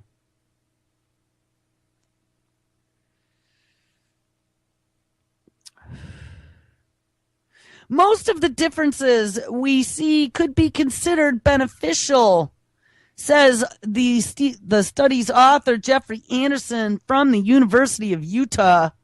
However, the good changes could be inseparable from the problems that come along with them. Says the academics behind this new research say that it is the most comprehensive study yet of differences in brains of compulsive video gamers, and it joins a growing body of research looking into how this part of our digital lifestyle could be affecting our physical and our mental health, both in positive and negative ways. And the findings have been published in the journal called Addiction Biology. Guys, anyone who tries to tell you that being addicted to anything is beneficial for your longevity has a screw loose, and especially when it is being sucked into the machine, into this digital alter reality, so they can manipulate and control you. Yes, it's good. Little mousy, come eat the poison peanut butter. Come bite the poison apple, my pretty. I mean, this is what it is. And it's okay. It's very disturbing. All right, guys. Well, I don't know if I'm not going to make it. Everything is locked up here. If you can even believe it, though, it's Friday. Oh, yes. Here's a headline that came out yesterday. Is Yellowstone about to blow? I mean, we've heard this so many times, but check it out. Scientists are now warning over a super volcano that could kill millions. Wah-ha-ha-ha. Just to start 2016 off right with a bang. All right, guys, make sure you stick around, because guess what? It's Friday. Lonnie Clark is up next, and all kinds of great radio today with Levon live at 11 p.m. and Josh live at 6. All right, have an awesome Friday. I will catch up with you on Monday. Everyone take care.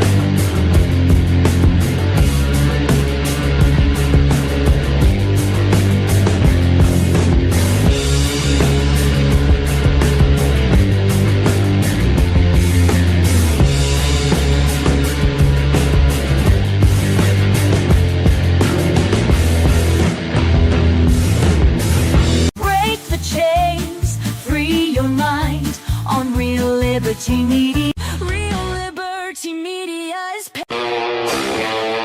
Hey guys. This is just going to be off the top of my head, and I don't even know if I'm going to put it up. I'll think about it. But I was sitting outside just now, and it's starting to really storm out there, and I was just thinking about it, you know? Because I'm noticing a trend, and I don't think it's just me. I think a lot of people are coming to the realization that something is very wrong, okay? Something has gone so far off the tracks with what was supposed to be happening in this country, what this country was supposed to stand for, what it claims to stand for, what it has built an entire city around supposedly standing for. The classiness of it that used to be, like the 20th century classiness of government in this country and how that used to portray itself, at least. Maybe it was always corrupt. I mean, there's arguments that it has been for the whole entire time that it's existed. And we could go there, but that's not the point I'm even trying to make. The point I'm trying to make is they're not even trying to pretend to be classy anymore about the stuff that's going on. The stuff that's going on is the level of a Netflix streaming show. Like if aliens were watching America as a TV show, the stuff that is going on now, the level that things are at, that's what that would be like, okay? The idea that this is the reality that we're all just supposed to accept is pretty amazing to me. Like, I get up every day thinking that when I see the things that are going on, I can't even anymore. I've been talking about this stuff for over 10 years. And when I see it now, what else is there to say about the level that things are at? Because joke is not the word anymore. Jump the shark? Well, that was so many sharks ago. We're going to run out of sharks. The world is going to run out of sharks. That's how many sharks have been jumped at this point. Okay. And it just reminded me of as a massive analogy, the first time I ever went to Washington, D.C., the first time I ever saw it in real life was on a filming trip that became what became the project that morphed several times and became The Minds of Men. It was the first time that we had gone on the road filming, and we drove through DC and got footage that we would need. And I had only ever seen Washington, D.C. on the news, on TV, in movies, or they would show like a reporter standing in front of the Washington Monument talking about what's going on with Congress, you know, and they always frame these shots in such a way that everything looks massive and very dramatic. And there's something very almost like shiny and new about that place when they show it on TV. And I don't know how they do that, because when you actually go there yourself and you see it with your own eyes, first of all, the White House, I couldn't get over how small it looked by comparison to how they make it look on TV. It's small. I was really surprised at that. I don't know if it was my kid brain, because you know how when you're a little kid, everything seems huge. And that's the first time I remember seeing the White House was on TV as a little kid. So maybe that's why I had this idea in my mind that it was a much bigger house than it was somehow. I was surprised at how small it ended up being. And outside of the White House, there's a whole thing about war not being the answer and how all nuclear weapons need to be banned, or we're going to have a nice doomsday. If we live by the bomb, we're going to die by the bomb. And it's set up right across the street from the White House. And of course, you never see that in any of the news broadcasts. I don't know if it's this particular guy who's actually been here, but this vigil, this anti-nuclear war peace vigil, has been sitting here across from the White House since 1981. So for 4 decades, there's been an anti-nuclear war peace vigil, and someone sits there 24 hours a day warning everyone about how we could all die in a nuclear Armageddon genocide. I mean, it's not the image, right, that's portrayed of that place. It's not what you see when you watch the news or when you see it in films. You don't see this thing, but it's apparently been sitting there for 4 decades. And someone sits out there with it at all hours of the day. So it is maintained as a continuous protest 24 hours a day directly across from the White House. The whole feeling of that town is something else to behold altogether. Wow, this is the Treasury Department. What happens here? Well, this, inside the way that the government works, this is the rubber stamp department, and they get papers from right across the street here. And from here? Other friends. Here at Bank of America, that's right across the street? They walk it across the street and then they rubber stamp it. Oh, okay. But in case that's too long of a walk, they've got plenty of bank people inside the Treasury already with duplicates, just so it's easier to rubber stamp. And whatever they ask, they just do it.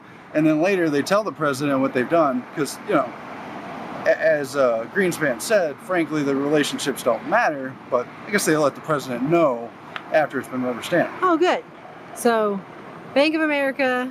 So they walk over here and say, we need a bailout. And they come over here and they say, sure, rubber stamp, whatever.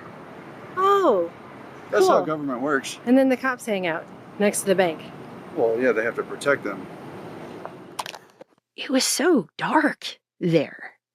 And I don't just mean because it was nighttime. Actually, it was really bright for nighttime because there are orange lights everywhere lighting these buildings. And there's so many orange lights everywhere lighting buildings that it was cloudy the night we got there. And they were lighting the clouds in the sky. And it was giving everything this kind of dystopian reddish hue like you would expect to see. And I don't know, like another Terminator sequel about a dystopic nightmare future or something. That's kind of how it felt, right? The sky was like this orangish reddish hue that was making everything kind of have this glow to it. And there were just a constant stream of helicopters driving back and forth in these orangish red clouds. And there's just something about that. Like if Mordor had been off in the distance, right, with the eyeball glowing and stuff, and that was causing that color in the sky, it wouldn't have really been that shocking. Like, that's the setting. This is what I'm talking about. It felt that way, right? And we were walking around and we went down Constitution Avenue? I was going to film a shot of the sign, and I noticed that right above, on top of basically the sign, is an eye in the sky camera, which there's something about the clash of that. You know, it's like my friend today said she saw they put a KFC like right next to where the pyramids are. So there's basically a Pizza Hut and a KFC, you know, catty corner to the pyramids or down the street or whatever the hell it is. Like, I always thought the pyramids were out in the middle of sand, like in the middle of nowhere. But apparently they're right next door to a Pizza Hut and a KFC. And there's just something about that that's so cartoonish and ridiculous, right? That's what it's like to me when I see an eye in the sky camera above a sign that says Constitution Avenue. Like, Constitution, yeah, but the government's watching you, you know? And then underneath it, I remember there being just 2 massive trash cans that were just overflowing with garbage all over the ground. It was just very striking. We're here on Constitution Avenue, the sign of which is right underneath an eye in the sky camera, here across from the Washington Monument. And it's interesting because it's right next to a giant pile of trash.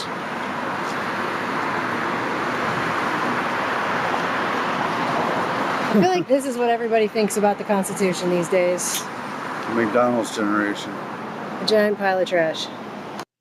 And when we were there, the Capitol building was under construction, and the whole thing looked like it was about to fall apart. It just looked like a piece of junk. It was surreal. There was something very surreal about it.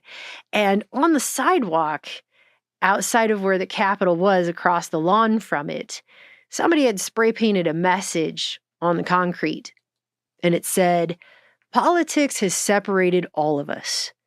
Government has failed." We're in DC. There's your Capitol building. It's under some kind of construction. It looks all screwed up, which is fitting. It's like some kind of double irony. We're standing in one of the most corrupt, ridiculous places in the entire nation. And it really does literally look as if it's falling apart. But right here in the ground, there's some spray painted words. I don't know if you can make that out at all. Probably not. But somebody at the end of this grassy area here in front of the Capitol has spray painted the words, "Politics has separated all of us. Government has failed." And really, I think that about says it all. And as I'm standing there seeing this message on the sidewalk, and I'm looking at this ramshackle looking, falling apart building, and I'm thinking about all the other things that I just saw just walking through this town for 15 minutes. There was just something so desperately true about that message. I think it's really weird. Well, it's probably not that weird because it's a Disney movie, obviously. But in the movie National Treasure, I think it's really silly that in that movie you have Nicolas Cage. There's a part where they're talking about literally stealing the Declaration of Independence. And sorry if that's a spoiler and I'm ruining it for you, but they go in and he has this whole dramatic speech about there's one line here that's more important than all of the others. There's a line here that's at the heart of all the others. And it has to do with, replacing government if government fails, right? When a long train of abuses and usurpations, pursuing invariably the same object, evinces a design to reduce them under absolute despotism, it is their right, it is their duty to throw off such government and provide new guards for their future security. And I'm really not so sure that that is the most important message in the Declaration of Independence. I'm not sure I agree with that statement, actually. Because you can't even get to that point of consciously understanding that until you understand other things that were written in there first. At the time that this document was written, people were under the thumb of a hereditary monarch who was using divine right of kings to rule as a measure of government. The state of monarchy is the supremest thing upon earth. For kings are not only God's lieutenants upon earth and sit upon God's throne, but even by God himself, they are called gods. And this document outlined what government is. And they didn't just say we hold these truths to be self-evident, that all men are created equal, that they are endowed by their creator with certain unalienable rights, as in can't be taken away or transferred, and that among these are life, liberty, and the pursuit of happiness. It went on to say that to secure these rights, governments are instituted among men. So what's the government supposed to do? Secure those rights. That's the main point here. That is what a government is supposed to be doing, right? But they're not just instituted among men. They don't just spring up out of the ground like a cabbage patch. It's not the divine right of kings. It is governments are instituted among men, deriving their just powers from the consent of the governed.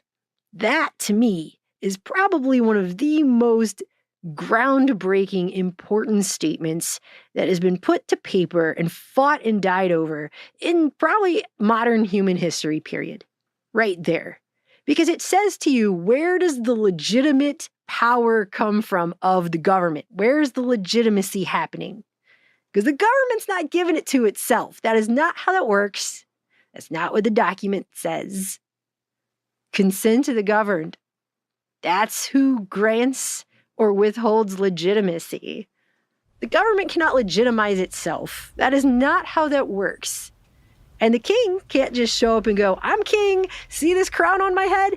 Everyone's kissing my ass. It means I can tell you what to do. Like, that's also not how it works.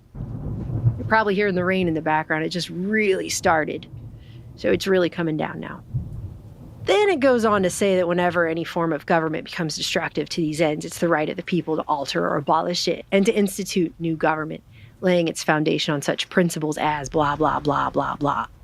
That only comes after it is delineated where government derives its power from to begin with. That is the important point.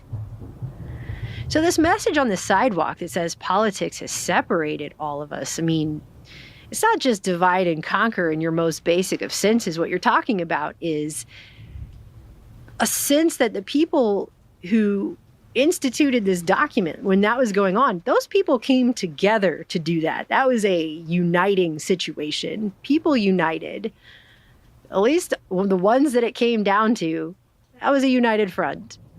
And as a people united, they said, you are not legitimate anymore, king. And we forget all the time because history is just not taught with very much passion as it should be. In fact, I have a history book over here that's a teacher's edition from the 60s. And it actually says in there that the whole main purpose of teaching history, that like first and foremost, is to, quote, create good citizens. So if that's really the truth, that it's supposed to create good citizens, then take a guess what is and is not going to be in there, right? It's kind of amazing they just admitted it like that. But anyway, it was amazing that people came together and had that idea at the time. It's very hard for us today to put our minds in the mindset of people that lived 250 years ago. It's hard to do. People at that time had always done it that way. So the king was just, that was the way things were done. You don't question the king. You just don't. The idea of questioning the king would not have come into most people's minds as an option to be exercised. The idea of no taxation without representation was not even a thing. That was not a thing. The idea of even saying that should be a thing was confusing to people in the British Parliament when it was brought up. Well, we don't have representation, so we don't consent to your taxation. It was not a thing. We're like, what? What are you even on about? We have no idea what you even mean by saying that because it wasn't a concept at the time. This was unheard of. These ideas that were for, being thought of and talked about and then eventually fought over. These were not concepts that people had, really, in that mass way enough to garner support for people to all stand behind it and say this is not the way things should be. And we're kind of seeing this again right now, actually, with the corporations and the DEI stuff that's going on right now. I mean, we kind of are seeing the same thing, where legitimacy is a big deal. And where does that come from? Anyway, politics has separated all of us. Government has failed. I mean, the government has failed. It failed. It has not done what it is supposed to do. And that's just the truth. And the motions that everything is going through right now is like watching a WWE match.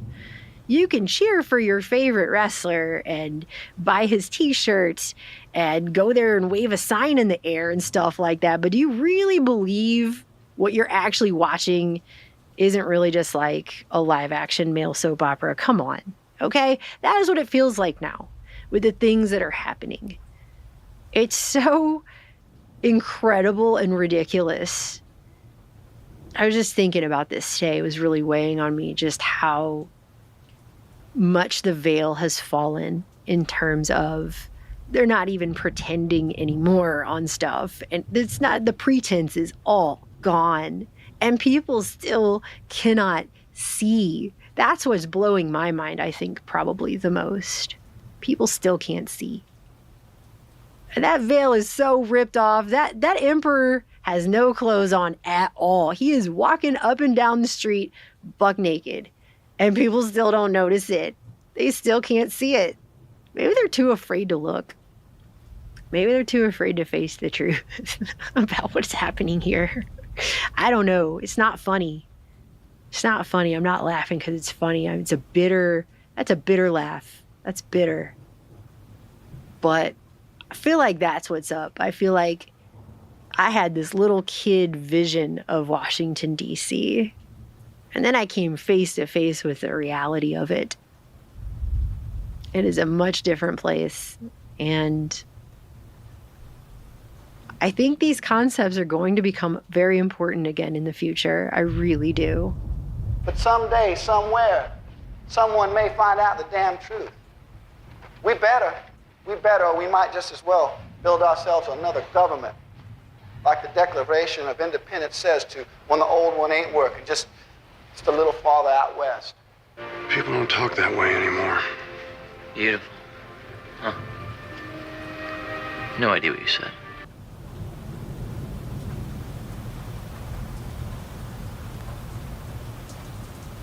I don't know why, I just felt like sharing that with you guys. I love you. I'll talk to you soon.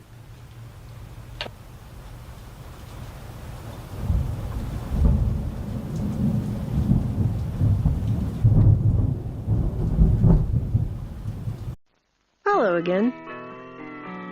For the record, this video is the second half of the point I began making in the last video.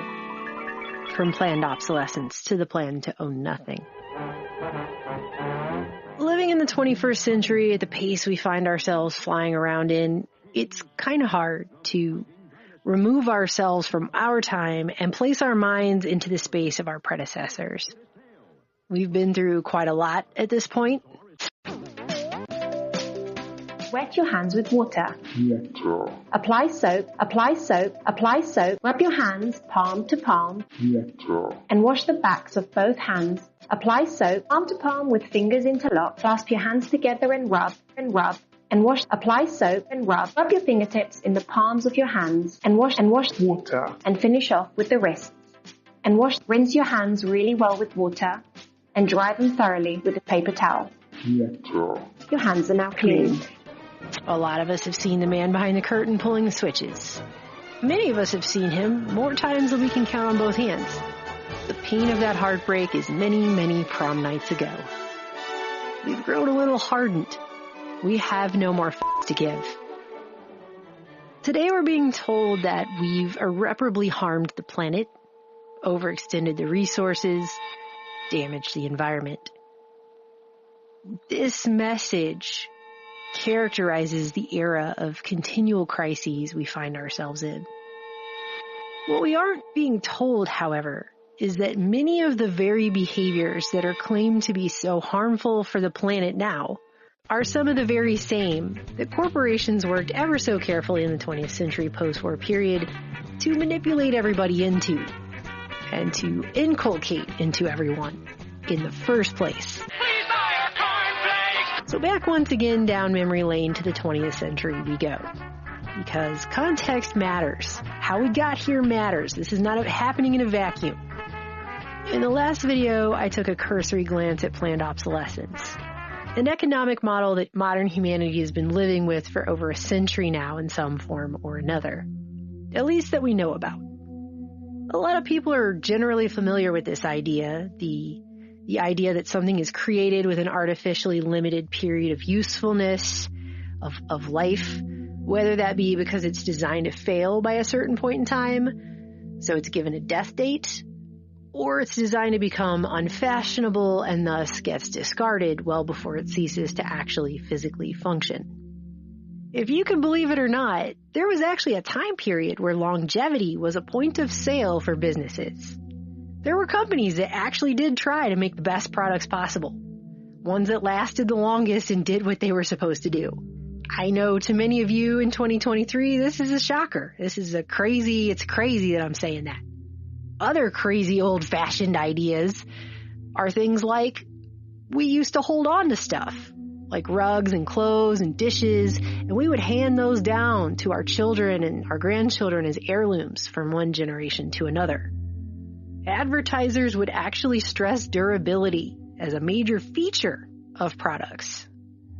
Lifetime guarantees were selling points. That was a thing. Obsolescence was not always a blatant part of the engineering and manufacturing process. But sometime after World War II, a time characterized by advertising volume increasing more rapidly than gross national product, the stance on obsolescence appears to have changed, and drastically. There's an obvious shift, and with that shift, a corporate re-education program of sorts that seems to have taken place in the population, which gained considerable traction, especially throughout the 50s and into the 60s. Actually training people, from the engineers designing it to the customers buying it, to justify, accept, and even expect obsolescence in the name of progress.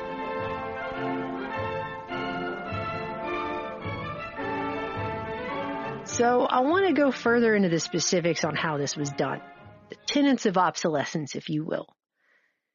And going into this, you have to remember that this period of time was characterized by television still being relatively new and a relatively new thing in homes.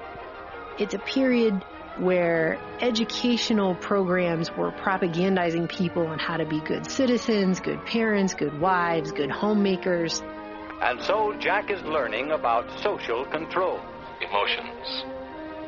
Now we all start with a primary set.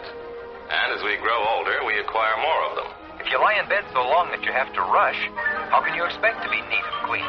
However, Trixie's been around, and when it comes to undressing, she should be able to show us a thing or two. This is a story about what to do on a date. Here's something else for your appearance. Eat a hearty, balanced breakfast. Inundating people with images about what a good home looked like and what that home needed to have in order to be considered a good home. Families in most cases depend upon a paycheck for the necessities of life. Which was lots and lots and lots of new stuff and all the time. Careful there. Well, how do you like that? Bouncing tumblers. Staged in dramatic or humorous fashion, scenes like this introduce new products of all kinds to the public and strongly influence purchasing trends. So let's take a look once again at Vance Packer's 1960 book, The Wastemakers. Number one, first and foremost, everyone needs to buy twice as much stuff. To end a glut in production, instead of just producing less because people didn't actually need it, corporations began promoting the idea of turning people into gluttons in the name of modern living. Packard writes, as the marketing experts groped for ways to keep sales soaring in the face of mounting saturation, one of the first thoughts that struck them was that each consumer should be induced to buy more of each product than he had been buying. This continued to the point that corporations started literally promoting the idea that people should buy 2 of everything, where 1 was previously all that was actually needed. Double fresh, double smooth.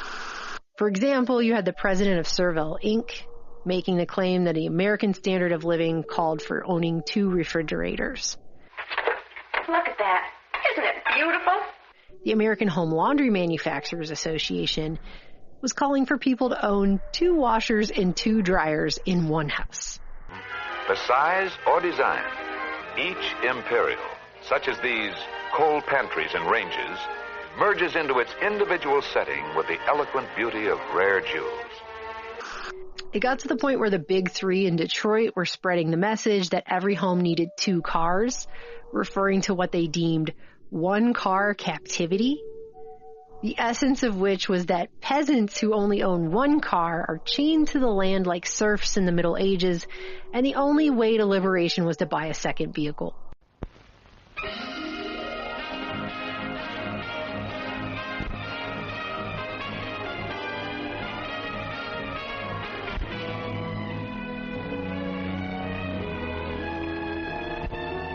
Boy, here's real emancipation from old-fashioned chores. That's the kind of emancipation any woman can understand. Well, what do you think of our complete home laundry? Great for you, but what about the rest of us peasants? We don't got it. We don't happen to have anything like this at home. And this just continued. What started with a 2 chickens in every pot mentality in the 1920s progressed to a post-war era where home builders were pushing the second home family, and that every family needed 2 homes to be truly fulfilled. We've looked at a couple of older houses, but that's no improvement. We've got an older house. But she's not in her private bedroom. She's renting a pod with a whole bunch of strangers. Think co-ed dorm life for adults. It's called PodShare. This was quickly echoed by every other company who stood to financially benefit. You know, everyone from building material suppliers to appliance manufacturers to the companies that make carpets and drapes, all salivating together over the fact that they were going to get people to fill up 2 fully equipped kitchens now and buy 2 television sets and 2 sets of living room furniture for 2 different living rooms, etc., etc., etc. If only there was some way of really selling George on the idea. The 5th freedom, maybe. Freedom from unnecessary drudgery. Number 2, a disposable life. The first trend of getting people to buy more stuff than they needed handily led to the second trend of people throwing away more stuff, and sooner. People were being taught to embrace this new concept of disposable living. Disposable everything. TV dinners that came in single-use aluminum trays. Food that was cooked in single-use throwaway plastic bags. This spurned on things like disposable razors, disposable diapers, disposable salt shakers. Even disposable camping equipment, like sleeping bags and tents. The 50s truly heralded the disposable era. Aluminum is everywhere. In the air, on the ground, and on the sea. And a big part of the new advertising relied on selling people the convenience of just throwing stuff away instead of reusing it or washing it or dealing with it. And all of this disposable packaging, mind you, came at a much steeper price. And at some points, according to Packard, the packaging actually cost customers 10 times as much as whatever product was inside of it. This is very much like Aldous Huxley's Brave New World, wherein the voices of sleep teachers adapt future demand to industrial supply by lulling citizens to sleep at night with lines like, "We always throw away old clothes. Ending is better than mending." Ending is better than mending. Ending is better than mending. Ending is better than mending. Ending is better than mending. Ending is better than mending. Ending is better than mending. Ending is better than mending. Ending is better than mending. Ending is better than mending. Ending is better than mending. Ending is better than mending. Ending is better than mending. Ending is better than mending. Ending is better than mending. Ending is better than mending. Throwing stuff away became so trendy that some companies in this country were even designing their products in order to trick people into accidentally throwing away what were otherwise perfectly good items just so they could sell more of them.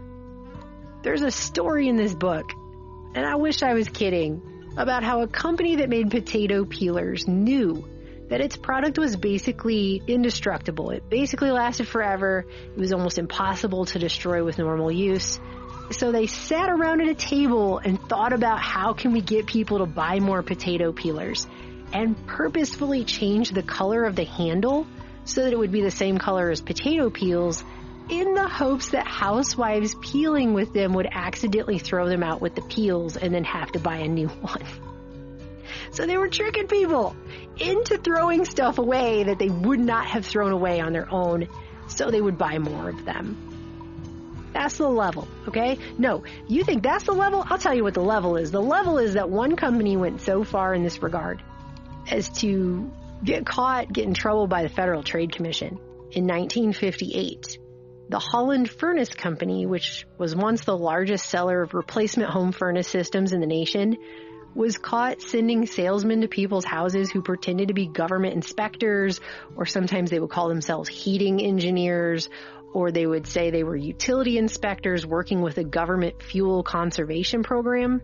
But in the end, they would gain access to a person's house through illegitimate means and then dismantle their furnaces without permission, and then refuse to reassemble the furnace under the claim that it was dangerous and might explode. And they were going around doing this all over the place. And the FTC found that a lot of these furnaces were actually fine. Or if something was wrong with it, whatever it was easily repairable. And they didn't really need to be replaced. But the Holland Furnace Company got a lot of furnace owners to discard what were otherwise perfectly good furnace systems under the belief that they were dangerous and might blow up. That's the level. So they got people to throw away whole furnace systems so they could replace them with new ones. By 1961, this company was barred from doing business in the state of Minnesota, which was the first time an out-of-state company had been ordered out of Minnesota in 50 years at that point. And Holland Furnace Company went out of business altogether not too many years after that. I think it was in 66. But that's the level, okay? The third tenet of obsolescence was to make stuff that sucks. So in the last video, I talked about the light bulb conspiracy, the purposeful shortening of how long light bulbs lasted in order to make more money selling them more often. But that's just the very tippy top of the iceberg on this whole thing. In the late 1930s, it came out during a U.S. government lawsuit that General Electric had purposefully shortened the life of its flashlight bulbs, making it so that they only lasted through 2 batteries instead of 3. And a memorandum showed that a company engineer was outlining a new idea to adjust it down so that they would only last for 1 battery. Quote, "If this is done, we estimate it will result in increasing our flashlight business 60%, he wrote. Gee, you think? In 1957, Home Furnishings Daily Journal reported that companies were watering down their products in all sorts of ways, from using cheaper materials outright, like thinner plastics, to just straight up reducing product sizes and not really widely letting people know that that's what was being done. And the journal concluded that in some cases, the high end of the line or highest price model of certain appliances ended up being no better quality-wise than the low end of appliances had been a few years earlier, by comparison. Some of these products, Packard notes, could have actually been made better at little to no expense to the company at all. So to upgrade the products to make them last longer would have cost nothing. But they simply just didn't want to, because then people wouldn't buy as much. Some corporations did get caught designing purposely crappy products, while others just openly and even proudly admitted that that's exactly what they were doing. An engineer at a prominent portable radio manufacturer defended his company's decision to design a radio that would not last more than 3 years. Instead of the 10 years, he admitted they could have built a radio to last 4. And it was explained that this was good because, according to this engineer, they needed more frequent repeat sales to get more cash more often in order for the company to develop better radios.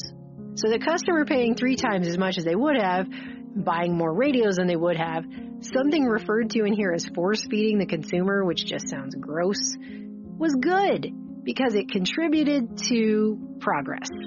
Although, it was really never made clear how any of that actually worked, considering the progress seemed to just be getting people to buy 3 times more radios at 3 times the cost. Not sure where the progress part actually was in terms of the radio itself.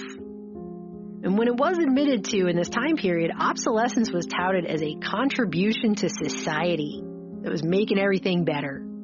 In 1956, Electrical Manufacturing stated, "The hard logic of our national economy would support the need for a broad policy of planned obsolescence in order to take the maximum advantage of our potential for productivity and technological progress." Basically advertising the purposeful design of products for a, quote, reasonably short lifespan.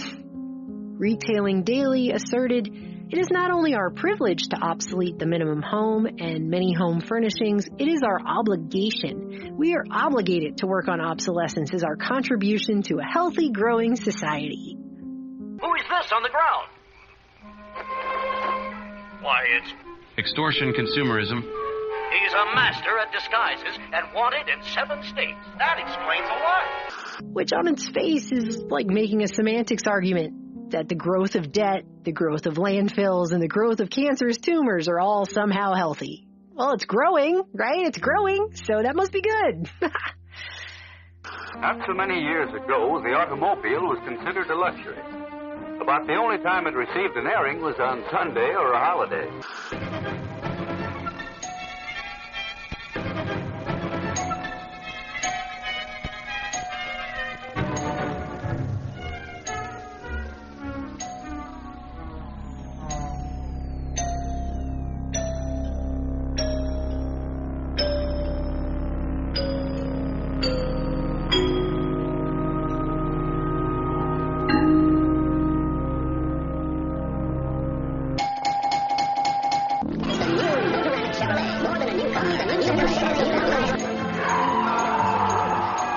And real quick, I just want to talk for a couple minutes on cars again, because what was done with cars in this time period was particularly insane, especially in terms of resources and the environment. And cars have a very special place in the post-war period of planned obsolescence, as virtually everything about cars began to get worse in the 1950s, and by purposeful design. The number of cars on our city streets offers proof that for millions of people, automotive transportation is almost as much a necessity as a house. And Packard, in his book, devotes multiple chapters to this, just to cars, because of how crazy it was. Again, that could be its own hour, just talking about what they did here, but I'm just going to try and sum a few things up so you get the idea. Advertising journal Tide reported that gas mileage dropped from 20 miles a gallon to 15 miles a gallon in the first 8 years of the 50s. Popular Science concluded that gas mileage had sagged down 14% below the 20-year average by 1958. The average motorist was buying 100 more gallons of gas per year. And for a number of years, Packard reports the American Petroleum Institute was urging motorists to throw away their dirty old sludge oil and put new motor oil in every 1,000 miles. Can you imagine getting your oil changed every 1,000 miles? That's what they were telling people they had to do. Multiple sources were reporting a sharp downward trend also on tire tread mileage in the 50s as well.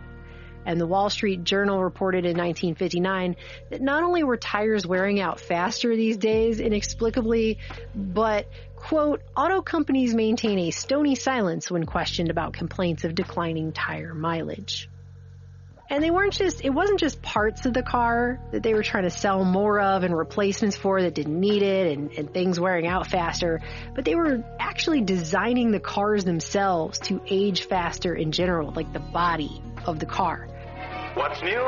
Everything. New show car styling. They were adding a lot more things made out of chrome that would rust.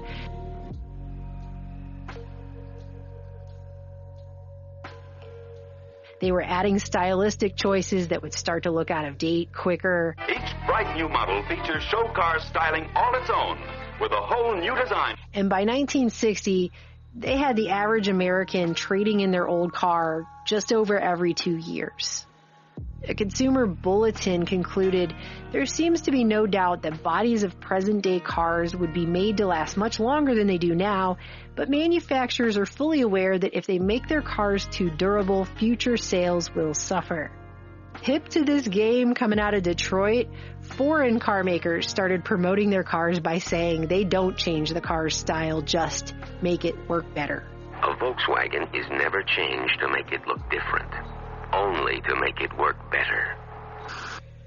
Economists were also scaring Americans that if they bought the cheaper foreign compact cars instead of these massive boats coming out of Detroit in the 50s, the nation's roads might suffer because better gas mileage would mean less overall revenues on taxes.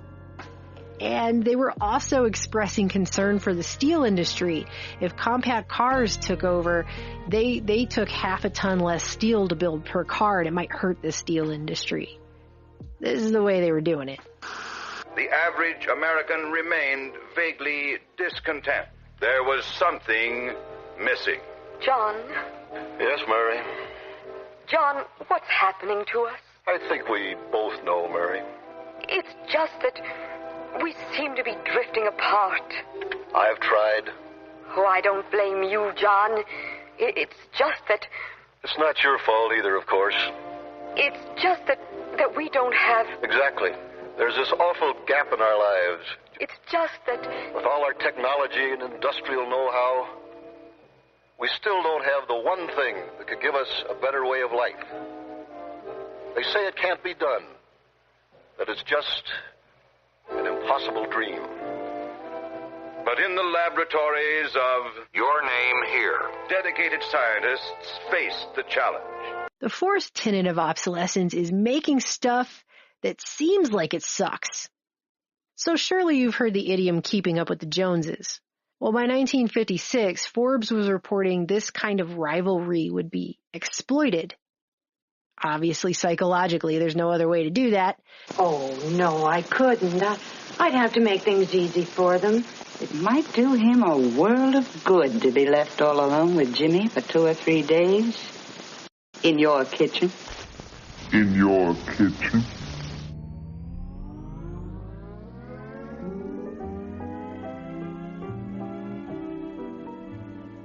By home appliance makers in an upcoming campaign to convince Americans they should replace refrigerators, ranges, and washing machines every year or two. By the way, did you know that this kitchen won an award from the Woman's Home Companion? Huh? And Frigidaire, which at the time was a division of General Motors, just by the way, openly announced its new sales campaign with the slogan, Planned Product Obsolescence. New fashion products which are bound to make old-fashioned everything that has gone before. Styling exciting to behold. A spine-tingling new concept. So this was even in the paper. The head of Frigidaire and a General Motors vice president out of Dayton, Ohio, confirmed, "We have committed ourselves to a program of planned product obsolescence." Translation: the company intends to introduce new styles and features every year to make owners of even late model appliances dissatisfied with what they have and eager to buy the newest ones available.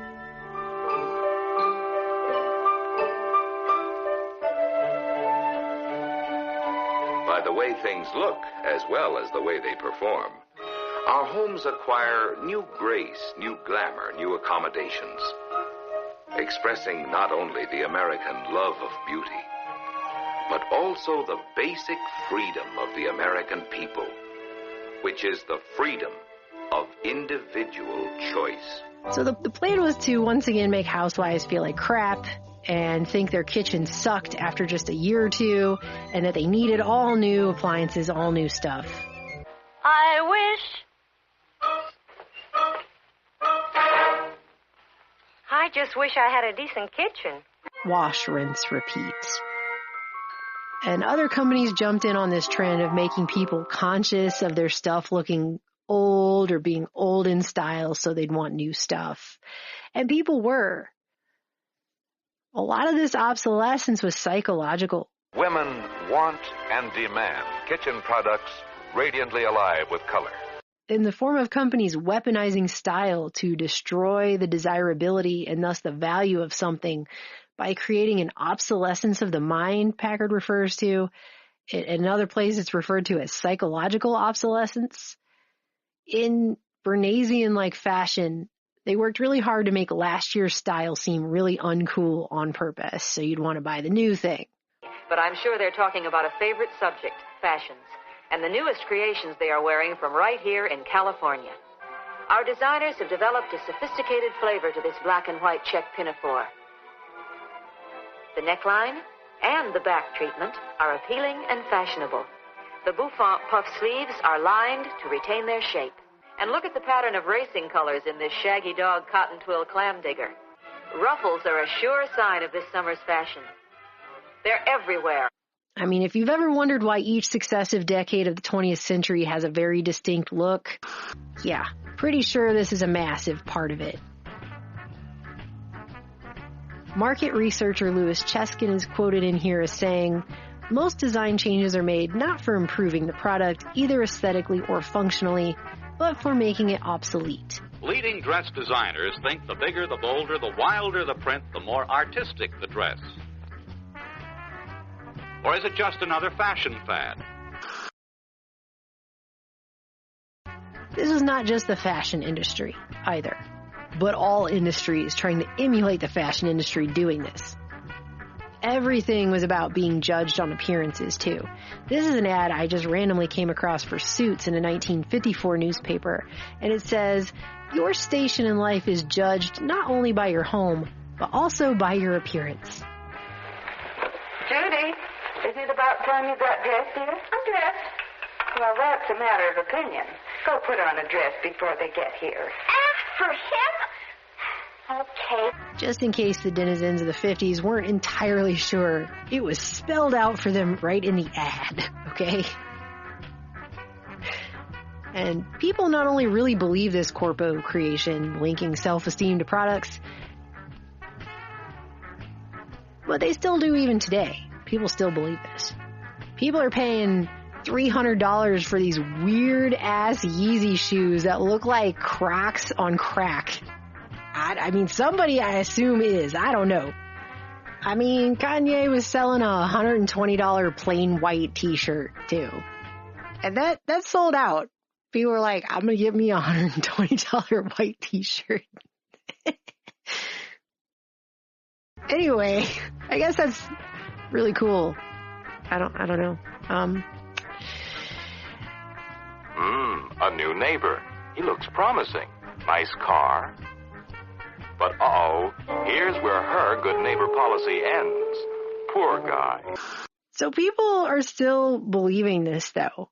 That's the point. I got judged. I got judged a few weeks ago by an elderly real estate agent on the fact that I have a ripped up couch in my living room that a cat destroyed a couple years ago that I haven't replaced because it's still mostly functional. And I just don't have money to throw at things like furniture right now. The cost of which I feel at this point is incredibly inflated and ridiculous. So I started sewing patches on it. Guess how much I care. So the 50s was a time of there being only 3 television stations, and I would say a lot more trust in what was being shown on those stations then than now, but people still believe a lot of what they're told now, so.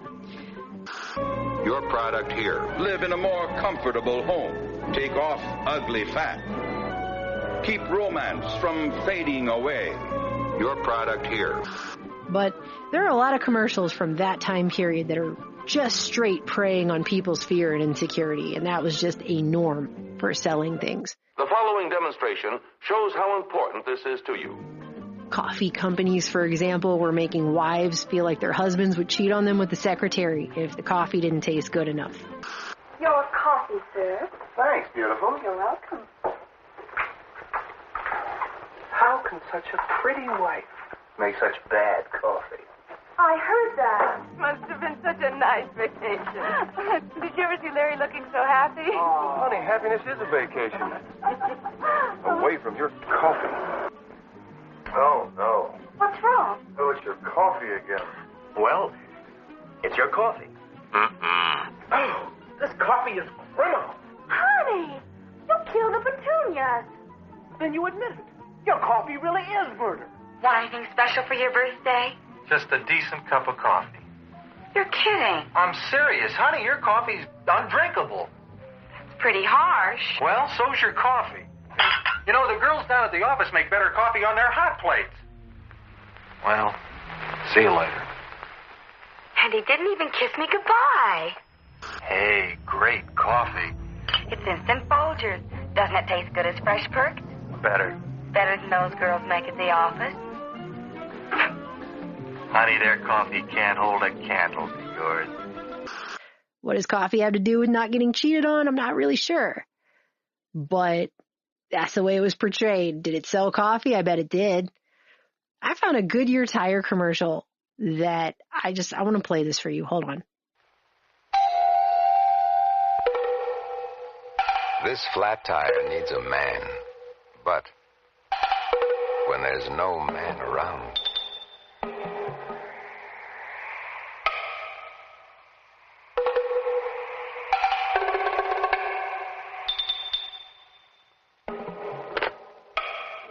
when there's no man around, Goodyear should be. Why? Kind of makes it seem like if you're a woman and you get a flat tire and there's not a man around to help you, bad things might happen to you. I mean, they even call the freaking thing lifeguard. Like, the tire itself is protecting your life. Not necessarily from flat tires or a possible blowout and car crash or anything, but what might happen to you as a woman who gets a flat tire and has to, like, go out for help by yourself in high heels at night without a man around. And there are so many examples like this. I could probably go on all day with that, but you get the point. And she spends money. In any case, our consumer is a real person.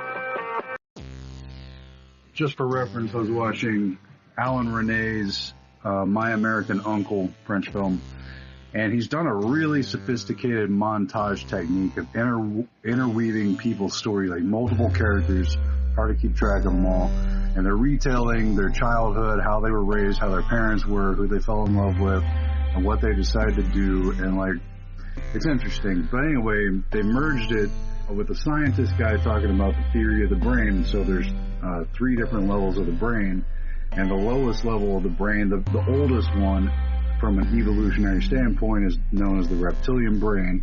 It's associated with your most basic needs. You know, everybody's got to eat. There's got to be sleep and rest. There's reproduction, and then there's fight or flight. The basic things, the kind of animalistic drives. But there's an interplay, like we never quite leave behind the basic drives. We continue as humans, no matter how sophisticated, educated, conscious, developed we get, we still deal with hunger, sex, food, sleep, and those type of things on a daily basis, on a continuing basis. Anyway, it's kind of a long story, but the play between us is very interesting. But he says, in terms of consciousness and memory, what makes up a brain, what makes up an individual's human experience is others. It's their experience with others. The traumatic moments, yes, but also all the little subtle details of falling in love and filling your memory banks with the first time, you know, you had that magical kiss and that sort of thing. Alan Rene, as a director, I think is speaking to what cinema can do and that sort of thing. But meanwhile, we're dealing with television, consumer goods, post-war industries. And what they've really done is tied the most basic reptilian brain that Rene's character calls consumption. The consumption is all your basic needs. They've tied that to the higher levels of consciousness, the aspiration towards dreams and what-if scenarios and appreciation for the higher. And they've merged them so that whereas a dream might drive your behavior, inspire you to do things to accomplish goals, they've tied them to the most basic needs, even though they're easily accomplished, so you can never have enough of the most basic needs. This episode is about Freud's American nephew, Edward Bernays. He showed American corporations for the first time how they could make people want things they didn't need by linking mass-produced goods to their unconscious desires. I wish I had a castle in the sky. They've caused people to feel like they never quite have enough and they always need more, and they've tied their dreams. You've got women in the 50s dancing around washing machines and in their finest dress in a dream state in that car with the person they might love driving on that hilltop. And sure, those are nice moments in reality when they happen. I wish my living room were all redone. New drapes, new rugs, oh, this is fun. You know, dancing around your washing machine. They settled the land. And they built great cities, monuments to their progress. Yet for all their vast achievements, something of their dreams still eluded them. But really, the dream represents something you can never quite fulfill. Even if you get that model, even if you get that washing machine, that car, that dress, even that man, this form of consumption tied to the dreams, exploited in advertising, makes people always feel like they have to have more. Consumption, a lacking sense of consumption, even when the basic needs are met. There's nothing inherently exciting about washing clothes. For about 6,000 years now, give or take a couple, we've faced the problem of covering our bodies with clothing. Even with the newest and most sophisticated, latest washing machine model. And yet,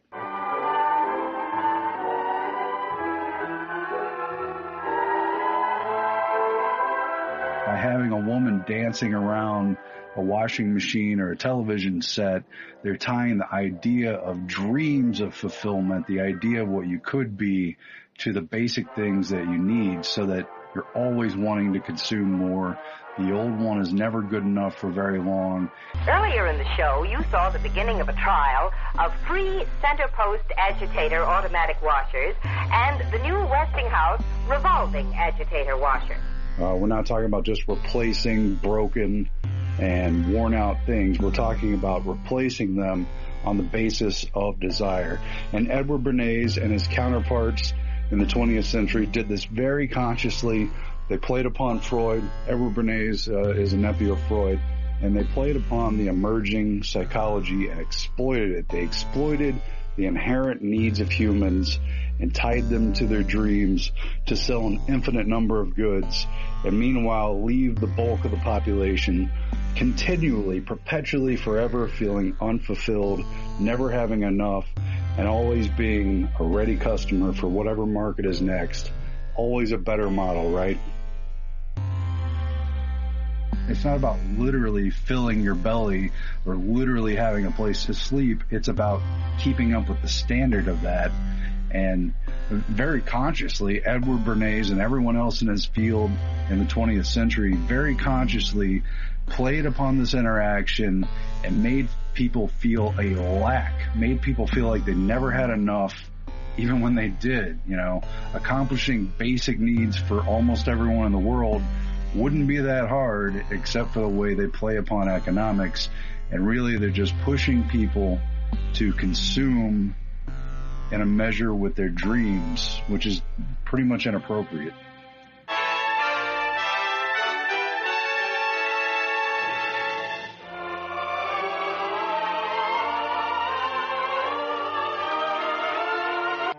Improved styling constantly adds to the ease and grace and gaiety of American living. the things we have in America are ever-changing. The studios and workshops of our stylists pour forth a never-ending flow of service and of artistry. Now let's see if our mystery ghost diver really... Weaponizing style to make things suck so you'll buy more. Well, they sure had everything figured out. It's one thing for engineers and corporations to give products death dates, to purposefully time things that last for only a short time, to break, to need more frequent maintenance and replacement. You bastards.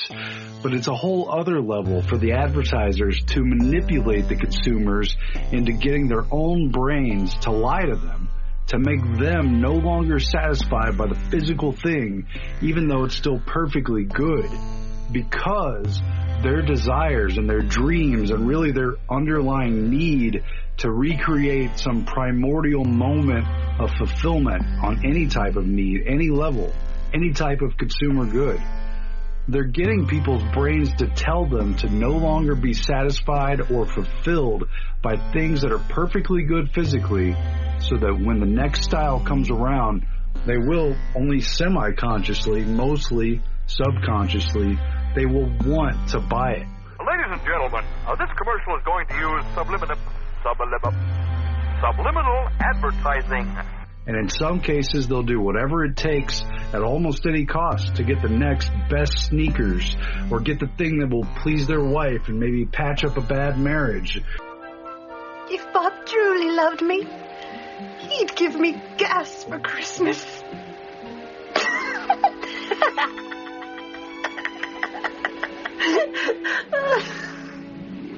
I laugh at my own jokes. It's so lame. And so forth and so on. That inner child may be trying to recreate that illusory feeling of safety and happiness, having mommy put him or her in that playpen when they were still just tiny, but only for a fleeting moment in time when happiness seemed tangible, even though it's always been elusive. Now's the time for you to buy the General Electric blender. The whole thing is sophisticated by playing upon what is primordial and basic. And in that sense, it's psychology that is weaponized against us to turn us into consumers, repeating base consumers who can never quite get out of the pit, out of the lower level of trying just to fulfill their basic needs, so they can never really focus on where we are or what we're trying to do or what our purpose is. It's sophisticated. It's weaponized. That invention is worth a fortune. Well, they sure had everything figured out. If we're trapped, as it were, in the consumer mode, always needing the next thing to achieve basic fulfillments of inherent needs, pleasure, escaping pain, maybe not even an actual reality, but just as a psychological suggestion that's been placed there. Now, where does that leave our potential to reach the higher states of human consciousness?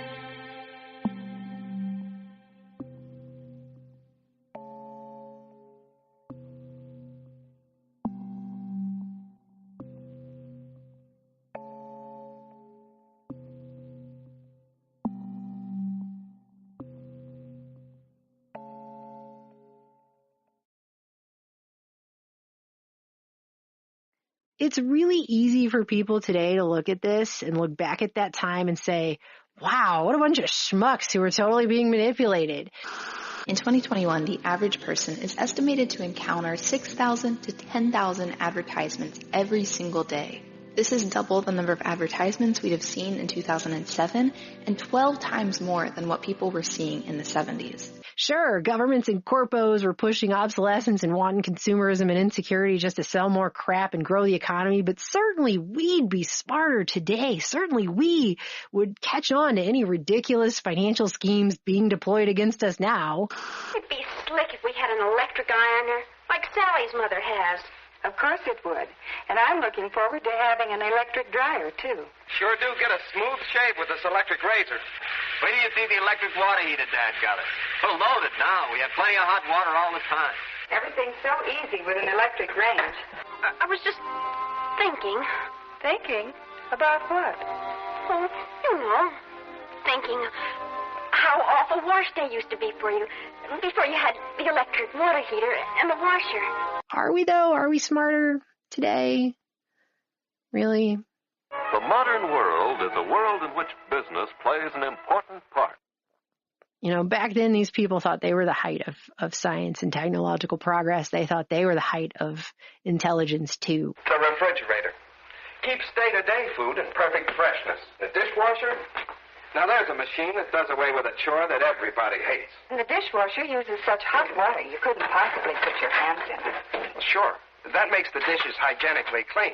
My, you certainly know all about dishwashers. Why don't you let me fix you some of this new Mococo drink? All natural cocoa beans from the upper slopes of Mountain Nicaragua. No artificial sweeteners. What the hell are you talking about?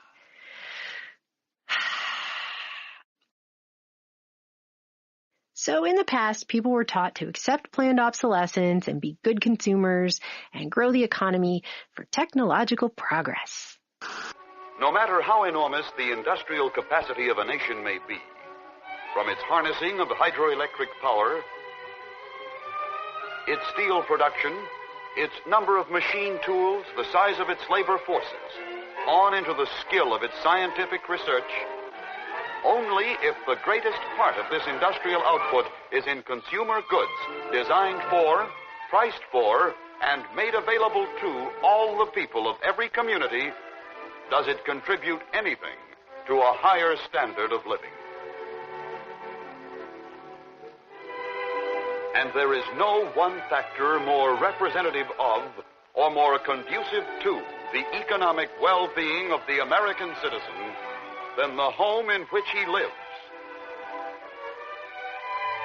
If everybody's raising living standards to the point where everybody's got a car and everybody's got air conditioning and everybody's got a big house, well, the planet will boil over.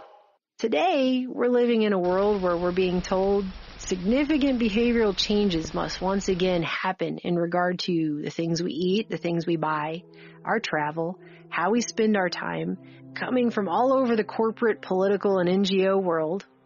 I mean, we get new recommendations for how to fix the problems caused in the 20th century by corporations all the time now. And most of them are on the individual. Here's one such thing. I just want to show you this because I thought this was particularly special.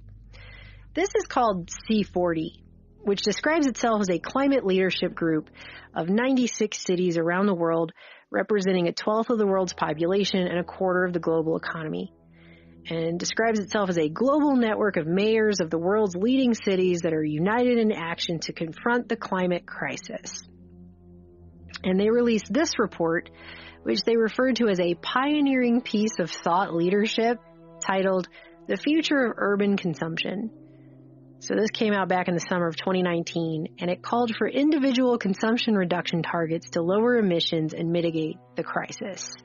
And they broke it down into 6 categories, which include reducing the number of new clothing items bought per person each year, shifting to a plant-based diet, drastically lowering or cutting out altogether meat and dairy consumption, reducing the number of flights each person takes, reducing car ownership, and then increasing car lifespans and material efficiency. But the reduction of car ownership is first. Increasing car lifespans and material efficiency is listed after that. Improving materials efficiency and the utilization of buildings, and optimizing the life of IT equipment. Some of these are merely problematic, but others of these are either impossible or just completely out of an individual's control altogether. And before I show you these targets, which they claim need to be met by the end of the present decade, by 2030 in these major cities, I want to point out this report openly states that they realize individual consumers cannot change the way the global economy operates.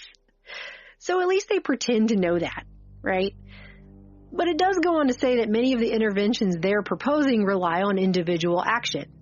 Why? Why is that? Why is it individual action and not corporate action? After all, it's not up to individuals how a car company decides to engineer the lifespans of the cars, or how efficient a tech company decides to make its products, or when it decides to roll out new products and obsolete the old ones, right? Those processes are all completely out of customer hands altogether. And just like everything, I think it's very interesting when you look at the C40, where is this at? C40, influencing the global agenda. I think it's interesting when you look at these kinds of things and you look at who's funding it. Because yes, it's things like Bloomberg and things like the German government and the UK government and Denmark and stuff like that. But you get down in here and you got lots of corporations that are on board with this and foundations that are part of corporations, and the Open Society Foundation, IKEA, L'Oreal, the Hewlett Foundation, FedEx and Google, and partnerships with the Clinton Foundation. It's all the same. It's always all the same, right? So you have companies getting on board with this. And they're going to tell you it's not their problem, it's yours. You individually need to fix some things. You need to make all these adjustments in your own life. Isn't it funny how when corporations get together, they decide it's all on us to change and fix everything? Not them. Not the way they do business, not what they're doing at all. So that's cool, I guess. And this report shows that there are 2 levels to these targets for consumption by 2030. They've got progressive targets and ambitious targets. It says the specific consumption interventions and targets have been developed through a dual process of desk research and engagement with subject matter specialists to validate assumptions. Isn't that nice? They got the subject matter specialists just hanging out, just ready to validate assumptions. Good. Beautiful. The ambitious targets for 2030 are no meat or dairy consumed by anyone. Then another steak that's certainly nice for family meals or when you're entertaining because it's a nice large size steak is this one, a flat bone sirloin. Now another steak that's delicious for broiling or for cooking outdoors is a beef ribeye steak. Now for economy, you might like to try a blade chuck steak. Earlier this year, the United Nations held a global conference on the benefits of eating insects, even suggesting it might be a good solution to world hunger. Here's a booklet entitled How to Buy Beef Steaks. I don't know why the United States doesn't eat insects when they're actually very healthy for you. Only 3 new clothing items per person per year. Down through the ages, women have paid meticulous attention to the matter of dressing. 1 short-haul return flight every 3 years per person. Jet speeds will help to accomplish one of man's long-sought goals, an easy interchange of peoples throughout the world. Transoceanic flights now become short hops. 6.5 magic hours to Europe. And nobody owns a personal vehicle at all. Even just the progressive target on cars would have less than 20% of the population owning a personal vehicle. Let me get that down. Which I live in Texas, and I just think is so weird, okay? Because Austin, Texas is one of these C40 cities. It's on this list. And I'm telling you, the public transportation in Austin is like a weird afterthought they just slapped in at some point because they had to. And we're just trying to get across town today here in Austin, Texas. And we've probably been in the car for, what, an hour? Yep. Just trying to get from one side of town to the other side of town. Just building everything up and up and up and condensing everything in and in and in so that people will stay where they're at and just walk around their general small area. They just put more and more stuff everywhere, more and more stores, more and more restaurants, more and more businesses. There's just all this stuff everywhere so that you'll just stay up in your giant tower there and hardly ever leave to go anywhere. And if you do, you'll be walking or riding a bike.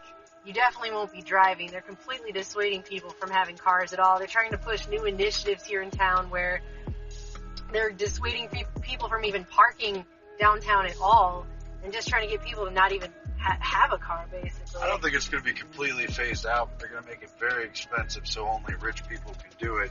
But they're doing it all across the country. If you look at America2050.org, which is the Rockefeller Foundation. We tried to get home from the airport in Austin using public transport a few years back just so we could compare it to Western Europe's system. And it took us 4 hours walking around with our luggage, hopping on multiple different bus lines, just so that we could get stranded in the middle of town because the train stopped running at like 7:30 p.m. on a weekday. The bus didn't go north far enough to help us. So it's kind of a joke to put this off on the average person who really doesn't have any choice in the matter if they need to get around for work and to live. All the major cities and metropolitan zones are putting twice as many people in all of them by that target year 2050, and so they're moving everyone in from suburban and rural areas. I don't think we're going to ever make it across town today. I don't even know why we tried to go anywhere. And that's the whole point. I don't think they want anybody to really go anywhere. But they are. To the point that it looks like the same graphic design artists who came up with the XR color scheme and design schema have come up with what is being called the Take the Jump Pledge, where they're trying to get people to pledge to do the things that were listed here. And they even promoted it in the mainstream media as well as 6 promises you can make to help reduce carbon emissions. So you can take one short haul flight every 3 years per person, right? But these same people who represent these different foundations and corporations that are funding the C40 cities, they're going to take one private jet flight every year to WEF so they can lecture us all about what we need to do to fix the environment.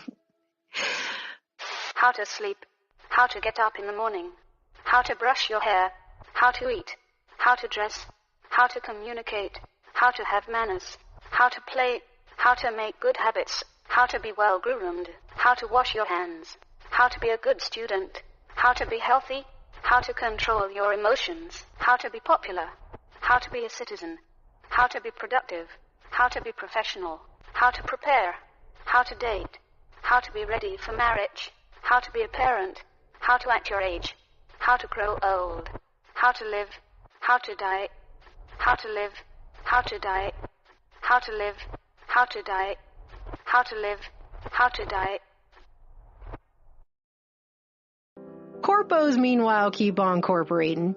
But the point I guess I'm trying to make by showing you all this is that generations past were literally trained by a combination of psychological tactics and modern advertising that they wouldn't have a fulfilled life or be good enough or whole without buying a bunch of stuff all the time. Your product here enables or helps him to enjoy healthful recreation, have well-trained, obedient pets, make friends, have leisure time for travel, grow bigger crops, get real smoking satisfaction, enjoy smoother shaves, strengthen our national defense. Modern humans trained for generations to look at what they have but only see what they lack. That to be alive in modern society is to lack and to need stuff. By satisfying people's inner selfish desires, one made them happy and thus docile. It was the start of the all-consuming self, which has come to dominate our world today. A mindset that puts us in a position of not being whole without corporations to give us the things that we need to be whole. Thanks to your name here, employment boom. Not only in the vast modern facilities of your name here, but in factories everywhere, geared to supply this vital new industry that is reshaping our economy and transforming the lives of millions.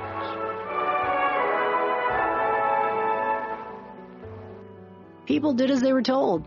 So many that we're now living in the actual fallout of that.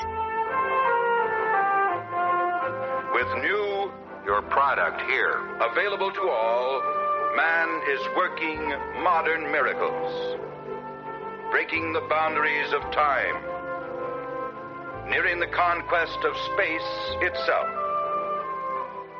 In countless ways, directly and indirectly, your product here serves the nation and its citizens, plays a vital role in helping every American to achieve a better way of life.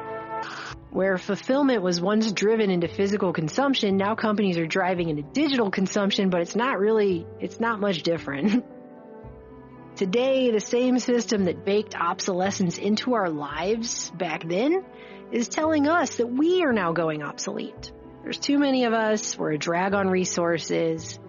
At the same moment they claim to be cracking the code to immortality, they're saying the average person should only live to the age of 75, while we have billionaires openly bragging that they'll be living more than twice as long. Like Sean Parker over here. But here's what Parker said. Quote, "Because I'm a billionaire, I'm going to have access to better health care, so I'm going to be like 160, and I'm going to be part of this, like, class of immortal overlords." If you were going to put a sentence in as an example of what arrogance is, this is perfect right here. This should be in there, under arrogance, because this is the most arrogant thing I've ever heard a person say with a straight face in front of other people. So that's what the real wealth gap is. It's not the superficial wealth. It's the ultimate logical conclusion of that wealth in relation to the steering of scientific research and technological progress, and the fact that by having so much money, people like Parker, who, by the way, at age 38, just so happens to be the founder and chair of the Parker Institute for Cancer Immunotherapy. I just can't imagine why. These people are saying that through technology, they will be able to live twice as long as everyone else, twice as long as the average pleb, referring to himself as joining a class of immortal overlords. I mean, just... The very behaviors bred into generations of us by corpos are the problem that needs to change. Not the way corporations do business, which is so obvious that even the World Economic Forum admits they're incentivized not to design anything for longevity. So all these businesses got together and they decided they'd rather do a subscription model economy of usership and constant never-ending debt that will cost the average person more money for the same stuff, instead of just making stuff that doesn't break and wind up in a landfill and require replacing as often in the first place. And they've shifted a lot of the blame and a lot of the burden for change on the individual, which is, at the same time, handily shifting it away from the corporations. Could it be because they, I don't know, represent corporations, these people that go to this? I mean, ding, ding, ding. It's a shocking concept, I know. Presenting King Ding, mighty ruler of the ding-a-ling world. What's this little guy doing? He's in King Ding's elevator and is riding up through the inner power plant. Now he's getting close to the head. He's there. He becomes King Ding's actual brain. And a $3 million TV campaign will introduce the world of the ding-a-lings for what it is. It's barely discussed how the economic model of planned obsolescence that's been in place for decades and was literally taught to generation after generation is still to this day contributing to resource exploitation in the name of profits over not just people, but freaking everything, okay? No, it's blamed on individuals, though. It's just individuals and population. It's anywhere but corporations. Just don't look there, all right? Sure, walk into any Walmart and right up front, you're instantly going to be looking at so much cheap, non-biodegradable, earth-hating plastic, your head will spin. But hey, they have sustainability summits and stuff, okay? So, you know. Who is that? This is the end of the mystery. Well, if it isn't our old friend... Before I get too far off on a side tangent, this green future, I mean, let's go ahead for the sake of a fun party game, and we'll just assume that everything we're being told can be taken at face value. Well, the purpose of a party is to have fun together. Which is a big if. Like the hugest if, probably, that's possible. Right now, about the transition that we're being told has to happen to save the planet, okay? The World Bank is claiming that the mining of minerals, something which has traditionally been a nightmare for the environment and all the living things in it, is going to have to increase by a whopping 500% by 2050 just to meet the growing demand for clean energy technologies. So, in other words, in the most basic of senses, we have to trust the same corpos whose prime directive is to make money for their shareholders first and foremost, The same corpos being fined millions of dollars even now for what could essentially be called obsolescence practices or straight up lying about greenwashing, which they've been caught doing. Even now, as they claim out of one side of their mouth they're going to go green and be all sustainable and stuff like that, we have to trust them to also be good stewards of the earth as we increase the mining of rare earth minerals and other minerals 500%. And that's going to be good for the earth now. Uh-oh. Well, you did it again. I mean, I'm sorry, but isn't that kind of schizo just on its face? Baby oil, for example. It is so pure and mild that during the infant period, it is often used instead of water for his bath. Who would think that from this crude oil, pure baby oil is refined? Why do I even have to ask that? Why do I even have to say that? It just sounds stupid coming out of my mouth. And while people are kept busy fighting amongst themselves, the people going to these WEF meetings, they might personally hate each other's guts for all I know, but they're all organizing together just fine, just coming together for their agenda, and they're not having a problem with that. And if anything proves that, it is how coordinated the last 3 years and the resultant wealth transfer to the top appeared to be. So, average people are getting poorer and sicker, and they're fighting amongst themselves about political carpet sides and culture wars and whatever else. But meanwhile, all these corporate representatives over here are flying private jets around lecturing everyone else on the environment, which got purposefully trashed in the 20th century by lying, devious corporations, okay? That is who did it. Not the person buying stuff who didn't realize they were being tricked into buying crap that was falling apart and made on purpose to go fill up a landfill somewhere.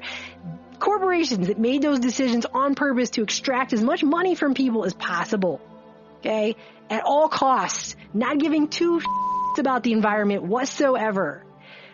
And now, corporate talking heads are coming together for global agendas that are being implemented top-down all over the world, and they're saying, hey, the burden is on the individual to change, not the corporations, not them, you. And back then, people thought keeping up with the Joneses and all the consumerism that came with it was somehow their own personal idea that they organically had themselves. That these ideas of what they needed to eat and buy and wear and what products they needed to live a good life came from their own brain. And certainly weren't being put there by aggressive marketing campaigns drenched in weaponized psychology to get desired behavioral and financial results, right? No. But certainly today, the people that are walking around parroting these talking points about how many people there are and how overpopulated everything is, and here's what we need to eat and buy and wear and what products we need to live a good life and do better, that's their own personal ideas, right? That they're organically having themselves right now, because those are entirely good for society and progress, and totally aren't being put there once again by the very entities that stand to benefit from them. Just like people in the 50s were made to believe that obsolescence was not only acceptable, but entirely good for society and progress too, by the very entities that stood to benefit from them. Gee, if only hypocrisy balanced the equation. The living symbol of our national heritage. A story in the great tradition of George Washington, Abraham Lincoln, Franklin D. Roosevelt, and the other heroic figures who, like your company president here, dedicated their lives to humanity, and whose contributions to the betterment of mankind will never be forgotten.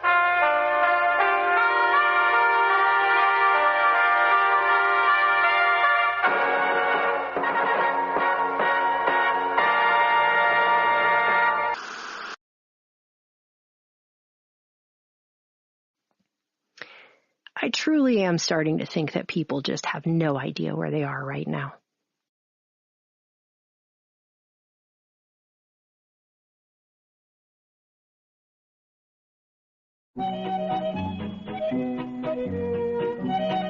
And now, a letter to the New World Order. Dear Adult Diaper Corpos, how are you? I'm sure the adult diaper biz is, as they say, booming. Well, I had a dream it was sagging. So your new team of TikTok-literate, cool-adjacent adults from the gen below mine concocted a brilliant plan that is so... Gen Z, phrase, here. It might even wake Sigmund Freud's nephew Edward Bernays' long-ago rotting corpse from the dead, just to get paid a few more sweet, sweet consultant dollars to approve it.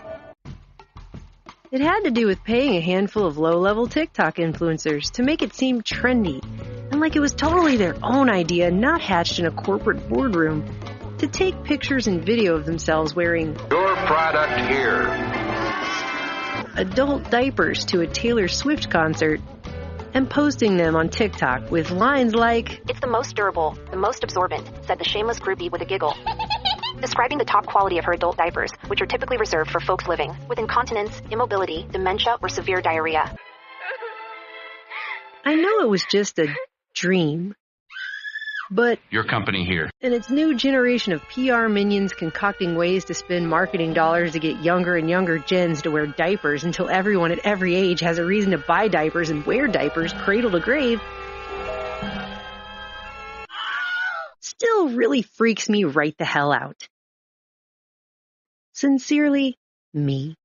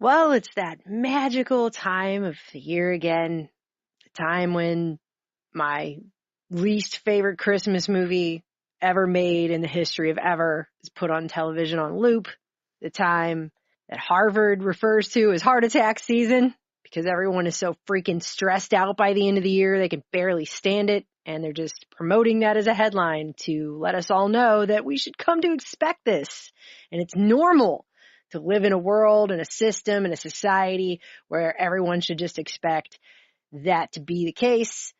And Congress once again tries to murder an entire forest worth of trees to print off 1,500 plus page continuing resolution bills to shove through who knows even what to fund the government for just a couple more, 3 more months, basically. Just 3 more months of funding for that government. Watch as hog carcasses are broken down into primal cuts. And Speaker Johnson, a man who was sadly born without a spine, apparently, very sad for him, had just got on saying back in September that there wouldn't be a Christmas omnibus bill. We have broken the Christmas omni. And I have no intention of going back to that terrible tradition. So there won't be a Christmas omnibus. As somebody asked me in the hallway a little while ago, will there be many buses? We don't want any buses. We're not going to do any buses, okay? And here it is. And by the way, it included adjustments to congressional salaries to reflect the cost of living changes, increasing their annual salaries from $174,000 to $243,300, giving themselves a $69,000 raise. What a tough vote when you could just pack everything else into that bill and also a raise on top of it. You're not allowed to just vote for your own raise. Got to vote for it all. So isn't that cool how that works? That's so amazing how awesome that is for them. I am so glad that the American people voted for them to represent the American people, and then they got in there and voted for themselves for a nearly $70,000 annual raise. Let's watch the development of the ham, one of the first meat cuts to receive attention. So glad, because they're doing such an awesome job. They really should be just giving themselves a raise equivalent to a whole salary for other people in this country. That's amazing. Who the hell even knows what's in there? They just try to shove that right through because they know everybody just wants to go home for Christmas. They know that's how it works. And they've been doing that now for over 100 freaking years. Okay? Just want to remind everybody, this is how we got the Federal Reserve. They just waited till it was right at the end there and shoved that thing right through. And The Nation actually wrote about this on New Year's Day, 1914. And this really sums up what they do every year. But this is how we got the Federal Reserve, and this is what they've been doing since. When the historian who leaves nothing out comes to write the full account of the passage of the currency bill, that's the Federal Reserve Act, he will not omit reference to the influence of the Christmas spirit. Congress was as eager as a small boy to get off for the holidays, and there stood the cruel resolution of the Democratic majority not to adjourn unless the bill was passed. This undoubtedly had the effect of hastening final action. The drawing near of the gracious Christmas tide seemed to calm the savage beast of the filibuster, and to still the passions of the makers of long speeches. It was rumored that Senator La Follette would insist upon speaking for 2 or 3 days. So they were threatening to talk for 2 or 3 days, keeping people there. And one can imagine the apprehensive looks that were cast in his direction. But he let his music die within him. Even he could hardly have faced the universal rage that would have fallen upon him if he had ruined the congressional vacation over the holidays. The whole thing was a wonderful demonstration of what Christmas can do in the sphere of legislation. It was the old miracle over again. No voice or hideous hum runs through the arched roof. Puke. I mean, this is so obvious that it's just beating a dead horse, but obviously government is meant to be out in the open, examined. Things are to be debated, the pros and cons weighed, and no is to be voted if things are unconstitutional, not good for the country. This is their bill.